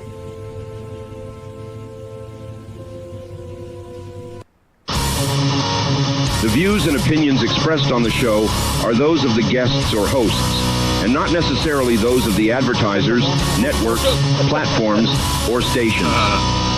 Warning that the content of the show may not be suitable for all audiences, and that viewer discretion is advised. The show does not intend to provide medical, legal, or financial advice, and viewers or listeners should consult with a professional before making any decisions based on the information presented. Welcome back, everybody, to Paranormal Intelligence Agency Radio Live. I'm your host, Jack Carey, and we are broadcasting from 300 feet deep in an abandoned nuclear missile silo somewhere lost in the post-apocalyptic wastelands of the Dakota Territories. And I am joined, as always, by the paranormal crime-fighting duo. Daisy and the Sundance Kid are in the house tonight in full force. They're working the door. It is a $10 cover and a 2-drink minimum, so be kind to your waitress this evening. And we're going to be talking about some really interesting stuff as always. Okay, there we go.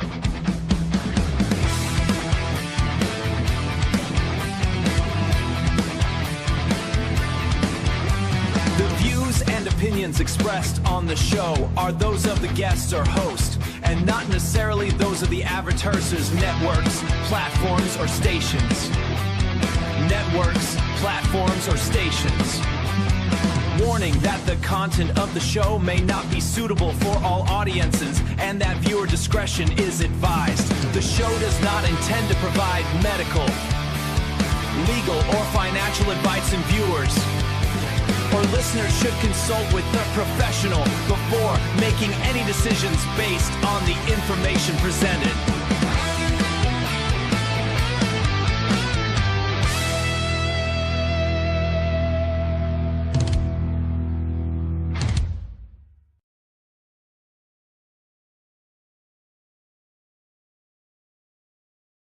Welcome, everybody. Welcome back to the VIXEN'S Vault. Today's date, March the 18th, 2026. It is 9:01 p.m. Eastern Daylight Time.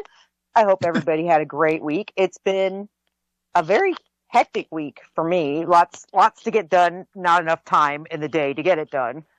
Seems to be the story of my life lately. But, just, again, lots going on, around the world, and I'm busy with work, so it's funny because I have people asking me a million questions because more and more you're starting to notice little things that are happening that are really like a step away from normal. Let's just put it that way. Yeah. And one of the things I have actually posted this because this kind of floored me.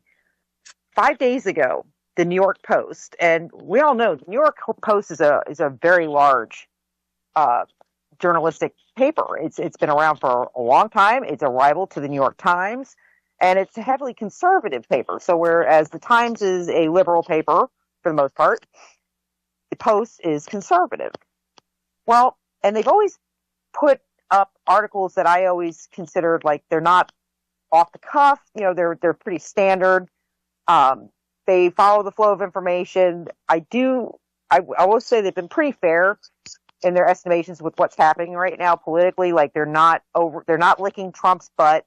They are definitely making statements that they're not agreeing with certain things, which I actually respect. Don't say something just because everybody else is saying it. Don't do something just because you're MAGA. If you disagree with something, you need to speak up. That's the name of the game.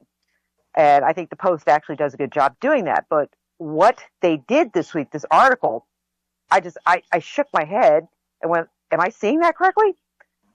All right, so the article was 5 days ago, and this is the headline. Is President Trump a time traveler? Century-old sketches spark new conspiracy theories.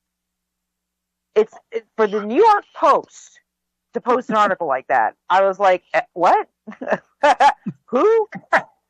But it was interesting because it's something that is not something that it is a new theory. Like that has been theorized on, and again, guys, you're going to cringe when I say it, but since Q came on the scene on, it started on 2chan and rolled it over to 4chan, and then it made it to 8chan, and then 8kun when 8chan got shut down. But when Q was on 4chan, there were several drops that he made that alluded to time travel. And see, the one thing that made Q very interesting for people like me was that you could ask him questions.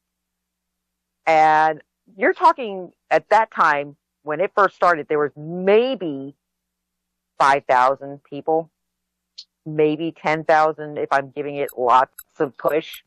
It was not the millions that it became. But you could ask questions of Q, and Q would let you know that it would see postings on X and point out to certain individuals, hey, was this your posting? So there was an interaction that occurred there that maybe endeared it more to some of us, because it's like, I'm not doing all this work for nothing. There is somebody, at least, the other side of this, that's seeing the work, even if it's an algorithm. Somebody or something is seeing the work and saying, you get an NA or you get an F. But again, one of the things that was dropped and discussed here and there was time travel. And like, you have to do the future proofs the past. That was something that Q would drop quite a bit. It would be a way of starting or ending a thread where you'd say future proofs past. Even what we call the Q map, which is a huge, basically, diagram of connected events. And basically, he would always say, future proves the past. The key to the Q map is in the press.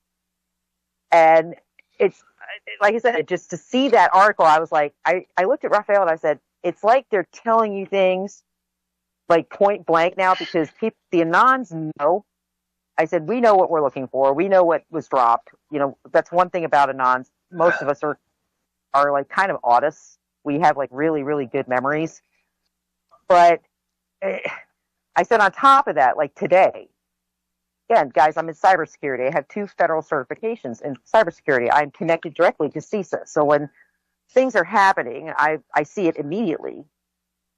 Well, today, I know when it got published in the news, they said the U.S. government, but more specifically, it was CISA, the U.S. government cybersecurity command, purchased a domain, and y'all you gotta follow me with this one.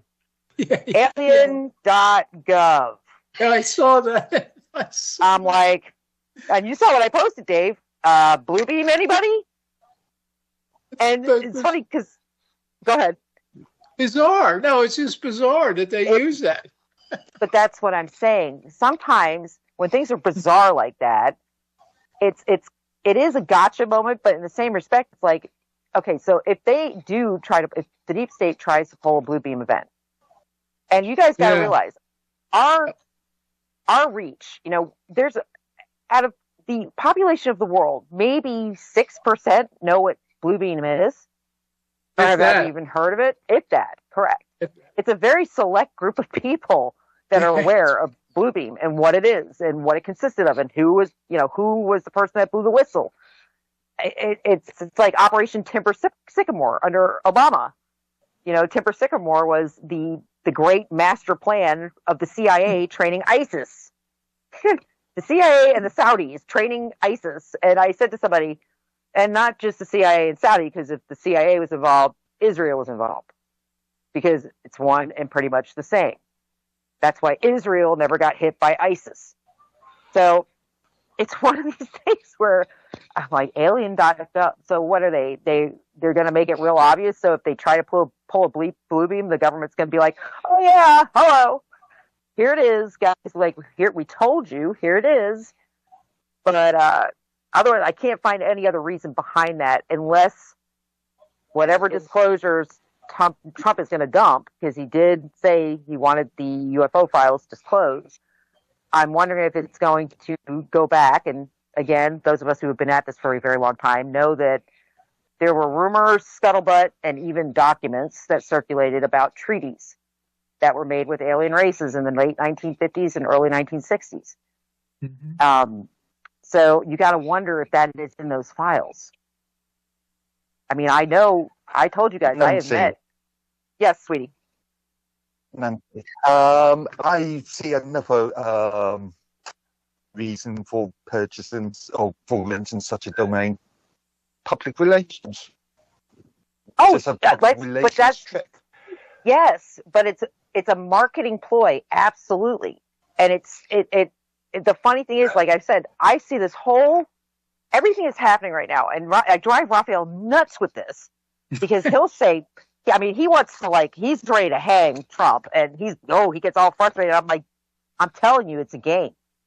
I am telling you, you are watching the most masterful game of 5D chess I think I've ever seen played in my life. It's not literally, I've never seen anything like that. I mean, it's everything little, and I told him tonight, I don't care if, here's the thing. The way I look at it, Trump's willing to take a bullet. He is willing to do many things. He had his reputation destroyed and lost a huge chunk of his fortune in the 4 years he wasn't in office. And people forget that. The man has proven he's willing to do whatever he has to do for this country to get it back on track. And if that means he takes... Oh my God, would you let me finish what I'm saying, Ralphie, before you get nasty and cocky? That would be really nice. Thanks. Nasty and cocky? Okay. Well, yeah, you cut me off to say that, so stop. But, the way I look at it is he's already taken the knife, okay? He's already given up part of his fortune. He's already done multiple things that put, a huge target on his head. Huge. I said to Rafi, I don't care if he ends up going to jail at the end of this. I don't care if he breaks the law. It's not Trump that I'm not addicted to Trump.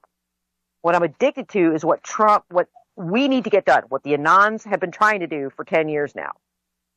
I said, which is expose the world government's corruptions, expose the pedophilia rings, expose the human trafficking, expose the money laundering, expose the theft.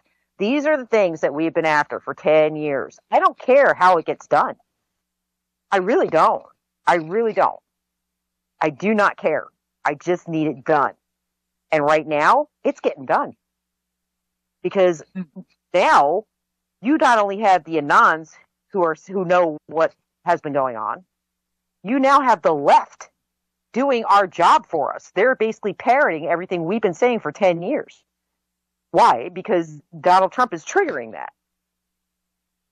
So I'm like, I don't, you know what? If he's going to take the knife to do this, then so be it. But it's kind of like with the Q drops. When I said it in the very beginning, it is a psyop, but not the way you think. Because you would have to be really freaking stupid to give people like they gave the information that they gave to research it and it's accurate. You would have to be really stupid. So, and it would be the backfire of all time, because what's happening now? The entire world is becoming aware of the corruption. That's what's happening. I would personally support this stupid part that you were talking about. I honestly believe that they are stupid, and like even with Trump, I think you're making him out to be a lot smarter than he really is. All these people are stupid. I think he is a genius on certain levels. I think in business he's a real genius, but I think he's surrounded by people that are incredibly intelligent. Well, I mean, a lot of them have really shown to be stupid, though. You know what I mean? It's and they've shown to be corrupt. Like I said, you've got Noam that got fired, and you've got Pam Bondi. That one woman, not Bondi, but the one that just had to be fired. She ended up. Yep. She ended up doing a $200 million freaking ad campaign. Commercial. Okay. Well, but this is what I'm saying. But it got, what happened? It got exposed. Same with Pam Bondi. Pam Bondi's been exposed. Let's bring it back to stupidity, though. That's stupid. You know what I mean? No, nobody. She did like a $200 million ad campaign that was like complete. She's going to be brought up on criminal charges because Yes, but nobody. What I'm saying is nobody's that stupid, Roger. Yes, Nobody is that stupid. She is. Well, she had the bed in there, and she was having an affair with Lewandowski up in that jet plane with the bed. Yeah. And her husband was sitting there. Even with Pam Bondi, okay. So if we all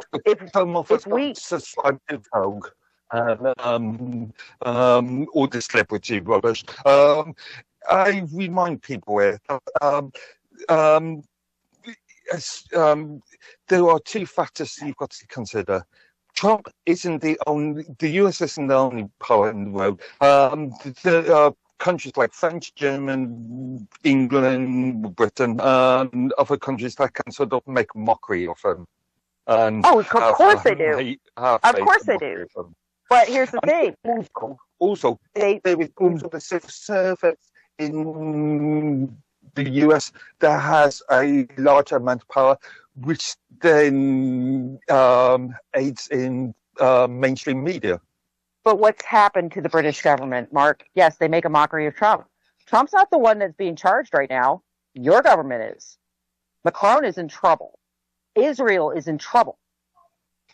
I mean, it is like little Germany is in trouble. I mean, Zelensky is in trouble.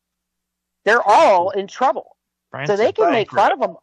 I know. They can all make fun of him as much as they want. It's like, I've got 3 words for you. Hearts and minds. Yes, I agree. But I don't think Trump cares. If he cared about hearts and minds, he would not have done what he did. He would never have run for office again if he cared about hearts and minds. Yeah, but that's the thing. The mainstream media, the civil servants can manipulate the popular viewpoints of popular opinion. I agree. And I also have to bring something else up, and this is fact. And again, people can go look this up. There are still 463,000 sealed indictments that have been in there since 2019. And trust me, I've looked them over. And I think so far, they said something like 130 had been unsealed, and they were very low level. So there's still a lot to come because those indictments are still there, and they're sealed. They are grand jury indictments. So there's a lot of trouble coming down. And Julian Assange was at the White House the other day. No. Again, you got to watch. Yes. You have to watch the little things that are happening. And it's my God. Well, there's supposed to be like rumors coming out where Assange and Snowden are going to be pardoned. Yeah. Yep. Oh, yeah, I did see that. Yep. Why would they be pardoned? Think about it. Because they're both sitting on, I mean, I think with Assange, it was like multiple terabytes of files still, like ridiculous amounts. And Snowden, same thing. And then you've got, like John McAfee's files, his dead man switch never triggered. So there's still McAfee files out there too. And McAfee, you forget, McAfee did all the government's security on their computers. But saying that McAfee has a reputation for... Yeah, so did Assange. So did Assange. That's to say. But so did Assange. Why did they do that to Julian Assange and John McAfee? They targeted both of them. Why?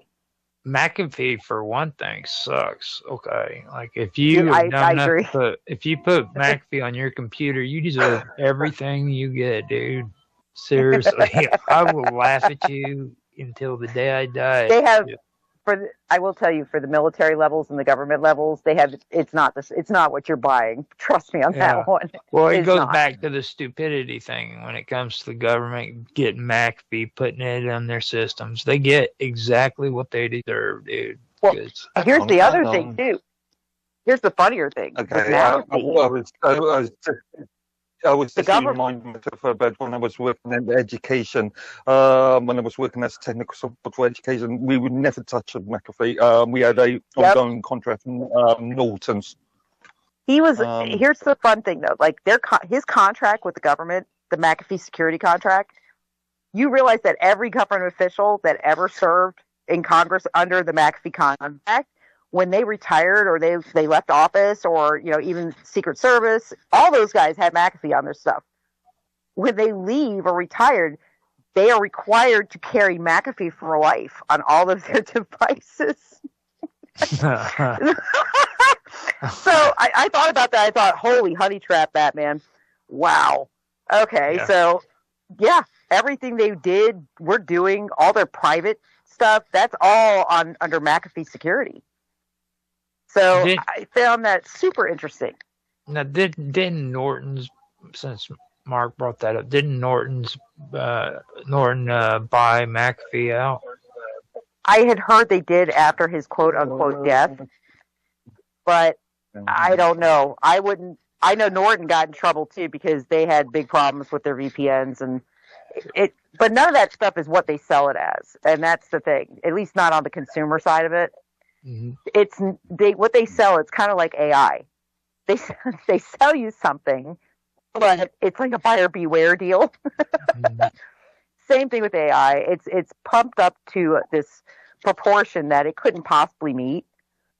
And I always say that. I'm like, not only that, but you've got so much crap embedded into those programs. Like I said, the Mossad was embedded, the CIA was embedded, the NSA was embedded. That's not even touching on MI6. I mean, they were all embedded in the back doors of those programs. So it was like, I point that out too. Back in 2016, all of the, I mean, literally, they hated Trump. All of the software guys, everybody hated him. Why? Why did Trump have a target on his head Actually, it was 2015. Why? Well, it was because of the San Bernardino Valley shooting. And the shooter had an Apple iPhone. And I'll never forget it. Where they were making this big deal about how it was so encrypted that law enforcement couldn't get into the phone.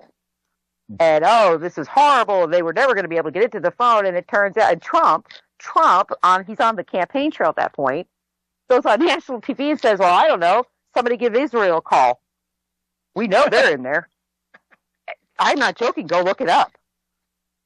And that's what kind of, like, all of a sudden people are like, oh, wow, okay. And suddenly they got into the phone.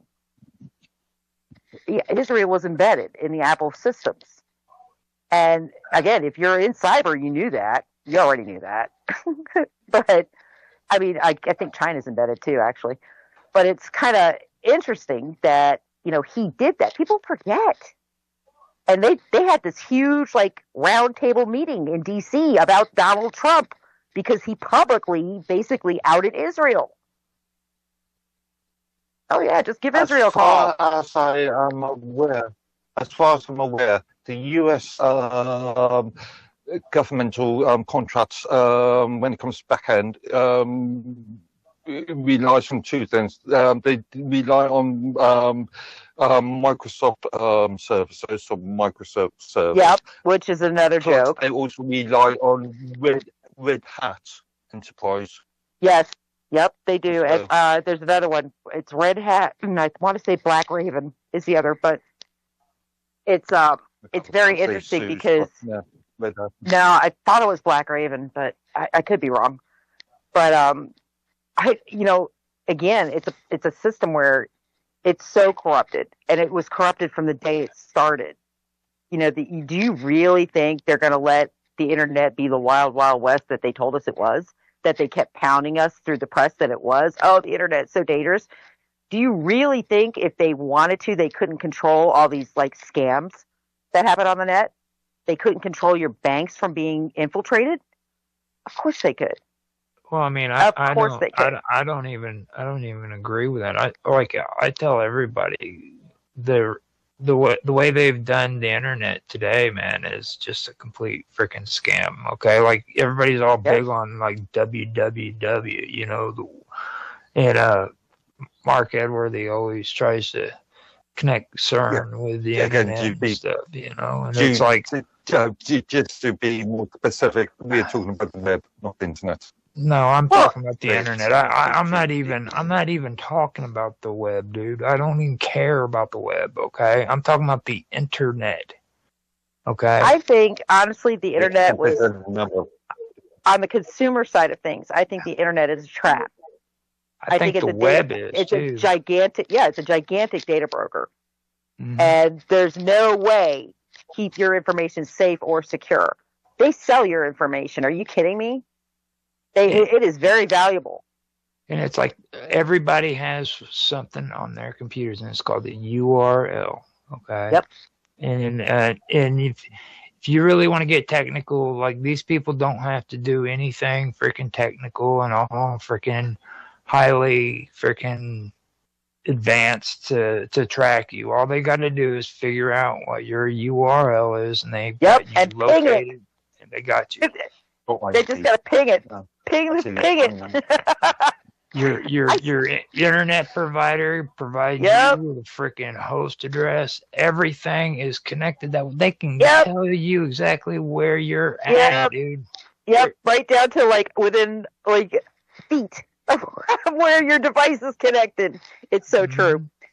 I mean, if that's been around, I've been able to do that since 2004 or 5. I had a hacker teach me how to do that. So yeah. All right, I got to take us out to our first break, though, guys. It's already 9:24. All righty. When we come back, first, before we go to break, I want to apologize to Ralphie because I did kind of rip his head off, and I am super uncomfortable and just was really, really harried trying to get on the air. So I do apologize to you, Raphael. But when we come back, oh, stop it, Roger. When we come back, we're gonna. Oh God! Let me get us off air for break. We're going on break, folks. I'll talk to y'all in a few minutes. We're on radio break. Thanks, Roger. I was on time. I was on time till I wasn't. Oh, now I gotta put everybody on mute because Raphael does. I didn't realize he actually left. I have to go apologize to him. So give me a moment. Wobbly's in chat. He's got. Yeah, I know. I've been seeing his comments. He has a CNE, and a master's in communication technology. Yep. DNS servers. Microsoft's network administrator or engineer. CNE. Yeah. But the best thing about Wobbly is in the mornings his weather girls. All right, that's Telemundo weather girls. Where is Raph when we need him? I'm sure he would have made a comment about that. But anyways, the only thing I see a flaw in his weather girls, I've yet to see a Telemundo. Yeah, I've never seen a naked one.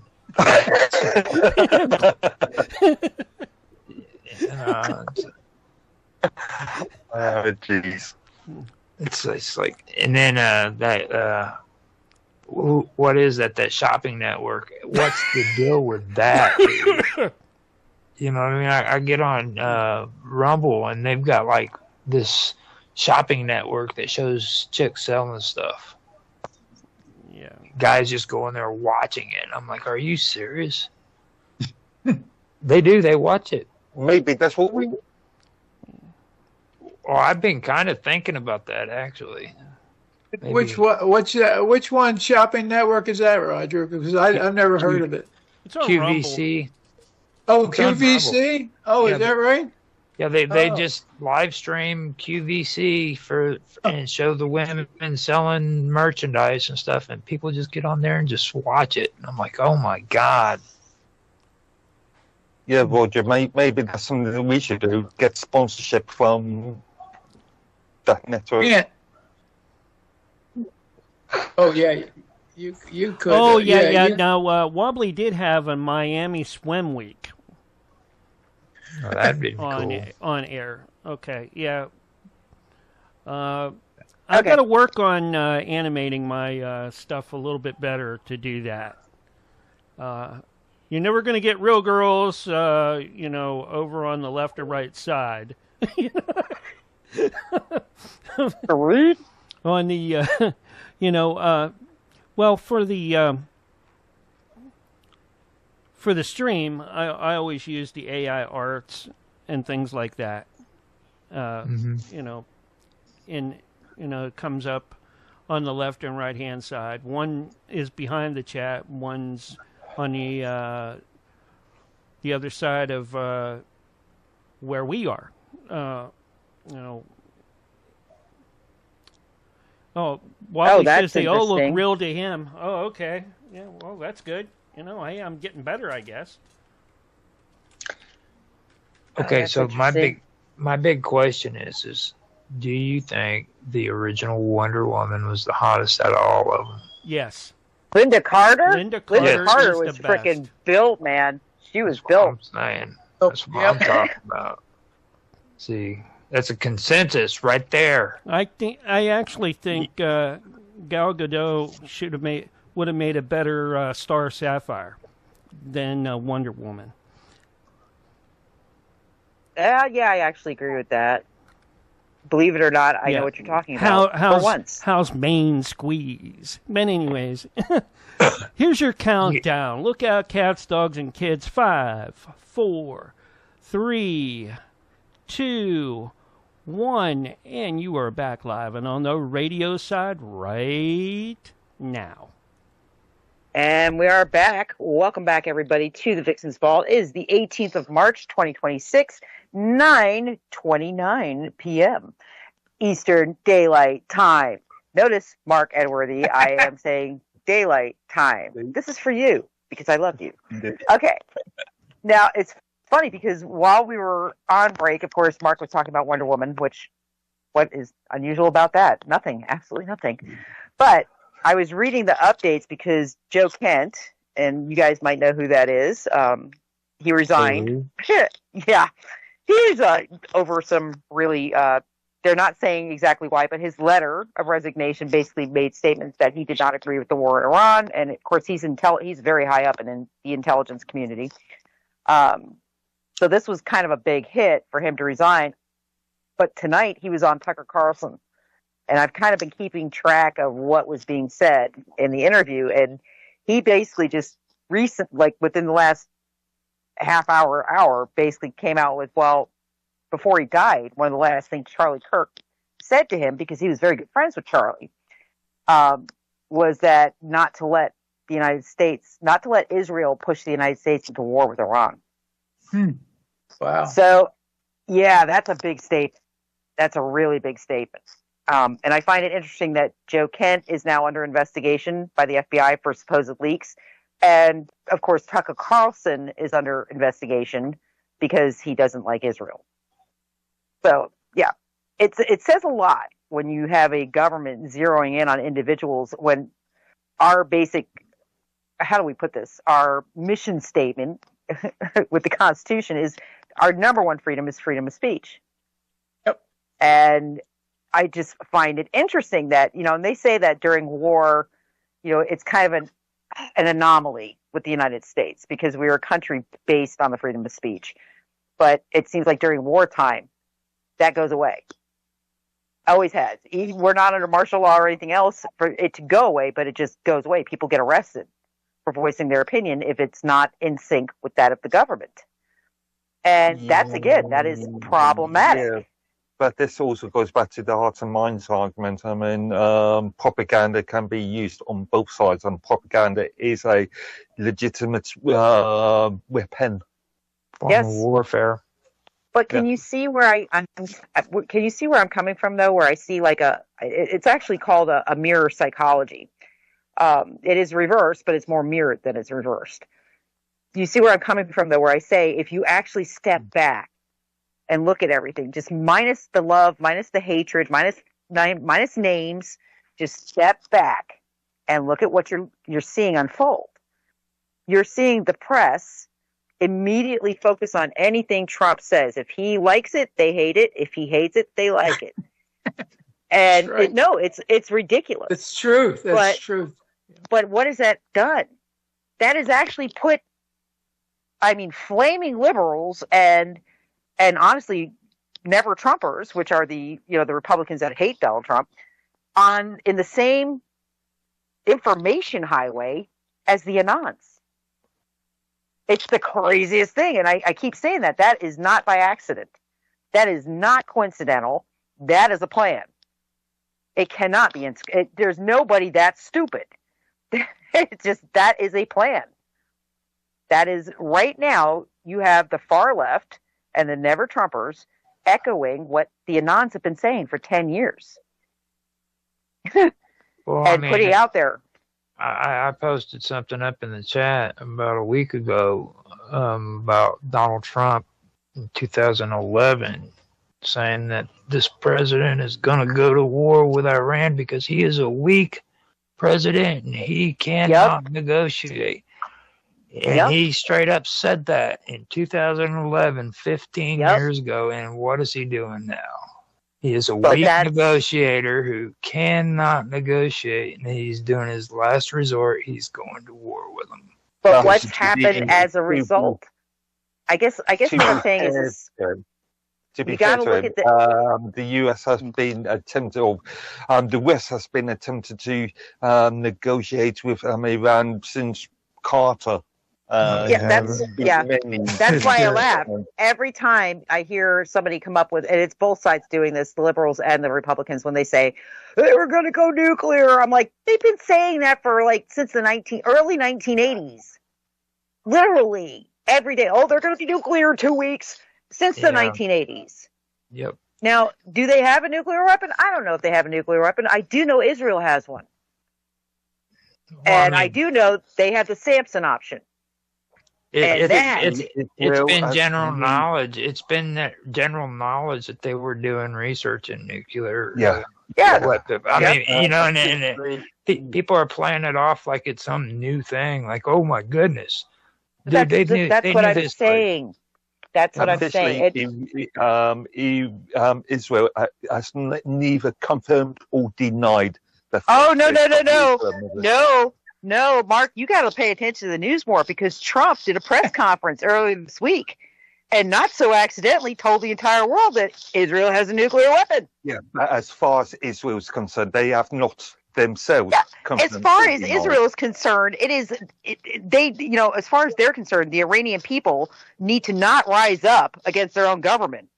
As far as Israel is concerned, because wonder what door that leaves open. If the Iranians don't rise up, who's going to go in there and crush the government? It's going to be Israel or the United States, and that puts the Iranians under a rule that is not homegrown. That's what I'm saying. Their tactics are so obvious. It's like, come on now, don't rise up. What the hell? Why? So you can go in there and crush them like you did Gaza? The same government that you planted. Okay, cool. We trust you. Not really. The thing that really gets me about here recently that really popped up is all of a sudden, after the stuff with Iran started, these supposed conservatives, which I call neocons, they started putting all over the alt media, oh no, be careful, ISIL's back and they're going to be doing terrorist freaking activity. And it's like, it always seems funny that every time freaking there's something that's going to be happening that neocons are involved in, ISIS or ISIL shows up. But what did I say at the beginning of the show? That's why I said that, because ISIL is the product of Timber Sycamore. Right, exactly. Which was under Obama. But they never showed up, and it just seems odd to me that Donald Trump bombed Libya one time, dude, and they just vanished for all this time. Yep. All of a sudden, here they come. Yep, that's what I'm saying. And you want me? The most messed up part about that whole deal is they were only decapitating mainstream media journalists. Yes, I know. Really, really, really openly. Mainstream media. Also, this weird simplistic language comes into play. ISIS is the only terrorist or the only threat as far as the mainstream media, U.S. mainstream media is concerned. No, that's another problem. Hamas, irrelevant of Hezbollah, irrelevant of the other cells. Well, see, it's that Saudi Arabian prince that ended up murdering freaking the journalists because he freaking found out all that stuff. That got buried. It got covered up. And you know who did it? It was the neocons. But here's the Mark actually made a really good point. Oh, they're focusing on the Levant. They're focusing on ISIL. And they're not looking at Hezbollah. They're not looking at Hamas. We never hear about Hamas anymore unless it's the commander that got killed.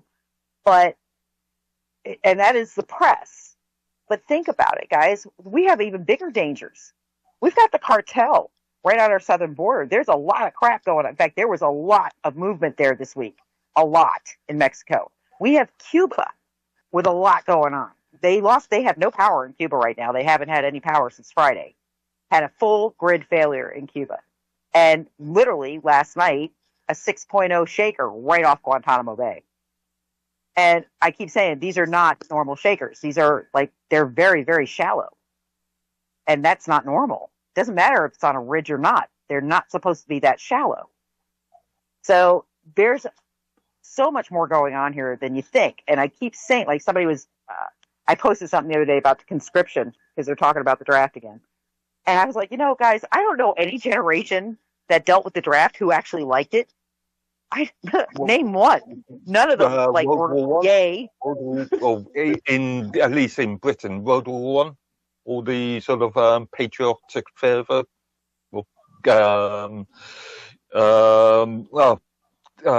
What's the British version of the Uncle pictures?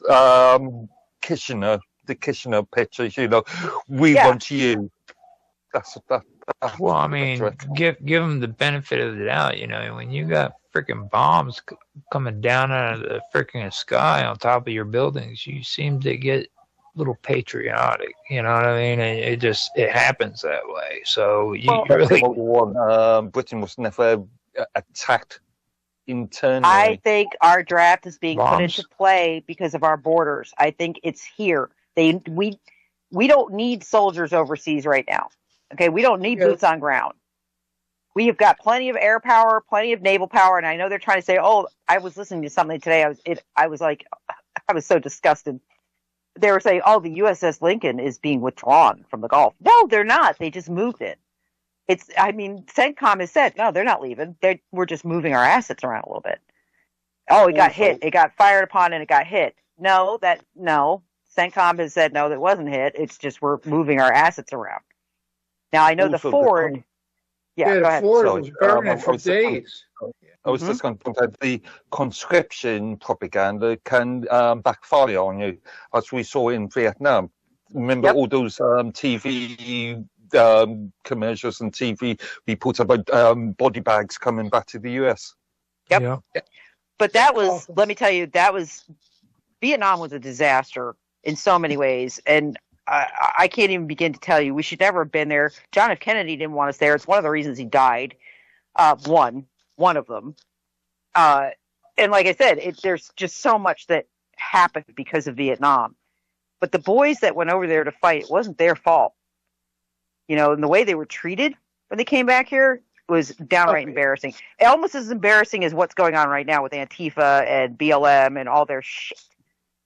Excuse the language. And, you know, why can't we let all of the illegals stay? Just bring them in, hug them. Yeah, we'll drop them at your front door. Have fun. I mean, it's disgusting what you're seeing because it's such an antithesis to everything this country is built on. It 100% more so now than I think during Vietnam. I think it's worse now. But all of the idiots that were smoking weed in the park during Vietnam, the love children, those are your college educators now. They were doing it in Vietnam too. That's one. Well, not everybody was, because I only did it once over there, and that was it, because it was terrible stuff. But 3 months before I came home from Vietnam, which was in '67, actually it was in June or July, they came down with an edict that we couldn't fire upon on the enemy unless we were fired, unless they shot us first. And I said, "What? This bull crap. You know, what kind of war is this? You know, it was a police action is all it was." Yeah, that's all. The whites. This sounds like Andrew Jackson. Don't fire till you see the whites of their eyes. What? No, we weren't even allowed to fire until we got shot. You know, that was the craziest part. Because when I came home, we were winning, and I don't know what the hell happened after that. I really don't. It's politics got involved. I guess. I was just gonna say politics and money. Money happened. Yeah. And money is the root of everything. And I always say it, even with this skirmish with Iran, follow the money. Who stands to gain the most? Yep. Most people are not going to like the answer. They're going to deny it. And I can tell you, I have friends right now who are furious with me because I'm like, they keep saying, you know, you're not looking at the facts. I was like, no, I actually am looking at the facts, but I'm looking at them from all different angles and all different cultures. So I'm not just listening to what you're saying, which is parroting whatever the press is saying, which is parroting whatever the government's saying. No, I'm not listening to that at all. I'm listening to the people over there who are saying Israel is a hot mess right now. Their people are literally protesting all over the place, and they can't get out. That's the fun part. The Israeli government has locked their people down. They are not allowed to leave. Oh, go look it up. Oh, they don't like Netanyahu. I'm surprised he's still in control over there. I guess he's in control. He might not even be in the country right now, from what he has missed 14 security meetings. 14 security meetings in a row. He's probably not in the country. Yeah. Well, they keep saying, well, he released a video. That's proof of life. And I'm looking at the video that they released, not the first one. AI. The six-finger video. The second one they released in the coffee shop. And they keep saying, well, this is an AI. And I'm looking at it going, oh, no, that is not a, that is definitely something jiggered with that. because it's way too clean, way too clear, and the movement of the camera. If it was a cell phone, it would be more grainy. Yep. It was like 4K on crack, and he was like almost superimposed. And then it was so clear. And then I'm like, wait a minute, I'm looking at the background. I'm like, wait, it's not syncing. Like his movements are not syncing to the background. And it's funny because I've actually put it through like an AI program to see, hey, could this be a fake? No. And it tried to explain off to me. Well, here's again the problem. I was in paranormal investigation. You have got to know audio and you've got to know video and pictures. You have to, because it's the difference between a hoax and not a hoax. And I'm looking at it going, that's a deep fake. That is, I don't know. Arguably, and I'm going to play devil's advocate a little bit here. There's could be a number of reasons for that. The perfect backgrounds, because of good quality cameras. B, the syncing, that could be a technical issue anyway. That's what AI said. Mark, I've been looking at video and cameras for 30 years. And I guarantee Dave is on board with me with this. There is something wrong with the video. And it doesn't sync. I don't care if you had NASA technology in your cameras. It's not, there's something wrong with it. It's too perfect. It's too perfect. It is. It's so perfect. It's like you said, that where's the grain? I mean, and and there's limitations on those cameras also, and they just nobody knows how to hold them steady either. That's what I mean. I'm literally looking at it. I'm trying to debunk myself because my gut is saying that's a deep fake. But I'm looking at it going, okay, maybe it's not. Okay, what camera could do that? Okay, I don't know any camera that can do that. And not only that, he's in motion, but he's perfect. Like his whole body in that coffee shop. I was like, you might as well. It looks almost like a poster that's moving because it's so perfect. I'm like, no. Like every alarm bell's going off in my head. I'm like, no, that's not. No, the one with the 6 figures actually look more real than this one does. You're making an assumption that it was created using phone-based cameras, and granted, phone-based cameras are not the greatest, but compared to laptop company, generally speaking, laptop cameras, they're a lot better. But you are making an assumption that it was made using phone-based technology. No, I'm making the assumption it was made with a high-resolution digital. 100%. Yeah. That's my assumption. That's modern camera gear. Obviously, you don't get a picture that clear with film, period, end of sentence. And again, this comes from years and years and years of experience of looking at pictures. And believe me, 20 years ago, they were really good at hoaxing things with pictures. Really good at it. Like it was hard. You had to go into the EXIF files to actually of the original photo to see if it had been edited. You had to read the code in the actual EXIF files to know what I was asking. Because that's how good they were. That's what I was asking Dave before about, because he was in the photography, if he had ever done that before. Like, because I know that whenever you wanted to try to debunk a photo or something, you always go in and check out the code. Yep. Yeah, remember, EXIF data can be stripped, can be modified. Yes. Oh, and as soon as you post it, it's stripped. That's the thing. I had a photograph published in National Wildlife magazine about 5 years ago, and it was cropped. And when they published it, when I submitted it, it was I submitted a crop image, and when they published it, they had the full image, and I said, well, how did they do that? So they went in there and shrunk my picture down without the crop.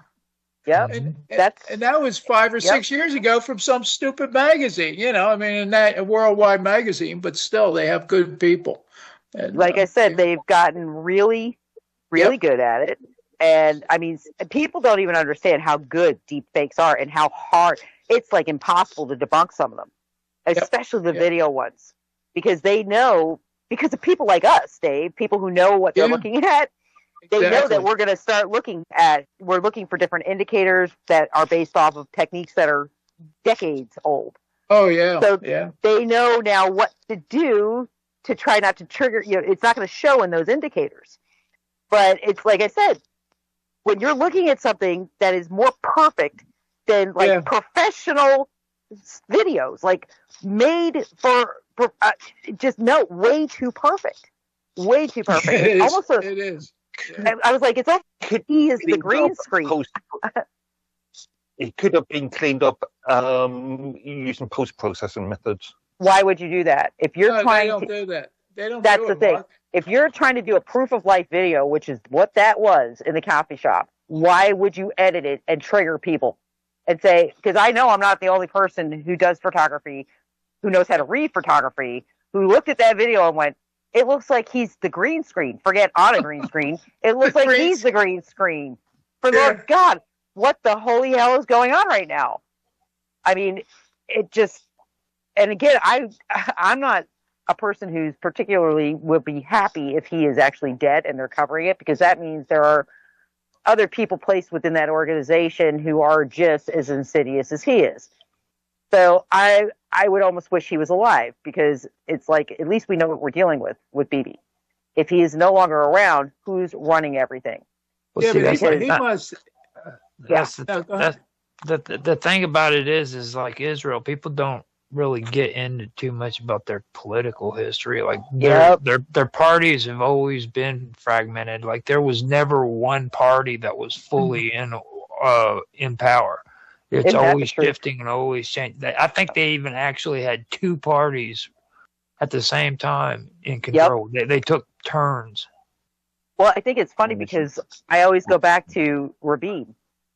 And I always say, you guys have heard me say it a million times on the show, I go back to Yitzhak Rabin. And I say, that man succeeded in heralding peace in that region. And his own people assassinated him for that. I mean, he was like the Jesus Christ of Israel. They took him out. It was a Jew that shot him. And he successfully had peace with the PLO. He had successfully pulled the Jews out of the settlements in Gaza. They had pulled back. And that didn't last very long. He gets assassinated within a week. Bibi Netanyahu's in power, and we have settlements in Israel again. And then he says, "Oh, they started it. They started it. They lobbed stuff at us, and everybody takes his word for it." But if you look at the history since then, he put Hamas in power. Not long after that, supplied them, gave them money. I mean, just gave them everything they needed for power infrastructure, and then says, "Oh, well, boo-hoo, they turned on me." They didn't turn on him. I have always said that. The leaders within Hamas, there were people like in Iran right now. There are people in leadership in Iran that are Mossad. It's the same thing with Hamas. There are people within Hamas that are Mossad, and they're decision makers. And I know that for a fact with Iran, because what happened last week? We had two, not one, two IRCG. One was a commander, one was a general, that did what? They ran to Tel Aviv because they were doing what? They were moles. They betrayed Iran. In fact, one of the guys was responsible for multiple assassinations of Hamas figures within Gaza, because he would go over there as a friend. And I see it. All right, guys, I got to take us out to our long break for the evening. Hang in there when we return. Do some researching while you're on this break. Look up what I was saying, because I'm not whistling Dixie, guys. Be back in just a few minutes. I don't even know how to whistle. Oh my God, Roger! Come on, again.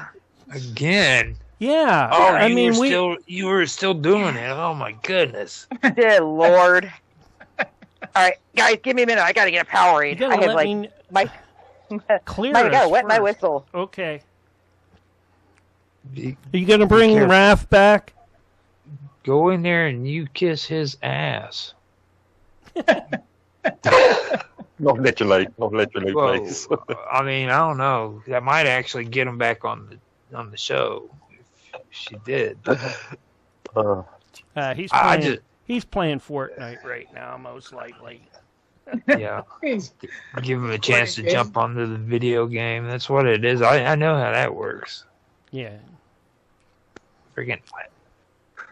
I don't, like I said about that whole Iran shit, I don't buy into any of that because, like, freaking, first of all, if they cared so much about it, you know, Ayatollah being killed on the first day of freaking bombing would have been all over the freaking news, but not one single media outlet even put it out. It's like... Right, you're right.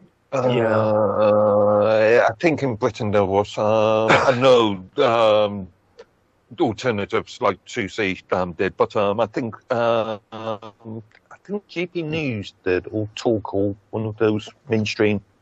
I think the only one mainstream I've heard of, if you know what I mean. the only one I heard that put any of that out was Al Jazeera, I believe. That was it. I'm not sure if the Guardian did, but I think the BBC may have. I'm going to let this one. I'm going to let this close out, and then I'll bring us right back once it does.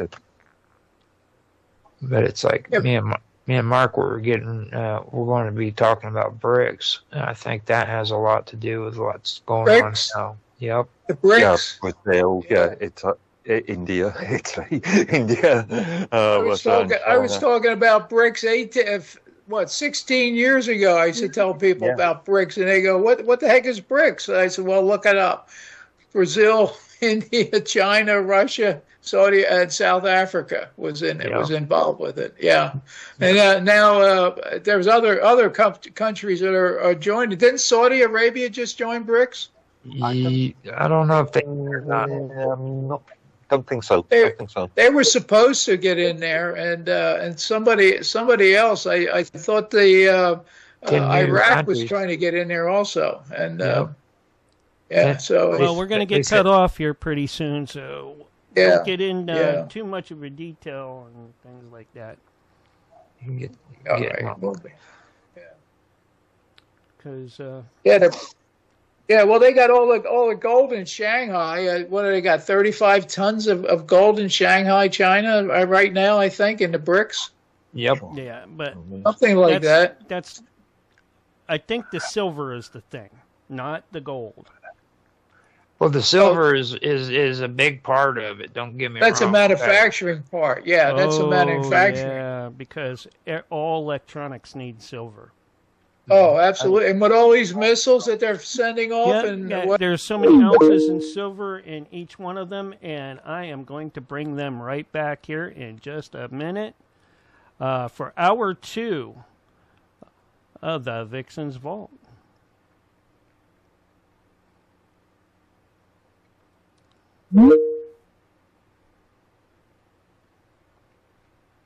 That room ran out. Hey, David.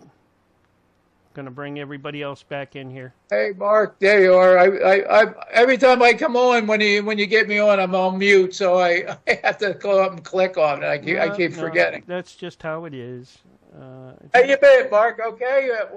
Hanging in there. Now, is that? I'm hanging in there.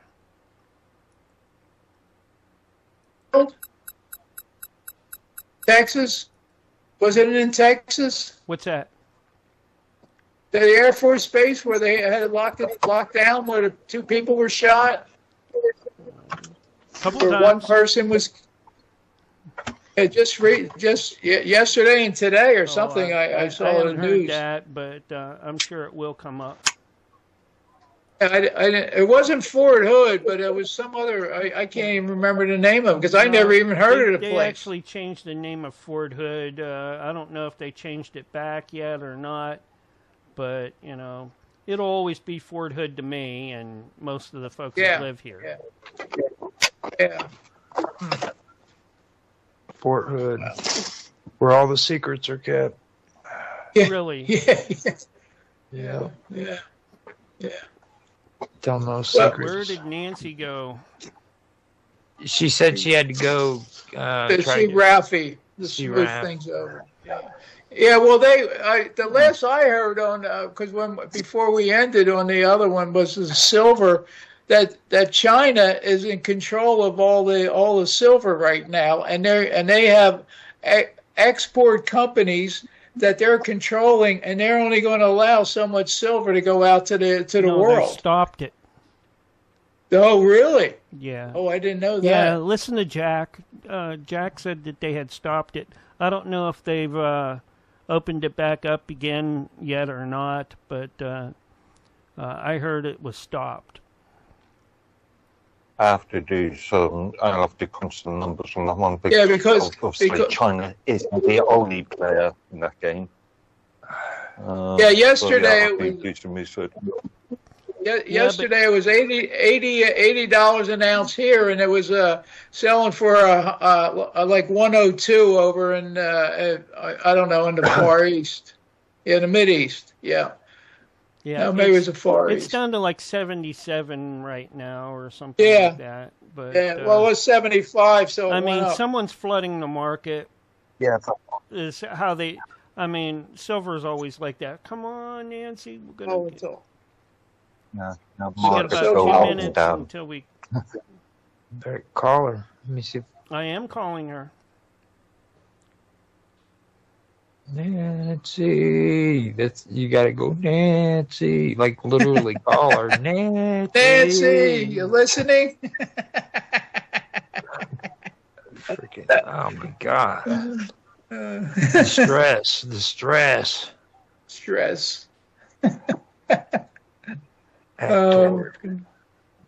So Roger, did you get any meteor chunks when that thing hit in Ohio yesterday or today or whatever the hell it was, that meteor? No, it never. I mean, it was like they didn't even put it on the news here. It was crazy. It did warm up today, Roger. Yeah, it actually did. It made it to 52 degrees. We had 2 days just hit. One went down to where it felt like 1 degree, and then one went up to felt like it was 3 degrees. It was like yeah. When I was speaking to you earlier, it was 12 C centigrade, but it actually jumped up to something like 16, 17. So it was actually, it was really weird. It was kind of like winter didn't want to let go. You know what I mean? Yeah. Just it just felt been sleeping. Yeah, I talked to my sister-in-law. She's in Grand Rapids last night, and she said it was wind chill was -6. I said, forget it, man. I said, right now I'm 58. So, yeah. These people think it's smart to live up there too. I'm like, are you kidding me, man? You stay, whatever. No way. No way. No, I just couldn't do it. I couldn't do it. No. I remember going to Chicago. The one time I did go to Chicago in the cold weather, I remember that thing I told you guys about snot freaking sticking to the side of my face. Yeah. There you are. When you're peeing, it's freezing, right, Roger? Yeah. You're outside. I was walking down to the store, man, and a freaking whole thing of snot comes out of my nose and just freezes to the cheek, dude. Did you have a beard at the time? No, no beard. It was just. But I'm walking into a convenience store with a freaking snot frozen to my freaking cheek, dude. You know how embarrassing that is? That's like, you know, there's only one thing that can actually make me dry heave, right? And that's what it is. Really. Oh. Yeah. It's not good. Oh, don't just stop, please, because I will start dry heaving. Oh, God. I'm thinking about it myself. I just drank coffee, too. Roger, do a bit of research on a old British TV character that started off in, I think it was BBC Breakfast TV, called Gilbert. Oh, I know Gilbert. Oh, yes. Yes. We all know Gilbert, yes. Yeah. Oh, which that's something else you guys were talking about, like the bandwidth shortages and stuff. I do have a alert that went out earlier today. It's emotional bandwidth shortages are now being reported all across all time zones. Well, we're under 30 seconds. Yeah. I noticed that too here lately. Yep. Well, that might be because of the they're going after the underwater cables. All right, here's your countdown. 5, 4, 3, 2, 1, and you are back live and on the radio side for the second hour right now. 10:05 p.m., March the 18th, 2026. Yesterday was St. Patty's Day. I hope everybody enjoyed it. Not a lot of celebrating, I think, this weekend. Usually they do it the weekend before, but I think it's more so this weekend than it was last weekend. I see a lot of advertising for events this weekend. Just kind of sucks when St. Patty's Day falls in the early part of the week or the weekdays. And Mark, do you guys even celebrate that over there? I was talking to Roger. We had a stream on the weekend, and I was saying that really we don't really. It's really a US sort of an American Irish thing rather than a British Irish thing. Don't really hear about it that much. Well, yeah, it's like the Irish Mardi Gras. I mean, it gives them an excuse to go out to a bar and get really hammered. And actually, in Tampa, they actually dye part of the bay green. Every year. Yep, like they do it every year. River, huh? I've actually seen an Irish documentary of it. Ireland does celebrate it, but they don't do it the same way we do. Like that, we use that what's that meat they use where they put it in the freaking corned beef. Corned beef, yeah. Well, instead of them using corned beef, they're big on potatoes. Oh, because of famine. Yeah, from the famine. Yep. The Irish potato famine. Yep. I'm just wondering, is it popular in both North Ireland and the Republic of Ireland? I think it may be more popular in the Republic. I don't know. It might be again, too, because you guys forget, because of the Irish potato famine, a lot of those Irish got on boats and came here and to Canada. Yeah. So, I mean, that's actually when we had the biggest influx of Irish immigrants was during the potato famine. So it's, it kind of makes sense that it would be more celebrated over here than over there. I guess that it does make more sense to me, especially the way it's celebrated, because I know it is like a huge party over here. This is one reason why the Union won the American Civil War, because as soon as the Irish came off the boats in New York, they were signed up. I got to tell you, they were treated like, it's an argument I always make when we talk about reparations for slavery. And I get real quiet. I'm like, y'all need to look into what was called indentured servitude here in the States, and mainly the Irish were involved with the indentured servitude and the Chinese. And it was worse than being a slave. At least a slave had a roof over their head and got fed. And Italy as well. Yeah, it was bad. I mean, the Irish were treated really badly. Badly. One thing I do have to clear up with Mark is I did do research on the Christmas tree in Ireland, and I was wrong. It was actually influenced by Queen Victoria's German consort, which was Prince Albert. I thought you were one. That's a Nordic thing. The tree. And Prince Albert, just so everybody knows, is a piercing on the weenie. Oh Lord! What made you go? Oh God! That's what it is, dude. That is. I know, but you're making me have nightmare memories when I didn't even know. I didn't even know, dude. It's like I found that out, and I was like, "Oh my God, I bet you that's the same guy too." It's a very intricate piercing. And trust me, when it gets infected, it is not pretty. Oh God. Oh yeah. Like I said, what the heck would make you go look at that? Ugh. I didn't look at it. Please don't.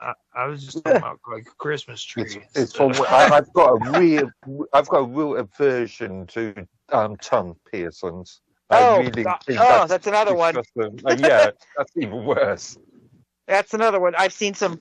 Let me tell you guys, if you saw what I saw when I was working as a medic, the tongue piercings, the nose piercings, the clitoral piercings, and the Prince Alberts.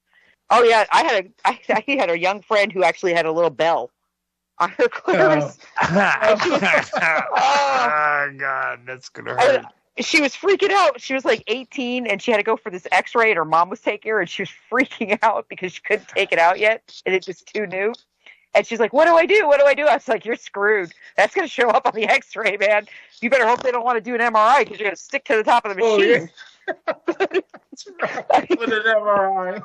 I thought I was all cool when I had my holiday underwear. Like I had my boxers. Like I'd stand up. When I stand up, it would sing Jingle Bells.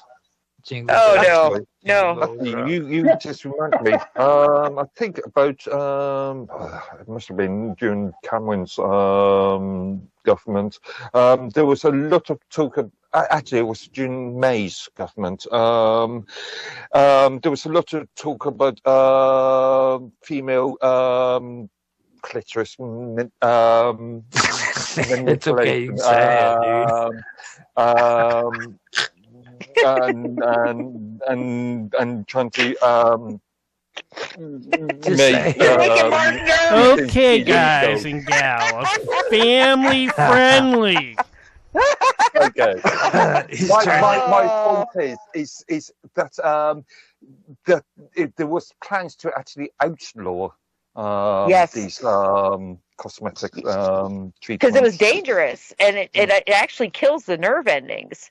I mean, it's like nipple piercings do that too. People don't realize, you get that done and 10 years from now, you're going to have some problems because it actually kills off the nerve endings.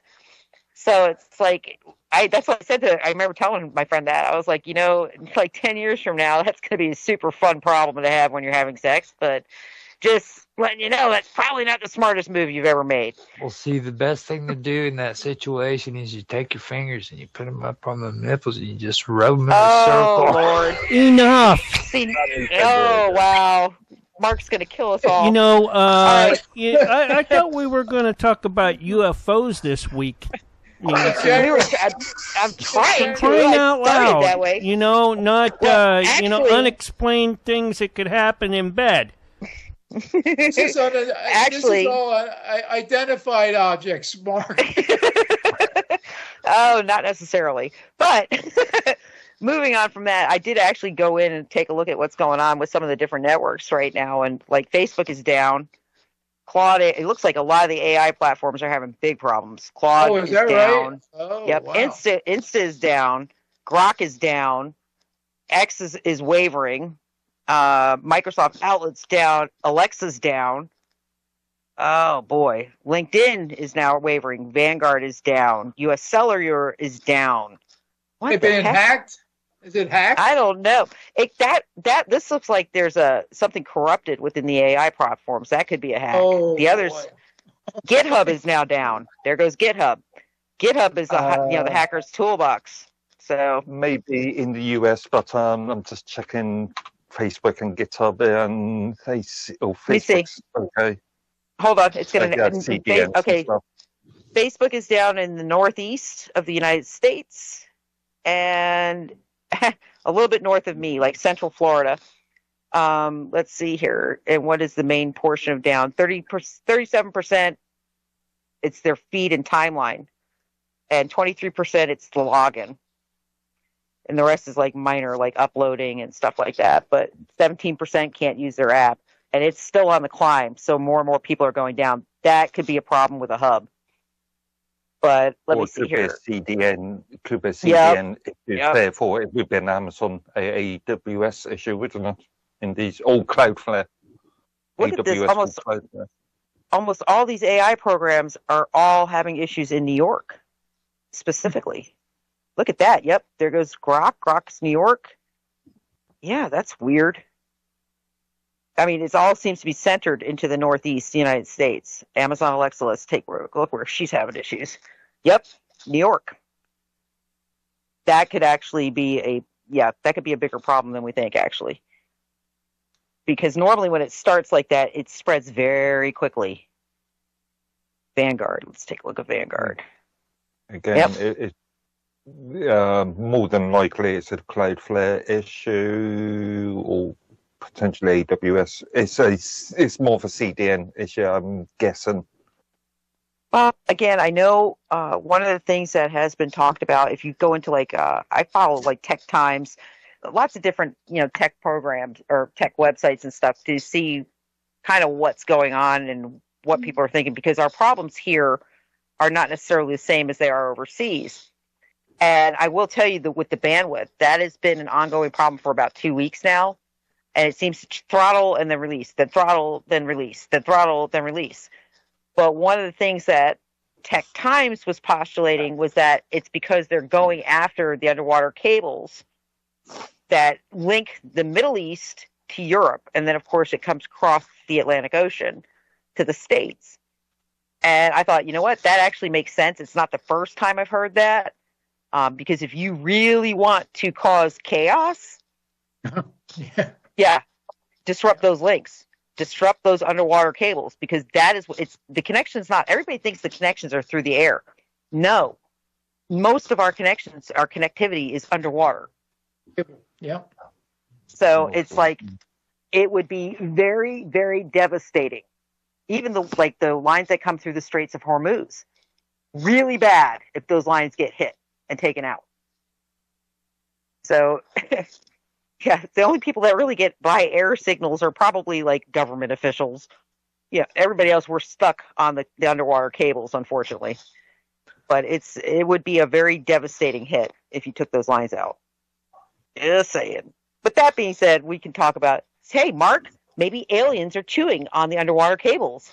How's that? Hey, that sounds like a great idea, because Jack talked about aliens being underwater, and there'd be like billions of cities, or lots of cities. Well, probably not billions, but lots of cities under the ocean. That does. Cocoon. I'm just thinking Cocoon. That was filmed not far from me. Okay. Did you know that? That was actually filmed in Clearwater, Florida, which is right below me. I know the actual streets they were on in Clearwater when they were filming it. But that was the Clearwater Moat Marine that they used in there. That was the dock. But I can put it this way: for decades now, and again, Dave knows this. He's in ufology.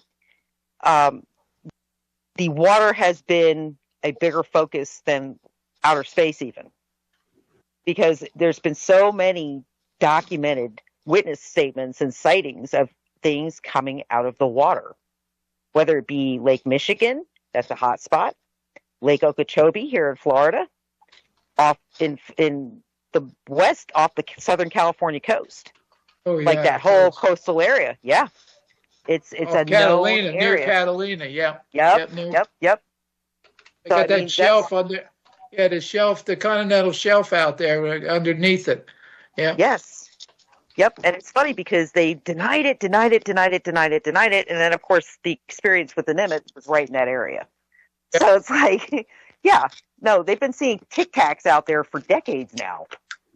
So it's, I guess maybe to people who have followed that field, it's kind of like you're seeing these little disclosures here and there, and it's almost laughable because this is information that's been circulated for a long time. But to people who were always told that UFOs were a joke, I get it where the disclosure shook a lot of people. But in the same respect, I mean, you have more of a possibility of there being life on other planets than you do of proving the existence of God. Okay, much larger. This is where we get to the difficulty, the issue here. Sure, there may be life on other planets, but how many of those civilizations have the ability to travel to Earth?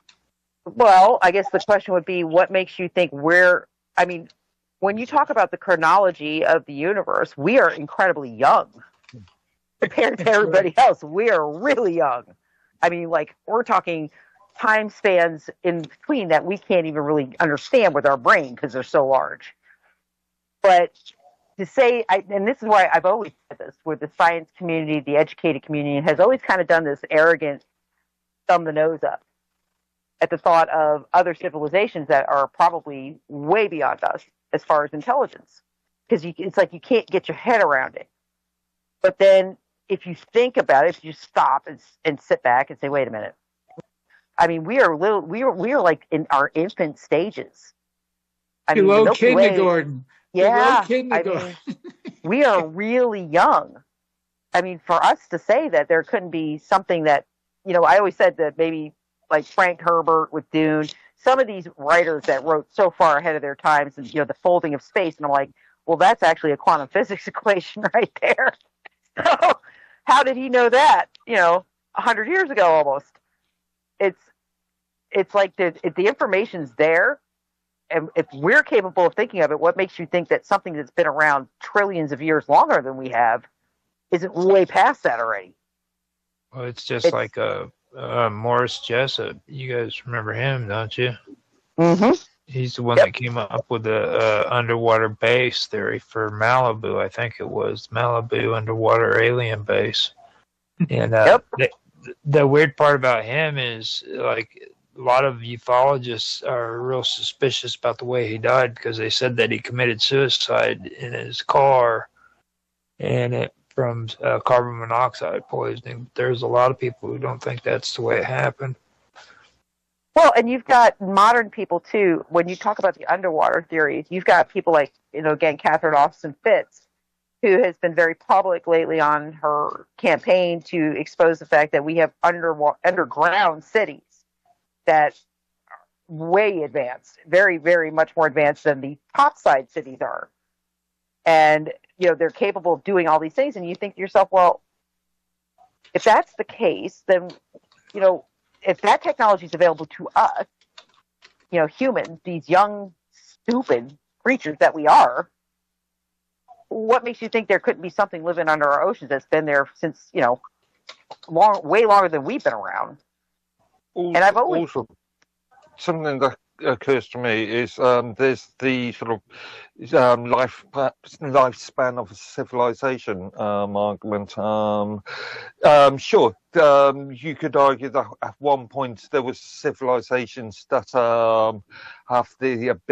had the ability to produce such technologies, but who's to say that these civilizations still exist? Wars happen, disease happen. I agree with that, but I also would think, who's to say they didn't integrate? And who's to say they didn't leave behind traces? That's why I've always said things like the Vatican Vault really annoy me. Even the Library of Alexandria really kind of annoyed me, because they weren't, put it this way, they weren't there for all. They're there for a very select few. That information that was stored in Alexandria and in the vault, they're not, general population as a whole is not given that information. Why not? Why not? If it's just information according to our history, what are you so afraid of us finding? Why are those documents not available to us? Also, there's the argument that sure, that information may be out there, but it may not be, or people might not be able to understand it. It might not be easy to translate. Okay, but again, isn't that a bit arrogant? Because I can tell you that, you know, again, translation sometimes doesn't come from the experts. Sometimes some of these translations, especially Egyptian, the cuneiform, I thought that was very interesting how that it was actually some of those codes were broken. It was by people who were not experts in the field. They just looked at it differently, and they were correct. It's like there's no Rosetta Stone that unlocks all world languages, but in the same respect, there are patterns to everything. It's just a matter of how you view those patterns and whether or not it's correctly stimulating in your brain. You know, it's just like it's very frustrating to me, because we are arrogant. Humanity as a whole, we are a very arrogant species, very arrogant. On the opposite side, you could argue that it's arrogance to believe that you can translate. Why? Why is that arrogance? If it's because correct. you were saying that you have the ability. You know that you've got the ability. Oh, and you may not have. me.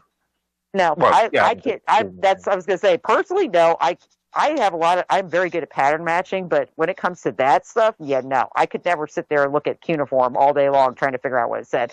I would probably hang myself, to be very honest with you. Gotta go out on a break. Oh, that's right. I'm looking at the time now. All right, guys, last break of the evening. We shall return with the completion of the Vixen's Vault in just a few minutes. Okay, now you can talk, Roger. We're on radio break. Oh, I don't want to talk right now. He's thinking about nipples and rolling them in his thumb. I know what he's doing. God, really? He's still back there somewhere. No. We lost Roger as soon as that conversation happened. Roger is now in his happy place. Let's just leave him be. Would you go and get a cold shower, please? Yeah, you gotta take into consideration. There was also the Owanuses too. When it comes to ancient Sumar, the Owanus was like a fish-man hybrid. So this goes His like name all was the way Jack, back. right? No, Owanus. Well, Jack is the merman. There's the difference. Well, you said he was a fish guy. Poor Jack. Poor Jack. Well, poor Jack. Yeah. Lord Edworthy wishes that he could be a merman. He walks to the shore whenever he can, and he stares out at the sea, and he says, "Why? Why can't it be me? Why can't I be?" And funny enough, I'm telling you, Roger, you watch too much Japanese yaoi anime. Well, he could all right? be. Stop that. He could You need to be. look at Yuri or some of the other kinds. All right. We could make Mark a Fabio merman. That would work. That's what I mean. Seriously, that's it. I haven't swam for many years, but I used to be an extremely good swimmer. Cold weather headlight. We could just do like an abyss thing, amniotic fluid, put it in a mask, and just flop it on his head. Breathe, Mark. Strip him down. Do the Fabio flip. Throw him in the water. We're good. Actually, Mark the when merman. I said cocoon earlier, I really meant abyss. But yeah. It's one of my favorite movies. It is one of my favorite movies. I love The Abyss. That's such a good movie. Really is. And it was very innovative because that actually, I know that the military has worked on that with the breathable amniotic fluid. And that is a fact. That's infants breathe amniotic fluid. Wasn't that in Abyss or Sphere or something like that? Yeah, that's what we were just saying. Yeah. Mark, did you just pop in? No, That's what we've been talking I'm about. just, I'm all over the place, man. Well, hold on, let me light up. That kind of fits into what I was saying about soft disclosure before too, and a lot of people don't believe that stuff. But you take a look at that. I'm and telling you, you, take a look Edworthy keeps the good stuff. He won't give me any. Oh, boo-hoo. Look at that movie, The Abyss, and tell me that that's not soft disclosure. I believe it is in multiple ways. Ways. Like I said, it's too accurate scientifically, where people say that doesn't exist, but you're looking at it going, well, theoretically speaking, why not? Because somebody thought of that, but that's actually factually true. Anyways, yeah. That's where I first learned about where you could actually put somebody into hypothermia and then bring them back to life, and it would slow their heart rate down moments before they die. Yep, cool their body down. Yep. Wobbly said they all drowned. Yeah, the true story is that's what really happened in real life. But, in Hollywood, they lived. But anyways, because it was based on a real story, just like the Starship Enterprise. Yeah. Well, the Starship Enterprise is like a bunch of gay Klingons and stuff. Oh, no. Don't. Oh, Where's Scotty when we need him? Oh, my God. Set him straight. By the way, Mark, I'm going to get Matt Moniz on next week. Oh, great. Awesome. Yep. Did you talk to Lala and Willie Windwalker? And I reached Joshua? out to Lala. I was going to say, I've reached out to Lala. She's Good. not responded to me. Okay. So I'm waiting on a response from her. Okay. The other two, not really. I mean, Matt, like I said, when it comes to UFOs, Bigfoot, anything in that arena, he's been doing this 40, 50 years now. So it's like that. Matt's a fountain of information. He was on just recently, wasn't 3, 2, 1, and you're live right now. And we are back for the final segment of the Vixen's Vault. The breaks are so much fun. I made Mark into a merman. It was awesome. It was really he even had a Fabio flip Not this one. with the mertail. No, Mark Edworthy. Well, Mark, you would actually, now I got to think about that. I have to talk to AI. I'm going to make like a little image of Mark as a producer Mark as a merman. Oh, that could be fun. No. Why not? No, I need more hair. Make me into a dog man. He listens to ska. He listens to ska, dude. Don't be doing that. You don't want people. No, it's bad enough that he listens. Like, you don't want a merman who listens to ska and hickerbilly. Wait a minute. He listens to ska. Mark, you're not a surfer, though. How does that work? My son listens to ska. But, I've always liked ska. The Specials, Sublime, and groups like that, Oh, boy. Yep. Oh, boy. All right. That being said, I'm going to make one final comment. We were talking on the break about self-disclosure in movies, and we were actually talking about the movie The Abyss, which is one of my favorites. And to this day, if it's on, I will sit and watch the whole thing in its entirety. Very well-made movie. But, I wanted to point out, we were talking about, the part where they're using the fluid as a form of oxygen. It was actually liquid oxygen, basically, for the divers to be able to make very, very deep dives so the pressure would not kill them. And the thought process of that, that's realistic, because babies do breathe amniotic fluid when they're fetuses in their sac, in their placental sac. But that being said, too, I want to point out, before this goes much further, we had gills. Humans as a species, we have them actually as we're forming as a fetus. We have gills, and we also have webbing between our fingers and our toes. So the whole MER theory isn't really too far off, because we do have genetic throwbacks within our DNA that show us that we were once a water-based creature. So it's very interesting thought process, though. And actually, that's one of the reasons I think the reptilians could actually exist. And it's one of the few alien, I guess you could say, reported groups that I think I always kind of nod and say, yeah, I could see there being a reptilian race. I could see there being a gray race. Little green men, I don't know, unless they're little green reptiles. I don't know. But there's certain things within the UFO field that they talk about where you do nod and say, yeah, I can see that being true. I can also see it being true that humanity or Homo sapiens are not originally from this planet. I could actually see that being a truth also. Again, I think it's kind of foolish to not think that in some ways.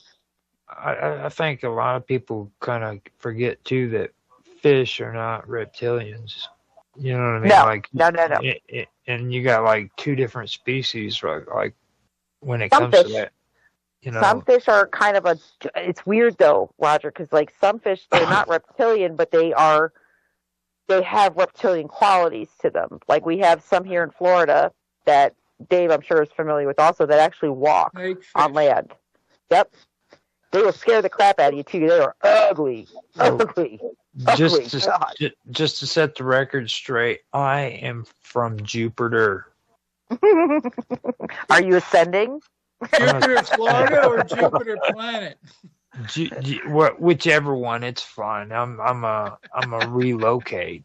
Yeah,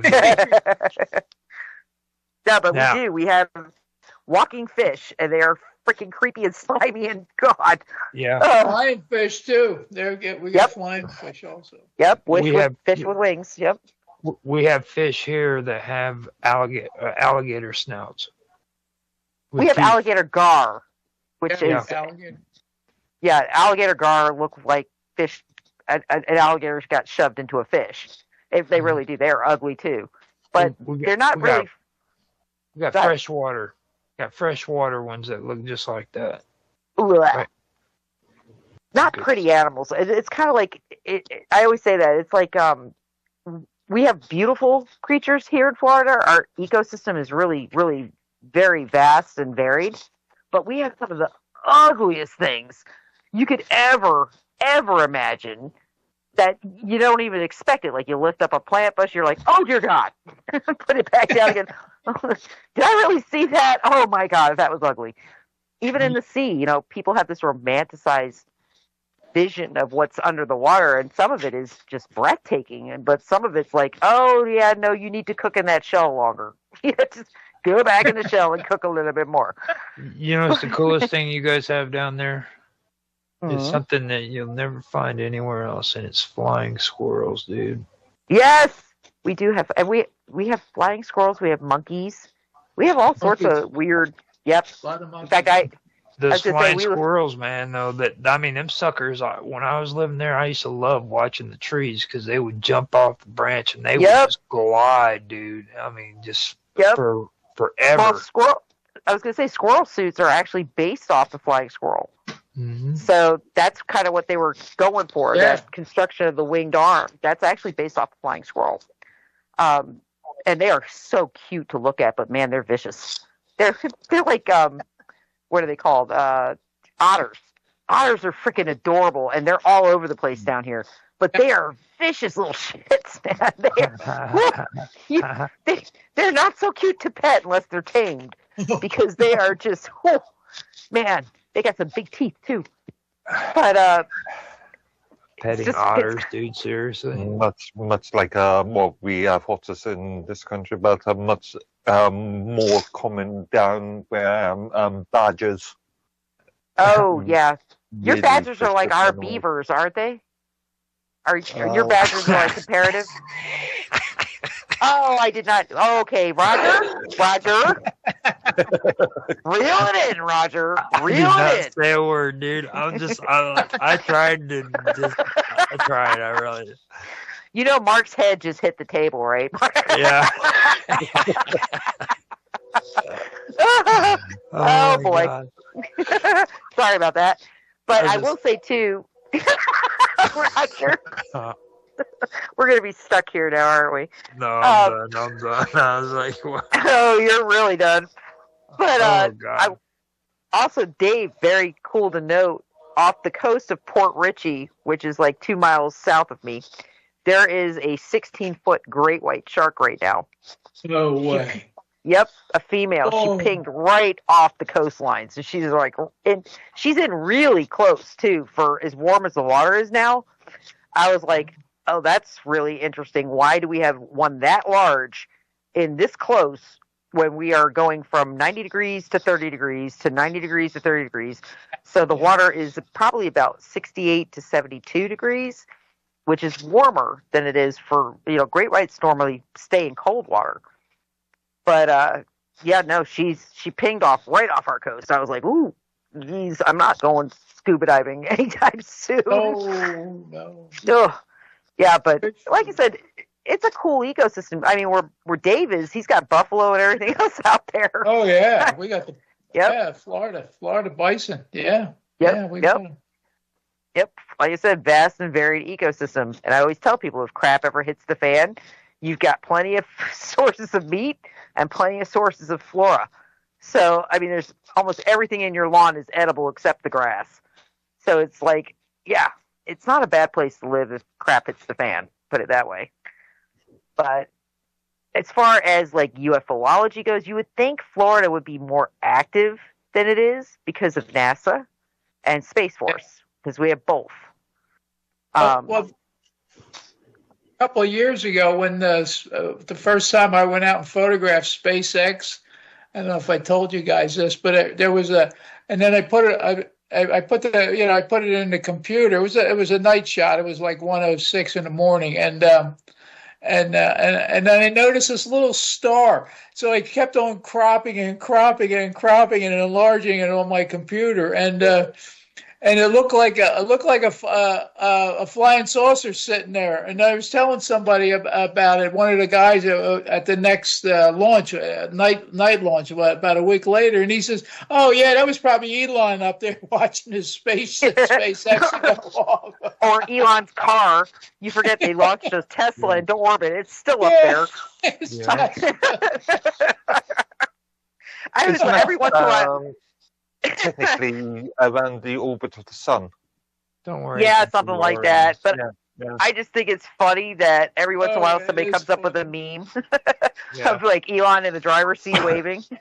I mean, don't you think that it'd be horrible? The first vehicle that aliens see of humans would be a DeLorean. I mean, seriously. Oh yeah. Oh, Back to the Future, man. Back to the Future. Well, Willie launched a Ford Pinto into space, and they rejected him at the at the International Space Station because he didn't have the codes, and they didn't want any of that monkey poo getting in there either. The monkey poo was the best part of the story. Oh. Contaminating space with monkey poo. Oh God. Oh God! You know what? There was something else I wanted to say too. Oh, you guys remember the general that disappeared last week? Oh yeah, yeah. He took his gun with him. Yeah, his gun and a couple other like really weird, not standard things, but left his phone home. Yeah. It was really interesting though because I saw something today that made my eyebrow go. Whoop. It was about one of his coworkers who apparently disappeared at the end of 2025, and she was also out on a hike. So, that's right. Yeah, it's a really interesting comparison, but they weren't working on something in the UFO fields. They were working as, I think it was a rocket fuel together, and they both have disappeared.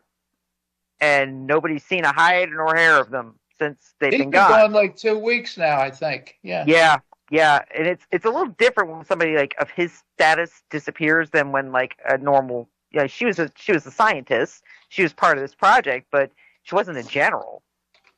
I mean, it's here we go. I'm looking for the actual article so I can give you. Here it is. Okay, so her name she's aerospace engineer Monica Jacinta Reza, co-inventor of a key U.S. rocket alloy, vanished while hiking in 2025. Months later, Major General William Neal McCaslin, who oversaw the program that funded it, also disappeared. So that could be the connection. It makes me want to dig into what alloy were they working on, because I thought that I don't believe in coincidence. You know that I do not believe in coincidences like that. I'm like, nope. Well, it's not cool.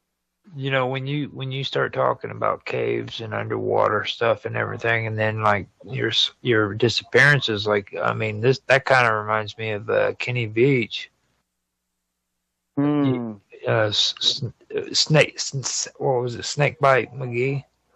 He ended up talking about that mysterious cave that was in the desert of Nevada. Yep. Tosh Plumlee talked about that. That's so interesting because Tosh was another one who apparently, I don't know if you know who he is, but Tosh was supposedly CIA for many, many, many years. He was actually a podcaster before COVID, very popular. Tosh Plumlee, Plumlee. Oh, okay. And he was very much into the UFO things, but he was also very much into the Native American tribes. And he was in Nevada, and he used to explore the cave systems up there. And he did a whole thing on this where he said he stopped doing it because the last time he was there, this elder appeared out of nowhere. He's like, we're in the middle of nowhere, and we're deep into these caves, and all of a sudden this elderly Indian guy comes out and basically told us that, this is a sacred area and we were not to go any further, and started giving us this history. And he said it was really, I guess it shook them up because not only did he just kind of manifest out of nowhere, he disappeared. and he was telling them how they lived in these caves and how their people came from these caves. Mm-hmm. It's a very, very, very interesting story. And I actually had Tosh on one of my shows. He's a really good guy. But he, like I said, after COVID, he just kind of disappeared. I mean, I looked at for obituaries, everything, but nothing. Gone. Yep. So weird. It's so weird. I know a couple of people that just, like, gone. Well, have no idea what happened to them. Veach, he made claims that he did a solo hike near Nellis Air Force Base, and it's close to Area 51, and he found a cave that was shaped like the capital M. I've actually been out there. That's the Sierra Nevadas. Mm-hmm. I have. You guys have seen the picture. I've actually been to the front and back gate of Area 51, and we had a drive from Las Vegas, which takes you right by Nellis. It's one road all the way out to like Rachel, Nevada, which is the last town before you start getting towards the Air Force Base's property. Alien Inn. Yep, I have pictures of me at the Alien Inn and also at Steve Mesler's mailbox. Oh, is that right? Oh, yes. Yep. And it's funny because everybody said to me, "Did you see anything? Did you see anything?" I was like, I saw the guys up on the ridge with the binoculars looking at me as I stood next to the sign that said, "Do not step past this point." And I was like, yeah, no, and they followed us. Like, they followed us from the front gate to the back gate.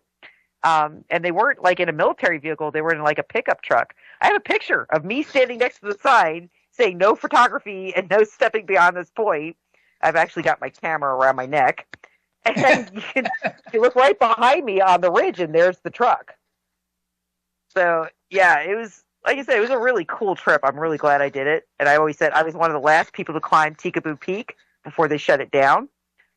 And that was the guy, Hans, the guy that took us on that, because we had like a tour guide, a German guy he had done this a dozen times, and he was helping us get up there, but he ended up he was arrested by the FBI before that, and they had gone through all this stuff, but it was for good reason, because he dug up one of the sensors from Moog Lake Road going out to the base, because they're buried like 6 feet deep in the road, and they're basic, really ultra-sensitive motion sensors. He dug one up and took it home with him. Idiot. So yeah, he got in trouble. He got in big trouble. And then I saw him in the news again like 2 years ago for getting in trouble again because he was trying to take people up to the peak. And the thing with Tikaboo Peak that most people didn't know is the last privately owned mountain out there that you could climb and see the base from. And basically, the government bought it. But it was the last one. And yeah, apparently they didn't like us scrambling up that peak. Although, I gotta tell you, that was not a fun climb. That place, that mountain is like shale. It's like vertical shale. So hey Nancy, you think you could throw a drone over Area 51 and look at it, or they would shoot it down? No, they'd shoot it down. That or they'd disable it. See, that's the thing. They don't need to use weapons anymore. And I think that's another thing that bothers me with the war that we're seeing right now over in Iran. We have technology that's so far advanced beyond what they're using over there that would simplify everything, if you understand what I'm saying. It wouldn't be bloody. But they literally have like EM pulse directed type weapons where they can shoot a pulse right at a drone and knock it right out of the sky. It'll just die. It loses all power. So, yeah, no, you're not going to get a drone over that airspace. You can't even get a drone over MacDill airspace. Good luck. Because they will pop those suckers out. Would you remind me, what was that British technology that we reviewed last year, that truck then? It was microwave. There's microwave sensors where now they can hit you with microwave energy and like separate people who are like protesting and stuff. If they don't want you too close, to just hit you with it. It's on the back end of most of these armored vehicles. It's just a dish, and they just hit you with microwaves. Is that what they use for in Venezuela? Close, not quite. Those were modulated frequency devices, and believe me, what they used down there was child's play for what they have. And I've been saying that for years, but they could cook you like a freaking like a microwave. Microwave chicken, dude. Yep, from the inside out, real quick. But just even like I just popped on this article. I have another site I look after. It's called Artificial Intelligence News. But breaking: someone just open sourced a full suite for tracking satellites and decoding their radio signals locally. You don't even need the internet. It uses SDR to pull weather images and raw data straight from space to your hard drive. 100% open sourced. Now, if we're capable of doing that as regular people with a little bit of talent, what the hell do you think the military is capable of doing? That's what I mean when I say, guys, they are so far past anything we can really kind of get our heads around. It's our AR-15s and all that. That's child's play. They don't need that anymore. And in fact, I said to Rafi, one of the things that I've kind of always thought about is, I know the President of the United States has a kill switch, not just for the internet. He has a power kill switch. I was like, he has one, and so does Xi Jinping. There's one thing that both of us working in IT are aware of. It's one thing to have these technologies. It's another thing to actually deploy them. Mm-hmm. I agree. But they've had decades, Mark. Yeah. I mean, we're talking, Ben Rich talked about this stuff back in the 1990s. And he was Skunkworks. He ran Skunkworks for Lockheed Martin. Tesla talked about this stuff, man. What are you talking about? Ionosphere technology. Like, if you could tap into the ionosphere, you have unlimited potential, dude. Like, you could do whatever you wanted, man. Yep. And like I said, what they did in Venezuela, that was child's play. That was basically showing people, hey, guess what? The technology is there. We're just going to use a little bit of it.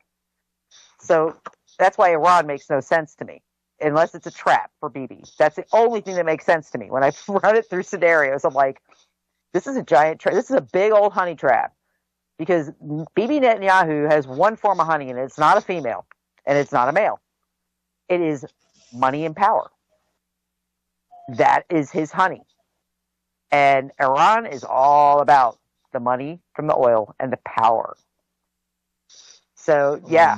Not so sure, because I'm looking at things from a wider perspective. I'm thinking of Turkey and Saudi Arabia, but well, Turkey's going to pop off.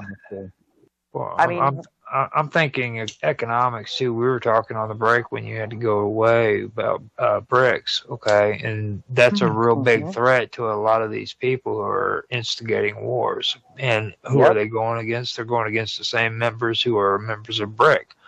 Yep. So. Yep. Let's not forget one of the biggest players in the world, China. Yep. But again, let's not forget that both China and Russia have pretty much sat on their laurels. They've not really done anything reactively, and that should tell you a lot. They're sending arms. Okay, well, that's not really helping. They're not really responding.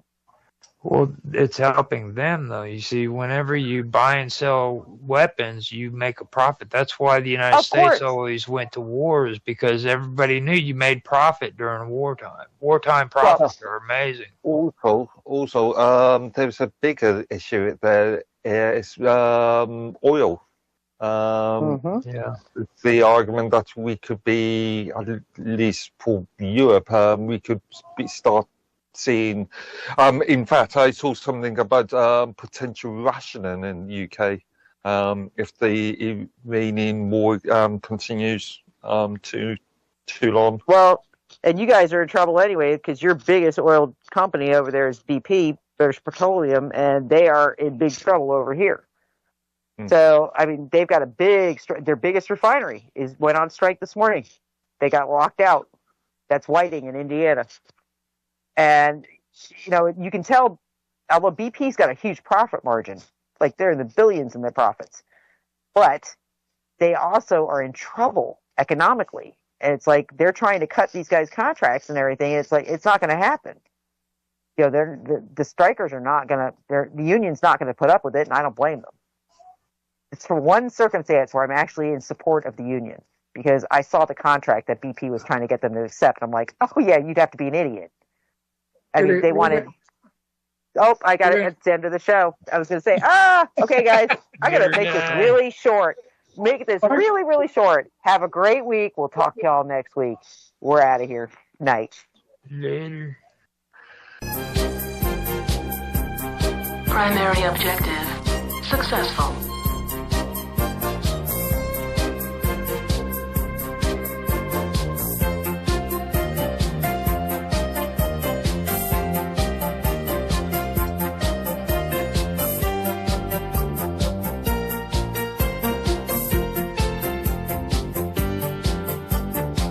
Shutdown sequence initiated. All right, folks.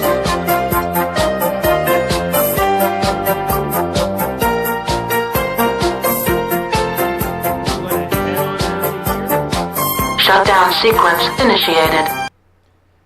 And we're going to take and host out to the Great Conspiracy. All right. So sit tight, everybody. I will be back up and running later on with more, but music. All right. So stick around and go help out the Great Conspiracy. He's a great guy.